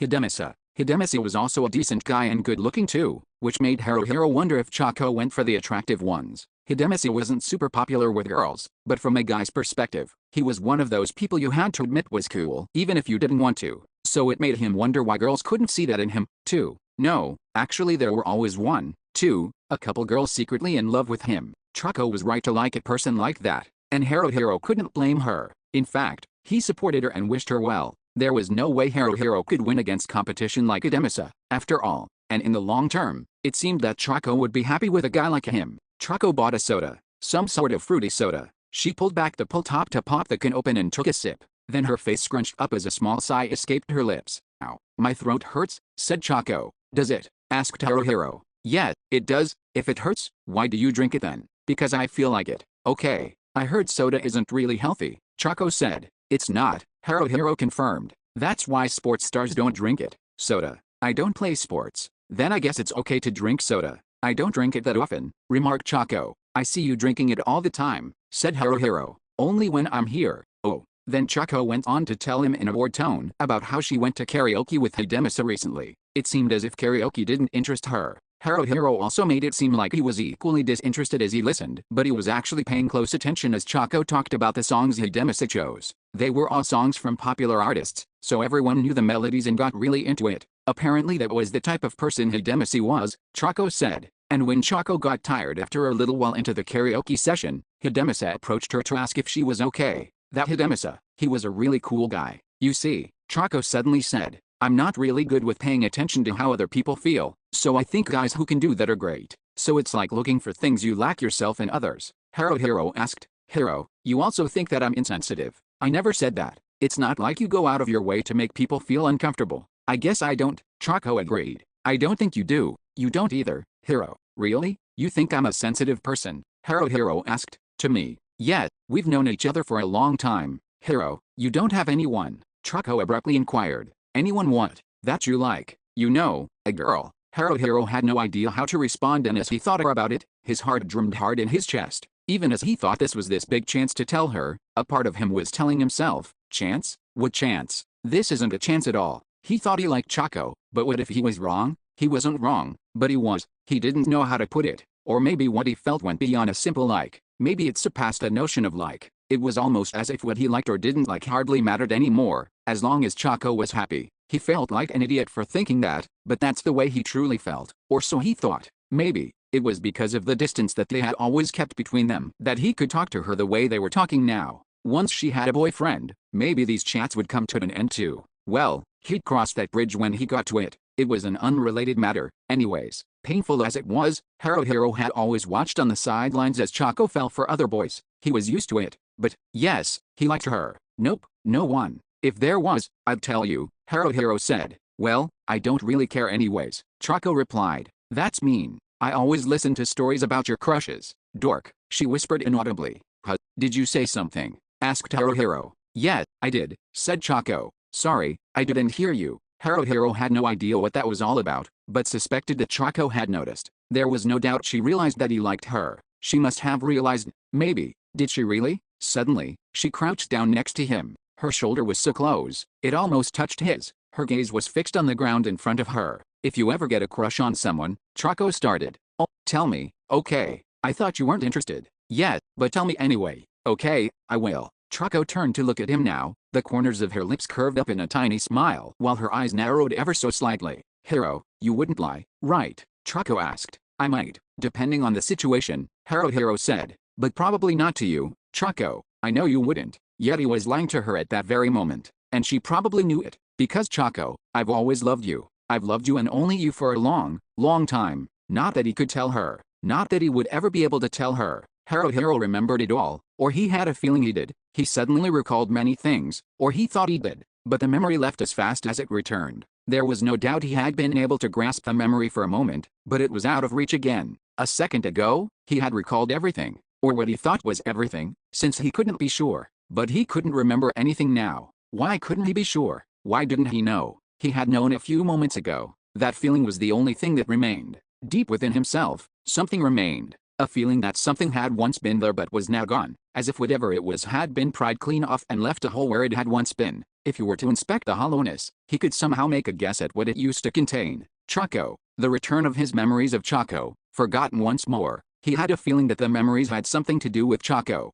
Haruhiro probably knew her. They were acquaintances, maybe even friends. But that was all he knew. He couldn't remember anything else about her. Nothing was left, not even the tiniest clues that could have hinted to what their relationship was. Haruhiro. Ranta shook him hard. Hey, quit spacing out at a time like this. I wasn't. Haruhiro croaked. He wasn't? Really? No, Ronta was right. He had spaced out. The guardian Zoran Zeshu, his honor guard, and the orc shamans had descended upon the first floor of the keep and begun a massacre. Nearly all the reservists who had been there were dead. Chaco. Yes, Chaco too. She was dead and so was her party. They were all dead. The leader, the warrior, their priest, the girl with the short hair, and Chaco herself. What about the oafish warrior? He was sprawled next to a wall and at least wounded, if not dead. Probably heavily wounded. They had all been killed by the orcs. Chaco had been killed. Her death had taken Haruhiro by surprise and he was completely shocked by the turn of events, but he wasn't as sorrowful, outraged, or pained as he perhaps should have been. It was more of an intense dissatisfaction at the way things turned out.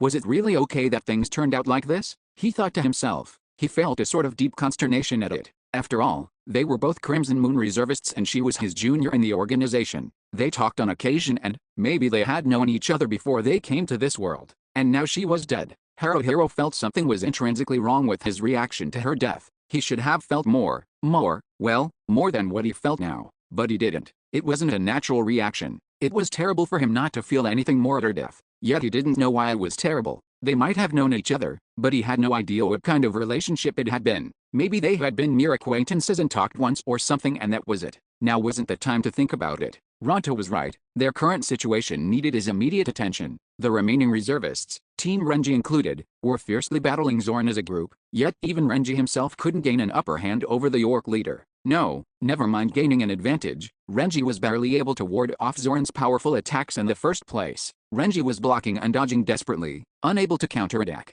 and he was covered in blood. It wasn't a fatal injury, but he had taken a blow to the head and was bleeding profusely. Ron let out a loud battle cry, intending to join the fight, but Renji shouted, "Stay away, you'll only get in the way. Stay back." It probably wasn't about having a manly duel one-on-one with his opponent for the sake of pride. Haruhiro realized it was simply too dangerous for anyone else to approach. Zoran's reach, the raw strength in his arms, his broad shoulders, and powerfully built chest, even his movements were far superior to Ishtagran, the last orc Haruhiro witnessed Renji fight when Altana had been invaded. One hit, that's all it would take. A single hit from Zoran would mean instant death. Even members of Zoran's honor guard were careful to keep a generous distance away from Zoran, as if they feared accidentally getting caught by a stray attack. So it was Renji and Zoran fighting one-on-one while the other reservists, including the rest of Team Renji, took on the other orcs and the orc shamans, and they were losing. The reservists were being overwhelmed. Ron locked blades with his orc opponent, but it was obvious to Haruhiro that he was having a tough time. Chibi, Sasa, and Adachi had been forced to retreat until their backs were nearly against a wall. Haruhiro wondered how many of the reservists remaining could hold their own against the orcs. Probably not many. Even now they were fighting a losing battle, and the tide didn't look like it was going to change. A shaman, Shihoru cried. One of the orc shamans was approaching the spot beneath the stairwell where Haruhiro and his group were huddled. Magzo leapt out first to meet the shaman head-on. The shaman halted and lifted up a large flask-like object hanging off its belt high. It pulled out the stopper and things started swarming out. Insects. A massive horde of them. What? Magzo gasped. The insect swarm went straight for his face. Magzo was wearing a helm, but the bugs were small and poured in from the gaps. Magzo let out an agonized shriek and looked as if he was about to go down. Shit. Without Magzo they were in trouble. Magzo, stay on your feet, Haruhiro exclaimed. You can't go down. You can't stop. Og, Magzo shouted, staggering about and swinging his sword wildly around. God damn it. Ronta jumped out from the stairwell and rushed towards the shaman. Midway there however, his entire body suddenly went rigid and he stopped moving. Ronta let out an ululating howl but couldn't do anything more. What the? Exclaimed Haruhiro. It had to be the orc shaman. It had sicked its insects on Magzo and now had its palm raised towards Ronta. Is that what Bri meant by psionic abilities? Haruhiro wondered. Yume pulled out her bow and shot an arrow at the shaman. When it jumped to the side to avoid getting hit, Ronta was free to move again. But while that was a good thing, Yume's arrow also narrowly missed Ron's face after it flew past the shaman. What the hell? Ron yelped. Sorry. Apologized Yume. Yume, you can't use a bow in here, Haruhiro said. The fighting's too chaotic.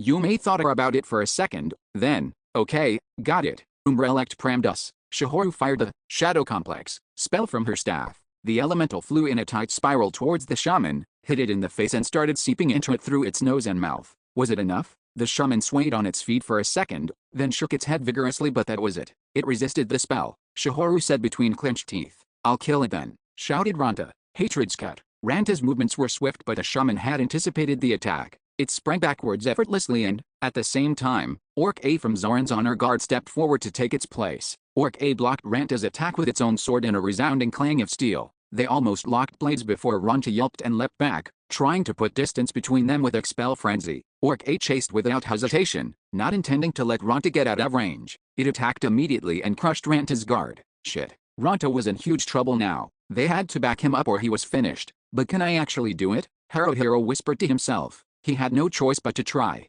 Just as Haruhiro made to join the fight, another orc emerged and cut him off. Orc B was also an honor guard member and the air of intimidation surrounding it was incredible. Haruhiro broke into cold sweat. Do I really have to do this? A part of him wondered. Seriously? Orc B attacked in rapid succession while Haruhiro deflected with a swat. The orc's attacks were so powerful, Haruhiro's head spun and his arm went numb. He was terrified, scared witless. No way, there was no way he could fight this orc. It was too strong. He was going to die. Smash. Mary's attack was impeccably timed, but ultimately unsuccessful. The orc immediately brought up its shield to block. It turned its head towards Mary while keeping its body facing Haruhiro. Maybe Mary hadn't completely failed after all. Now, Haruhiro threw himself at the orc. Perhaps Orc B intended to whack Haruhiro with its shield, but Haruhiro sidestepped it and, imitating what Sasa had done earlier, raised his dagger and aimed for the orc's neck. He was close, so close. He gasped as a swarm of insects assaulted him before he could carry out his attack. He shut his mouth and eyes tight and dropped low to the ground.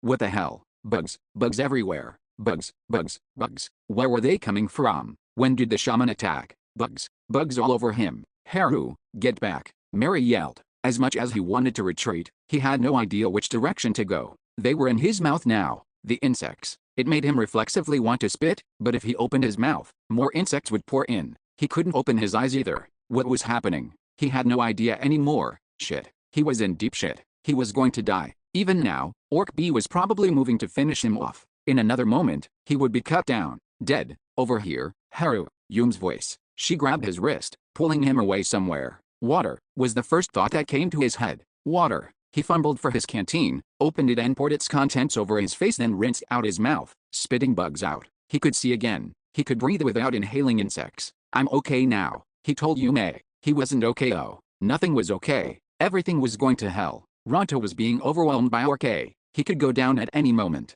Despite having been assaulted by insects, Magzo had somehow managed to draw Orc B's attention away from Haruhiro. Mary was attempting to defend Shihoru from Orc C's attacks and probably couldn't keep it up for much longer. He had to do something. Team Renji was also struggling. Renji was in a constant state of retreat, trying to fend off Zoran's attacks. The other 4 members of his party were grouped close, fighting defensively and trying their best to cover each other. Were any of the other reservists still alive? Annihilated. That was the only word that came to Haruhiro's mind. The others had been completely and utterly annihilated. No way. This had to be some sort of joke. Yume, help Mary, Haruhiro ordered while moving to help Ronta himself. The problem was, how was he going to help? He couldn't get in position behind Orc A without exposing his own back to another orc. He suddenly spotted a sword lying on the ground. He didn't know whose it was and didn't care. He scooped it up and hurled it at Orc A in desperation. Orc A blocked it easily with its shield, but did stagger backwards a little. That gave Ronta a moment's reprieve. Fuck. Ronta yelled. This is bullshit.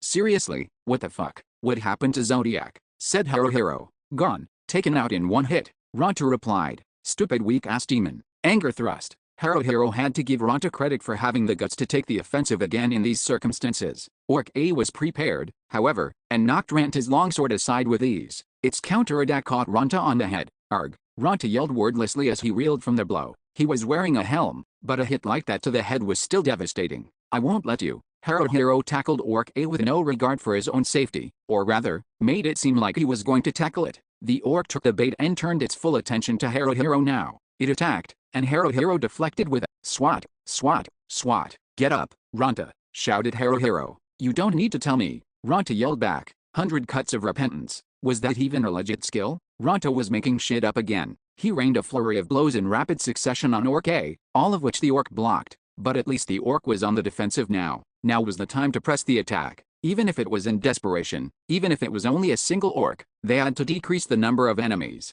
Haruhiro had to get into position behind Orc A to backstab. He would finish it in one blow. He had to. And in the moment he made up his mind, Yum's sudden cry rang in his ears. She had been sent flying head over heels by Orc C. A wide strip of red blood ran from her shoulder down the front of her chest. Orc C began to stalk after Yume to finish her off, but Mary stepped into its path. She spun her staff around in a wide arc at the orc, but it deftly caught the attack on its shield and shoved her aside. No. Haruhiro rushed towards Orc, but he wasn't going to make it. Yume, however, hadn't given up yet. She pulled out a throwing knife and, gasping, star pierce, lobbed it at the Orc. Orc stepped to the side and the knife flew harmlessly past, but it bought him another brief moment. Thanks to that, Haruhiro got there in time. At this point, he couldn't care less about his own safety anymore. He was going to full-body tackle the Orc, and whatever happened to him next would happen. That was his intention, but something in the corner of his eye caught his attention. Something to his left. Haruhiro didn't mean to look, but was glad that he did. An Orc shaman was taking a deep breath and preparing to exhale. What was it doing? It opened its mouth and, fire. Haruhiro threw himself to the ground and narrowly avoided getting enveloped by the stream of fire that erupted from the shaman's mouth. Hot, hot, hot, hot. His cloak had caught fire, but he didn't care about that. He had to get to Yume. But it was over. Orc was standing over her, mid-swing in the finishing blow. Yume was done for. Dead, or not, it wasn't over yet. They had Magzo. By some fortuitous providence of chance, Team Haruhiro had Magzo. Magzo slammed his body into Orc and sent it sprawling back and away from Yume. But the Orc shaman came again. It spit out another stream of white-hot fire that seemed to swallow Magzo whole. Magzo never stopped, however. He swung his sword around with terrifying determination, and the shaman, cowed by Magzo's force of will, quickly scrambled away. Fall back, Haruhiro shouted, realizing that it was the only thing they could do now. Retreat. This wasn't a battle they could win. If they tried to fight, they would all die. If they kept trying to fight, the entire team would be wiped out. It was on his own unwillingness to die. He was less afraid of death for himself than he was of his companions dying.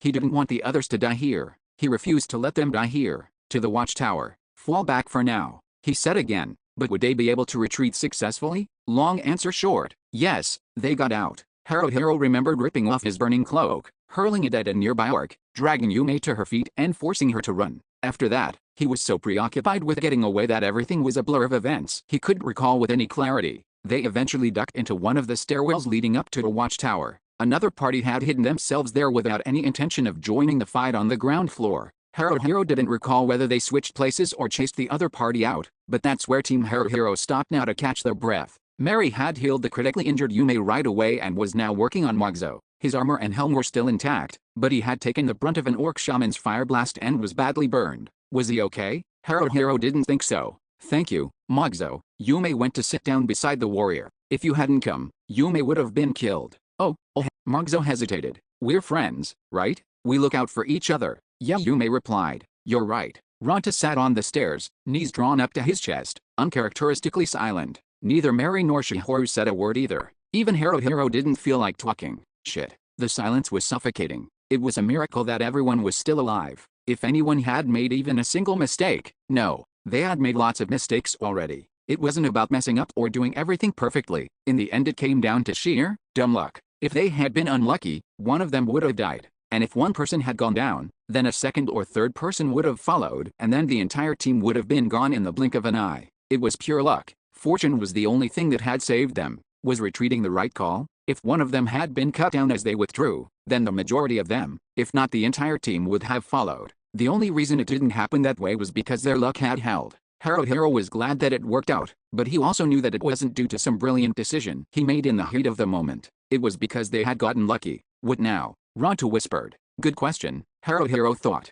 What were they going to do now? Going back in was out of the question. They were too outmatched. It wasn't a fight they could win. If even Team Renji was struggling, then it was impossible for them. And struggling was probably an understatement. Team Renji looked like they were going to be overwhelmed sooner or later. Maybe they were all dead already. Haruhiro looked up. When he saw the gazes of all his companions locked on him, only then did he realize that his eyes had been glued to the floor this entire time. Why was everyone looking at him? Oh yeah, because he was the leader. Everyone looked to him for instructions, for a decision. What were they going to do now? Even if that was the question they were all silently asking him, he didn't know. He couldn't make a decision, and he wished that they would quit trying to shove the responsibility onto him. He didn't have what it took to be a leader. The responsibility was too heavy a burden to bear. I can't do it. I can't. There was too much death. Everyone was dead and he was afraid. Just quit it. Stop it already. He was terrified that his friends would die too. She had already died. Chaco and Haruhiro's companions would follow. Even Team Renji would die. Just like Chaco, everyone would die. He wanted to say to the others, I'm finished, I'm done. I can't make a decision, so quit looking at me. He didn't want to be the leader anymore. He couldn't do it. He had no idea what to do. He wanted to tell the others to go do whatever they want. Just do whatever the hell you guys feel like. Don't look at me for answers, and don't expect me to have any. He couldn't shoulder the weight. He couldn't lead. Let's just all die. The situation was hopeless and there was nothing left to do but die. That was his decision, and if anyone had a problem with it, then they could be the leader instead. They could come up with another idea. They could tell him what to do next. But he kept those thoughts to himself. No way he could say something like that out loud, because if he did, their party would fall apart. He could imagine it happening in his mind's eye. He had to keep himself from falling apart for their sake. No, that wasn't right. He would be lying to himself if he said that he was doing it for the others. In the end, it was for his own sake. Even in a desperate situation like this, Haruhiro wanted to keep up appearances, wanted to act cool. He didn't want to disappoint his companions. He might not be a great leader and maybe he would never become one, but he didn't want the others to see him as bottom of the barrel pathetic. He didn't want the others to hate him, and he didn't want them to abandon him. No matter how things ended, Haruhiro wanted to be part of this team until the very end. When it really mattered, this was the type of person he turned into. He wasn't a Minato, but this? No, it was too pitiful. There was a limit to how pathetic he could be. If he said what was really on his mind, it wasn't merely a matter of coming off as uncool. I'm going to assess the situation, he announced instead. Stay here. Everyone was currently perched a little ways up the stairs. Even from here, they could hear the sounds of pitched battle, but no one knew what was really going on. No one wanted to know. That's why they were hiding here. That's why no one wanted to leave this spot, Haruhiro included. But doing something was better than enduring the greedy stares of the others demanding answers from him. Maybe it was too harsh to call it greedy, but that's what it felt like. Their gazes were terrifying. He descended the stairway, reached the ground floor, and poked his head out. Renji, he whispered through gritted teeth. Team Renji was still fighting doggedly. Ron and Chibi were covered in blood, struggling to defend Sasa and Adachi from the orc onslaught.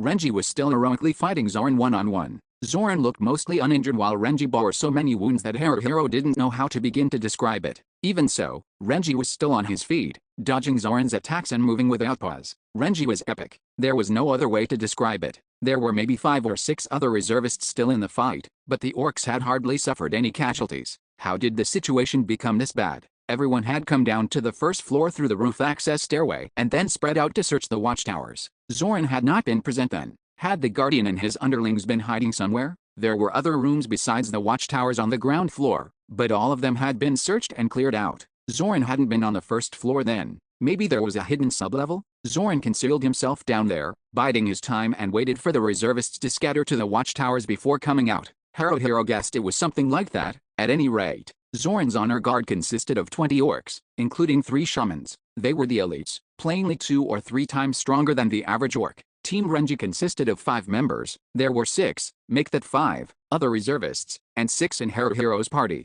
The orcs not only outnumbered them, but their fighting ability was probably superior, too. Was this what you call a hopeless situation? The party-less reservists would go down first. Then the orcs would eliminate 1 or 2 members of Team Renji, and the fight would be hopelessly lost. What about the current situation though? In terms of numbers, the 16 here wasn't their entire force. Kajiko and her wild angels were still searching one of the watchtowers. They were 18 in number, at least 15 even if they lost a few. Kajiko herself was a strong fighter. If they joined the fight, the tables would turn in moments. What about Bree? He said that he was going to check the situation at the main gate. The strategy had called for the reservists to act as a distraction while the regular army broke through the main gate and took down the fortress. Maybe it was taking them longer than anticipated, but the regular army would come sooner or later. Supposedly, when the army arrived, the battle would turn in their favor for sure. Should Haruhiro and the others wait then? If they stayed hidden in the watchtower stairwell until reinforcements arrived? No. There was no way of knowing when reinforcements would get here. If Team Renji got wiped out before then, they were all finished. The orcs would search the keep for any human survivors and eliminate them. Even if they hid at the very top of the watchtower, they would be found sooner or later.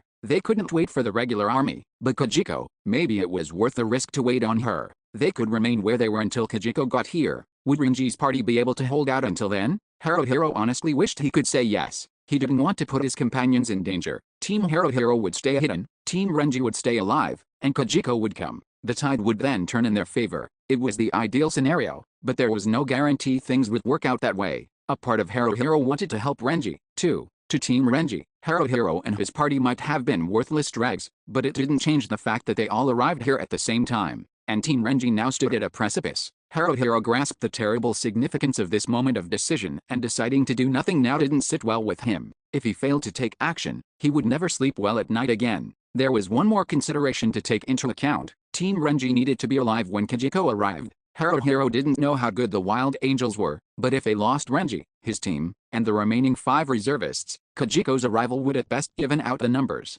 Depending on how many she'd lost, the orcs might still have a numerical advantage. Zoran was too strong for him to assume that Kajiko's Wild Angels could win against the orcs alone. And if Kajiko lost, then Team Haruhiro was in danger of dying too. How long had he been standing here deliberating? Haruhiro didn't know, but he knew that they didn't have any more time to dawdle. He didn't know much else, but he knew that he had to hurry and make a decision. If they sat back and did nothing, they would probably all die. Actually, all of them already had one foot in the grave. Thinking about it that way, things seemed more clear. Choco, I might be able to see you again soon. We can take our time talking and recall all the things we've forgotten. One by one, Haruhiro returned to where his companions were waiting. I'm sorry, everyone. I know it's horrible of me to ask, but we need to get back in there, is what Haruhiro wanted to say, but he didn't. We have to help Renji. We'll go after the shamans. The other orcs are less of a threat. He didn't give voice to that either. The orc shaman Avail is probably down there, Haruhiro said instead. His head is worth 50 gold. Zoran might be too tough for us to take on, but we can definitely claim Avail's bounty. It's 50 gold.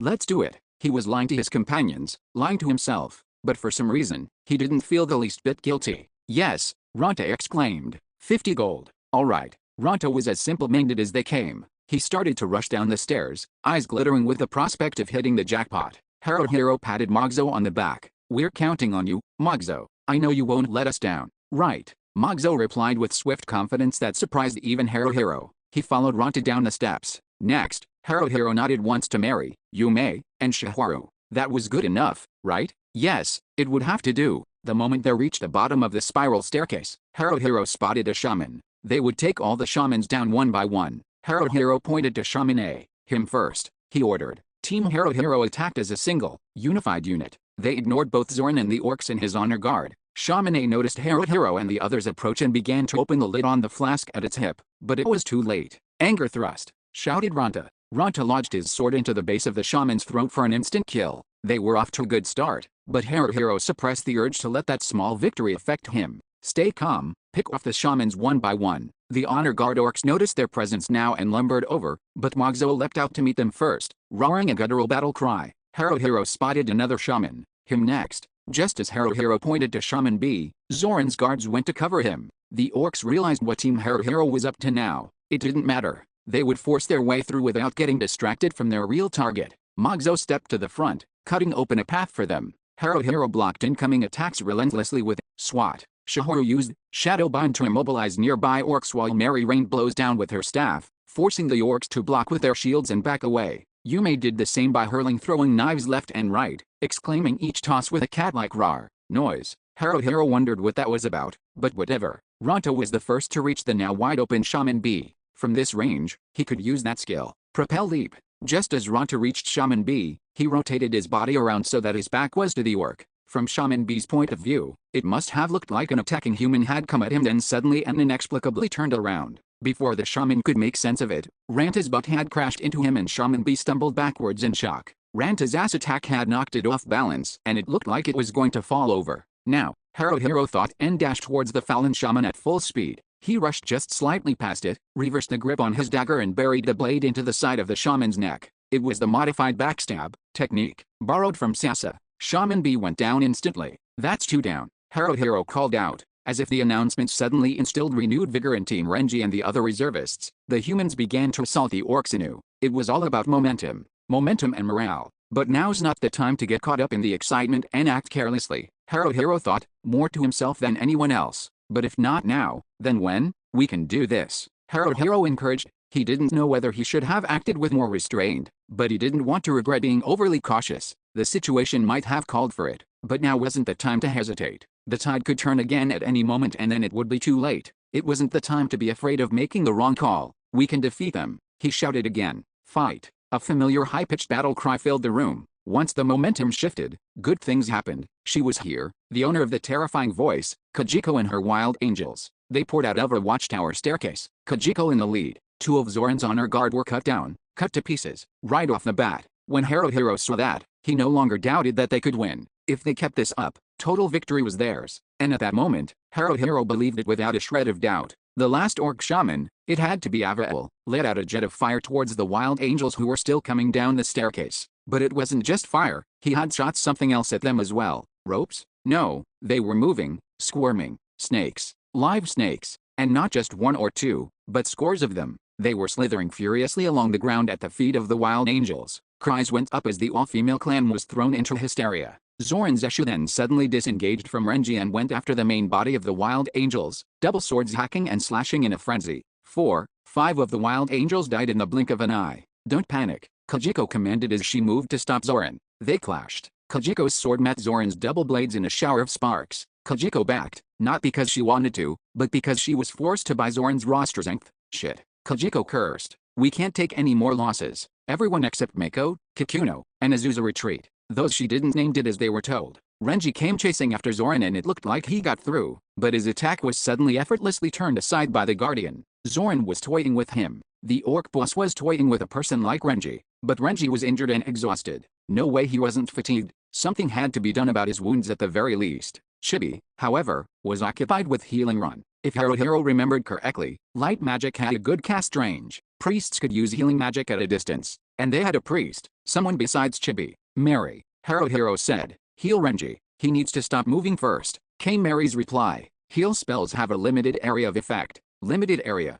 Haruhiro echoed. Oh yeah, healing magic's light spells illuminated the area where they were cast and only worked if the person being healed remained there throughout the duration. While Renji remained engaged with Zoran, he couldn't stay in one spot. But Renji's not gonna last like this, Haruhiro said. They had to give Renji a chance to rest, even for a few seconds. I'll go. I got this. The voice didn't belong to Ranta. It was Magzo. There was no hesitation, no doubt as Magzo clashed violently with Zoran. His swings were powerful and fast. Each blow was forceful and heavy. They were almost on par with Teeth Patch's attacks. Zoran was forced onto the defensive. Renji was about to renew his offensive as well. Hold on. That defeated the entire purpose of Magzo going in. Haruhiro grabbed Renji's arm. No, Haruhiro yelled. You need to get yourself healed. Let go, Renji said. Forget it, Haruhiro replied. Mary, now, understood. Mary etched the hexagon emblem in the air as she ran towards them and pressed her palm to Renji. O light, under the divine grace of Lord Luminous, cure. As soon as the God of Light spell took effect, Renji stopped resisting. Haruhiro didn't know whether he resigned himself to getting healed or what, but he no longer tried to move. Mary healed Renji's head and shoulder injuries first, then pressed her hand to the deep gashes on his chest and ribs. But no matter how many times Mary healed him, there were so many wounds, it seemed like she would never be done. Renji's breathing was labored and his face looked ashen as well. He had lost too much blood. Ranta was busy with one of Zoran's underlings and Yume with another. Yet another was coming for the exposed Shihoru and Haruhiro intercepted it with swat, just in time. That's enough, Renji said, cutting down the orc that had attacked Shihoru with one savage blow of Ishdogran's sword before running towards Zoran. Out of the way, dimwit, he said to Magzo. Zoran's my opponent. No way, Magzo said. Don't try to take him alone. Magzo shifted to his left, leaving a spot open on the right. Renji moved in smoothly, filling the gap. It was 2 versus 1 now, and I'm not a dimwit, he yelled. Magzo swung his sword in all directions endlessly. In his all-out defensive, he never paused, even for breath. Renji also made Ishdogran's blade dance in his hands. To Haruhiro, the two of them were the amalgamation of power and finesse, Magzo with the power and Renji the finesse. Magzo fought with strength, Renji with technique. Between the two of them, even the dual-wielding Zoran had his hands full fending off their attacks. The scene before his eyes was so incredible, Haruhiro could hardly believe it. That's right, Renji replied. No, you're not. Show me what you've got, Magzo. He was like a different person, or perhaps Magzo was really like this all along. He must have been called dim-witted and dumb all the time. They couldn't remember who they were or where they were from before they had come to Grimgar, but the effects of the relentless teasing must have remained with him. That's why Magzo never had much self-confidence. But then he joined with Haruhiro and the others. They fought together and struggled together, and Magzo had become an outstanding person. Magzo was the core of their team. If something happened to Haruhiro, then Mary could fill the role of leader and the team would be able to move on. But without Magzo, they would be in trouble. He was irreplaceable and everyone knew it. Magzo was the most dependable of all of them, and he knew that the team relied on him. He remembered that now and his self-confidence had returned with a vengeance. Finally, he was fighting at his full potential. And it wasn't just in this battle, his newfound confidence would serve in all the ones to come, too. Renji had misjudged. Magzo truly belonged with Team Renji, but since Renji had underestimated him and passed him up, he had joined Haruhiro's team instead. For that, Haruhiro felt obligated to thank Renji for giving them the chance to meet Magzo and having things work out this way. Letting boys do all the fighting ain't my style, Kajiko said and attacked Zoran from the back. Zoran sidestepped and jumped back. The orc boss ran. That Zoran Zeshu is actually running away from them. We split the reward evenly, Kajiko shouted. Back off, Renji demanded. Kajiko's reply was to chase after Zoran. Renji and Mogzo weren't far behind. Og, Ranta shouted. Avail. The orc shaman shot a stream of fire at Ranta, who couldn't avoid it and was engulfed instantly by the flames. Avail was nimble and quick, using hit and run tactics to avoid being attacked. Ranta and the others were having a horrible time trying to pin him down. Mary, to Ranta, Haruhiro said. I know, Mary acknowledged. You may, cover Shiharu, he said next. Wah, came Yume's reply. Wah, what's that supposed to mean? Haruhiro asked, having no idea what she was saying. It didn't matter because Yume shifted over to stand closer to Shiharu. Maybe she meant to say yeah, Umbrelect prammed us, Shiharu chanted. Shiharu's shadow complex spell hit its target and caused it to fall into a state of confusion, but it was like a bucket of water on a goddamn forest fire. There were more than 10 of Zoran's honor guard orcs left, not to mention Zoran himself and Avail. They only had Team Renji's 5, Team Haruhiro's 6, 4 remaining from the Wild Angels, and 3 other scattered reservists. Wait, that means they won? No, they had the advantage in numbers but it hardly meant victory. Avail toasted another reservist with his fire stream attack. The guy took the brunt of it and went down. Crap, someone had to heal him. Actually, his clothing was distinctly priest class, even if it was on fire. In that case, he would have to take care of himself, even if he wasn't in any condition to, because neither Chibi nor Mary could be spared to heal him. We're going after Avail, Haruhiro declared. Mogzo, Renji, and Kajiko were too busy with Zoran. Ron was covering Sasa, Chibi, and Adachi and wasn't in a position to move. Mako, Kikuno, Azusa, Haruhiro called, recalling the names of the remaining members of the Wild Angels. Avail is the priority. Each of the 3 was engaged with one of Zoran's guards, but one of them had just finished off her opponent. She was a warrior almost as big as Kajiko. Avail was probably waiting for that exact moment. The orc shaman shuffled quickly towards her and opened up the flask at his belt. Insects came swarming out. Before the woman could react, the swarm of insects was on her. She screamed. The woman attempted to swat the bugs away. It was a reflexive response and Haruhiro couldn't blame her, but it was still not the right reaction. Instead, she needed to get some distance between herself and Avail, and this time, the shaman didn't run. Instead, he purposely approached her, intending to do something. But maybe this was his chance, and even as Haruhiro thought that, he was moving. Avail was armed with a short mace. He clobbered the woman in the knee first and then smashed it into her head. The woman's helm prevented the blow from being lethal, but she still went down in a heap. Avail then spun around. Crap, the shaman had noticed Haruhiro's approach. Gashu Grasha, the shaman hissed, swinging the mace at Haruhiro. The mace wasn't large, so Haruhiro could have deflected it with his dagger, but he was already ducking out of reflex before he realized what he was doing. Avail was running away before Haruhiro even managed to straighten. He's fast, Haruhiro gasped. As he went after the shaman, Haruhiro wondered if he was making the correct decision. Right or wrong, he had no idea, but he knew that letting Avail run around doing whatever he wanted wasn't good. The shaman was too dangerous. He could whittle their numbers down one by one until the orcs had the advantage again. Haruhiro was terrified though. Could someone like him handle Avail alone? He didn't think Avail was the type of opponent that anyone could handle alone. Whoa. Haruhiro hurriedly threw himself to the ground again because Avail had suddenly turned around, and Haruhiro thought that the shaman was going to throw another attack at him. Haruhiro's instincts were right. A jet of flame roared over his head. If he had been a half-second slower to react, he would have been caught and roasted alive.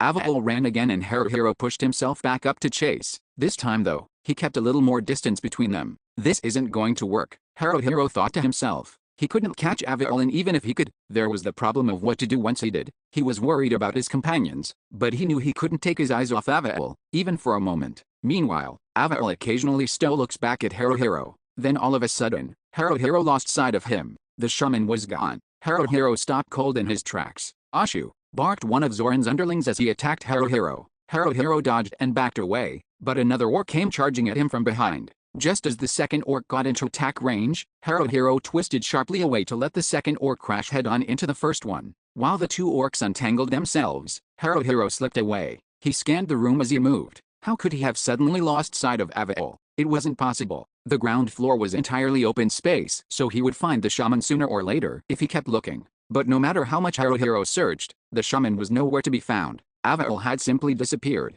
Now that he thought about it, Avail always seemed to disappear and reappear. But that was impossible, of course. Actually, Avail was simply dodging behind the other orcs and then appearing again when everyone's attention had turned elsewhere. Haruhiro wanted Avail to think that he had turned his attention elsewhere, too. To Avael, Haruhiro had lost interest and forgotten about him. Then the shaman would come out to attack. So when Avael appeared again and began moving towards Ron, Sasa, and the others, Haruhiro pretended not to see. Or maybe it was towards the two remaining Wild Angels members? Wait, or was it towards Renji, Magzo, and Kijiko? Damn, the shaman's movements were hard to predict. Is that how Avael closed in and attacked by surprise? In that case, Haruhiro mimicked him. Like the thief he was, Haruhiro stole Avael's movement techniques. Then, he figured it out. Avael's next target. It was Adachi. Team Renji's mage was using cannon water and ice spells to obstruct and injure enemy orcs. Avael was intending to get into range to throw a fire spell at Adachi, but the moment before the shaman could, Haruhiro struck with backstab. What? Just before Haruhiro's dagger found its mark, Avael twisted around. Haruhiro's dagger sunk itself into the shaman's left shoulder. Haruhiro's attack had failed, but rather than counterattack, Avael ran. It seemed that the orc shaman was the type who didn't engage in a fight unless the odds were overwhelmingly in his favor. He sure was meticulous. It was cowardly, yeah, but smart too. Cunning. With that, Avael probably figured Haruhiro out. The shaman knew that Haruhiro had stolen his strategy and was using it against him now. The same thing wouldn't work twice. He couldn't let Avael get away again. If he did, the shaman would constantly be on his guard for the same trick, and there would no longer be any openings for Haruhiro to exploit. Modified Propel Leap. Avael yelped in surprise. In that moment, he had no idea what happened. The orc shaman never imagined that some human would fly at him from the side and attack him with his butt. Eating Ranta's ass attack, the shaman stumbled back. What the hell is up with Ranta's timing? It was perfect. Too good. So good it was dirty. Now that the fight was completely in their favor, Haruhiro was confident he could finish it even if the line didn't appear for him. Being extra cautious, Haruhiro used Widowmaker rather than backstab. He jumped onto Avael's back, put the shaman in a full Nelson hold, then jammed his dagger up under the shaman's chin in a single, swift motion before leaping away. No. Ranta groaned. Was the kid an idiot? Yeah, he was. Ranta lifted up his long sword and brought it diagonally down onto Avael's neck, but it only cut halfway through. Ranta then kicked the orc to dislodge his sword and swung again, and again, then a third time until Avael moved no more. Yes, exclaimed Ranta. Got my 50 gold. And a vice. Ranta was Ranta and would always be Ranta. It was really quite admirable. Or not. Yet, not. Only Zoran now, Haruhiro said. Several of Zoran's underlings were left, but Zoran's issue was the priority. With the ever-present danger of Avael's backup out of the picture now, it was truly 3-on-1. They could win. Mog. Just as Haruhiro called out to Magzo, Zoran jumped into the air. The orc boss somersaulted forward, avoiding Kojiko's swing at his back and flew away from Magzo and Renji who were attacking from the front. What? Exclaimed Renji. Damn it. Kojiko cursed. Hut, said Magzo. Zoran let out a long, ear-shattering roar and then spun. He added several full rotations to his front flip before landing. Then he began to spin horizontally like a top. He was fast and the spin was incredibly powerful. Renji and Magzo couldn't do anything but back away, and even then, they didn't back up fast enough. Both their swords got caught by Zoran's rotating blades and Renji and Magzo were sent flying. The orc then pressed the attack on Magzo without hesitation. When Renji approached to back Magzo up, Zoran turned to him immediately, using a single, powerful sword stroke to drive Renji back. The orc then slashed at Magzo again with both blades. Kojiko let out another high-pitched cry as she attacked Zoran from behind. Zoran spun around and forced her to retreat with one swing, then another of each of his double blades. Then he turned his attention to Magzo once more, going after the human stubbornly and methodically. When Renji attempted to interfere, Zoran swiftly did that forward somersault spin combo and returned his focus on Magzo. Why? Why was Zoran so intently focused on only him? Magzo was barely blocking the orc boss attacks with his sword, his plate armor was in tatters and his helm dented and crushed in. It was like Zoran was whittling Magzo down little by little. Haruhiro wanted to help, but he didn't know how. Emboldened by Zoran's vicious offensive, the other orcs started to chant Ashu, Ashu, as they attacked the humans anew. One of them came after Haruhiro, too, and even as he blocked with swat, he knew that he was outmatched. The orc was too strong and its attacks nearly ripped the dagger out of his hand. Piru, Ranta shouted. Ranta's backup arrived just in time to prevent Haruhiro from getting into a really bad situation. But why the hell is he calling me that? Ranta did save him though. Arg. Kojiko yelped as Zoran's blade ripped her helm off her head. Her entire face was covered in blood. Get her away from here. Renji shouted angrily, and one of the 3 remaining Wild Angels members came and dragged Kojiko away. They were finished. The fight was lost. Haruhiro really thought that they could win when Kojiko and the Wild Angels arrived, but he was wrong. Zoran's issue was not Ishidogran. He was just too strong. He wasn't an orc,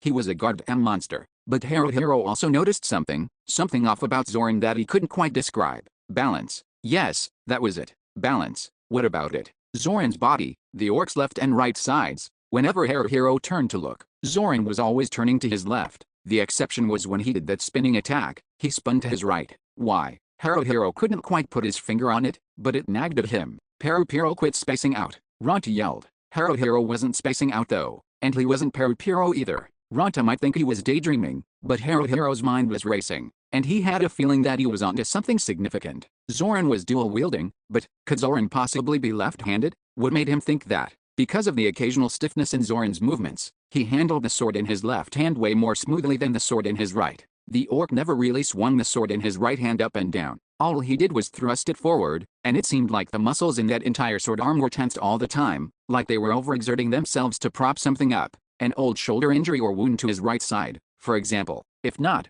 then Zoran wouldn't be moving like that. It wasn't as if he was doing it on purpose, but flesh and bone naturally worked around injuries like that. Renji and Mogzo were fighting Zoran up close and they probably didn't notice. Haruhiro was watching from afar, so he picked up on the slight incongruity. So what now, Ranta? Haruhiro said. What? Replied Ranta. Do you want 100 gold? Hell yeah, why even ask? Then you're gonna have to draw Zoran's attention, said Haruhiro. You're the only one who can do it. Huh, so you finally figured out how to use me to my full potential, Ranta declared. Tell me what to do. Haruhiro quickly explained. Ranta's job was dangerous, but not difficult. For a dread knight like Ranta, it wasn't about succeeding or failing, all he had to do was try. That made it easy. The problem was communicating the plan to Renji and Mogzo. Mogzo, Renji, Haruhiro called. Zoran's got a habit of favoring his left when he turns. He's weak on his right side. Maybe an old injury or something. Ranta's gonna attack head-on. You two hide him from behind. Did they understand what he was talking about?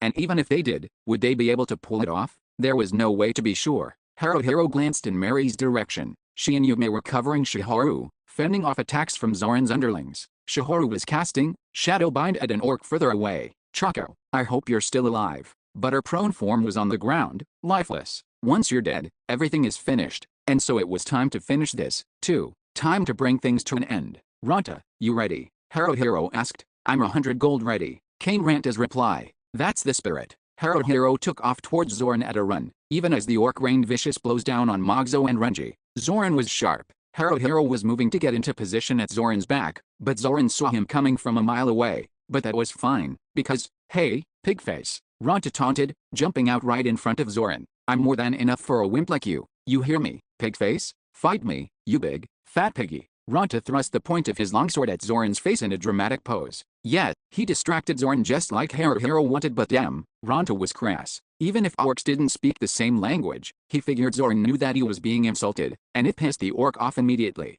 Zoran did a front flip and started spinning again, shouting his rage all the while. Propel leap. Rather than get knocked back, Ranta jumped back first in an attempt to avoid Zoran's spinning blades, but it wasn't far enough. When he landed, he was still in range of Zoran's attack. Gar. Zoran roared. Idiot. Ranta scoffed. I see right through you, pig. Propel leap. It seemed like Ranta had pushed his luck too far and was now frantically trying to get away, but every time he used propel leap to put distance between them, Zoran immediately closed the gap. It was exactly as Haruhiro planned. In battle, Mogzo and Renji were way more skilled than Ranta. If Ranta was fighting Zoran one-on-one, Ranta would definitely lose. However, it wasn't as if the two of them did everything better than Ranta. There was one thing neither of them could match Ranta in. When Zoran performed that somersault spin combo, there wasn't anything Renji and Mogzo could do but defend with their swords. It wasn't just the first time, when the technique had caught them by surprise, but every time after that too. Neither Mogzo nor Renji were dumb enough to let themselves get caught a second time, but even if they knew the technique was coming, all they could do was block. The attack was too fast and the range was too long for the two warriors to properly avoid it, but Ranta could and did dodge it. Part of it was the propel leap skill, because it allowed those of the Dread Knight class to disengage from an opponent when warriors couldn't. In other words, a Dread Knight like Ranta was better equipped to counter that technique than warriors like Renji and Mogzo. Gar. Zoran chased. Propel leap. Ranta retreated. The orc boss was infuriated. He couldn't seem to catch Ranta, which enraged him beyond reason. Thanks to that, Haruhiro was now at Zoran's back, chasing. So were Renji and Mogzo. Remember, he favors his left, Haruhiro said. If they were going to attack, it would have to be from the right or the back. Zoran rapidly countered attacks from the left, so if they hide him from the right or from behind, where Zoran was a touch slower, they would have time. Not a lot of it, but some. Ha ha ha. Ranta laughed. You can't kill me if you can't catch me. The words were hardly out of his mouth when Zoran roared and attacked with his somersault spin combo again. And once more, Ronta used Propel Leap to dodge it. However, the moment Zoran came out of his spin, Renji attacked from the right. It was a single silent, swift, sharp and savage strike. He had approached quickly and quietly, then chopped down at Zoran with his sword. And Zoran's reaction was, just as Haruhiro expected. The orc spun towards his left, swinging the sword in his left hand in a backhanded arc, and blocked Renji just in time. But it was close. One fraction of a moment slower, and Renji would have hit him. Though the attack had failed, it was still different this time as Zoran's sword was knocked aside. But the orc was dual-wielding. He swung his other sword at Renji's stomach. Renji had put everything he had into that one attack, betting that it would connect. He hadn't left any way to defend himself if it failed, and now he was wide open. Zoran got him. Ugh! Renji groaned as Zoran's sword connected with armor. It didn't penetrate through the steel plates, but it was a clean hit. Renji went down. Shit. His plan had failed. Haruhiro stopped in his tracks, but Mogzo kept going. Thank you. Rage cleave, or not, it was too reckless. Mogzo had put all his power into the technique, bringing his sword up high overhead and slashing down diagonally. But Zoran wasn't caught by surprise this time. The orc was ready and waiting. Zoran didn't even block. The orc was faster, so he attacked first. He hit Mogzo in the left shoulder, then the upper right arm, then the right forearm, then the right hip, and finally the head. Zoran's sword came crashing into the upper left side of Mogzo's head. Haruhiro didn't even know that plate mail and helm could withstand such a beating. None of Zoran's blows had cut through the armor, but that didn't mean Mogzo was okay. His plate mail was dented and unrecognizably misshapen. There was no way Mogzo was alright underneath it, but he was still standing. He wasn't even on one knee or bent over or anything. He was still standing tall and firm. Oh yeah, the Steel Guard technique. It allowed warriors to reinforce their armor and defense for up to 20 minutes to deflect any attack an enemy could throw at them. But to Haruhiro, it didn't look like any of Zoran's attacks were being deflected. Mogzo was taking hit after hit. How much longer could he last? As tough as Mogzo was, no one could take that kind of abuse indefinitely, which meant that there was only one thing Haruhiro could do. He moved without thinking. Haruhiro was a thief. He was a coward who always positioned himself behind an enemy's back, and this time was no different. Zoran's attention was wholly on Mogzo. The orc must have been wondering why the human he was pounding relentlessly refused to go down. Strange, weird, inexplicable, Zoran would have thought. Maybe the orc was even starting to get worried. Haruhiro approached Zoran, aiming for his back. What about the line? No such luck. It didn't matter. Haruhiro knew where he had to target. Zoran was wearing bright crimson plate armor and a helm, but between the helm and chest plate was a small gap, probably wide enough for his dagger to slip through. Zoran was tall, so Haruhiro reversed his grip on his weapon. He brought it up, aiming for the space between Zoran's neck and upper back. His dagger slipped through the opening and pierced into flesh. In that instant, Zoran's entire body stiffened. Haruhiro pulled the knife out and was about to stab it in again, but Zoran spun to his left and attacked, forcing Haruhiro to jump away. Thanks. Just as Haruhiro hit the ground, Mogzo came in again with Rage Cleave, catching the orc boss right in between neck and shoulder. Zoran viciously kicked Mogzo away, and then began to scramble away from them. I won't let you run. Haruhiro grabbed Zoran's right leg. Zoran immediately stamped his heel into Haruhiro's head, and for a moment, Haruhiro blacked out. When he came to, Kajiko had re-engaged. Ron was also nearby. Adachi was hitting Zoran with cannon magic while Chibi smashed her staff into him. Ronta was also attacking, and Shihoru fired Shadow Echo at Zoran. Yume was slashing frantically with her cooker while Mary pounded on him with her own staff. Still dizzy from being kicked in the head, Haruhiro wasn't sure what was going on, but it seemed like everyone had ganged up on Zoran and was beating the shit out of him. He sort of understood the reason. Zoran was scary as hell and everyone wanted him dead. Yes, Zoran was terrifying beyond words. The orc boss was on the ground now and no longer defending himself. Was he still alive? Haruhiro had no idea. What about the orcs in his elite guard? There were a few left, but the majority of them were dead, and none of the ones left alive were in any position to help their boss. Now the numbers advantage was firmly on the reservists' side. The entire Wild Angels clan, the reservists that had stayed out of the fighting before now, all of them had reappeared. They surrounded the remaining orcs and would finish them off soon. Haruhiro touched a hand to his head. No blood, but when he got stomped, his nose and chin had smashed into the ground and he was bleeding from somewhere. It was also a little hard to breathe, so maybe his nose was broken? That's enough, Renji said, getting back to his feet. He pushed Kajiko, his own teammates, and Haruhiro's companions aside as he approached Zoran. Ronta, seemingly angry about something, refused to move. Renji slugged him in the face. He raised Ishidogren's sword high overhead. No one attempted to stop him. Renji brought his sword down, neatly decapitating Zoran. There, it's done, Renji declared. Silence fell in the room. Watch out, someone shouted. Several of the remaining orcs in the room shouted something their language and tried to attack the wild angels. They were beaten back. Haru, Mary came running. Are you alright? Haruhiro nodded. He wanted to say something, but his voice wouldn't work properly. 100 gold. Ronta leapt into the air. Yes, Renji's the one who killed him. Sasa protested, to which Kojiko shouted, we split it evenly. Haruhiro didn't really care what they did with the money. Well, maybe he cared a little because it was an unfathomable sum. He could use it to learn new skills, or move into more private housing, or buy arms and armor, and plenty else. Maybe armor first. His gear had gotten pretty worn down, so it would have to be repaired or replaced. Ugh, he couldn't think straight. All of the remaining orcs were dead now, and Shihoru was crying in relief that it was all over.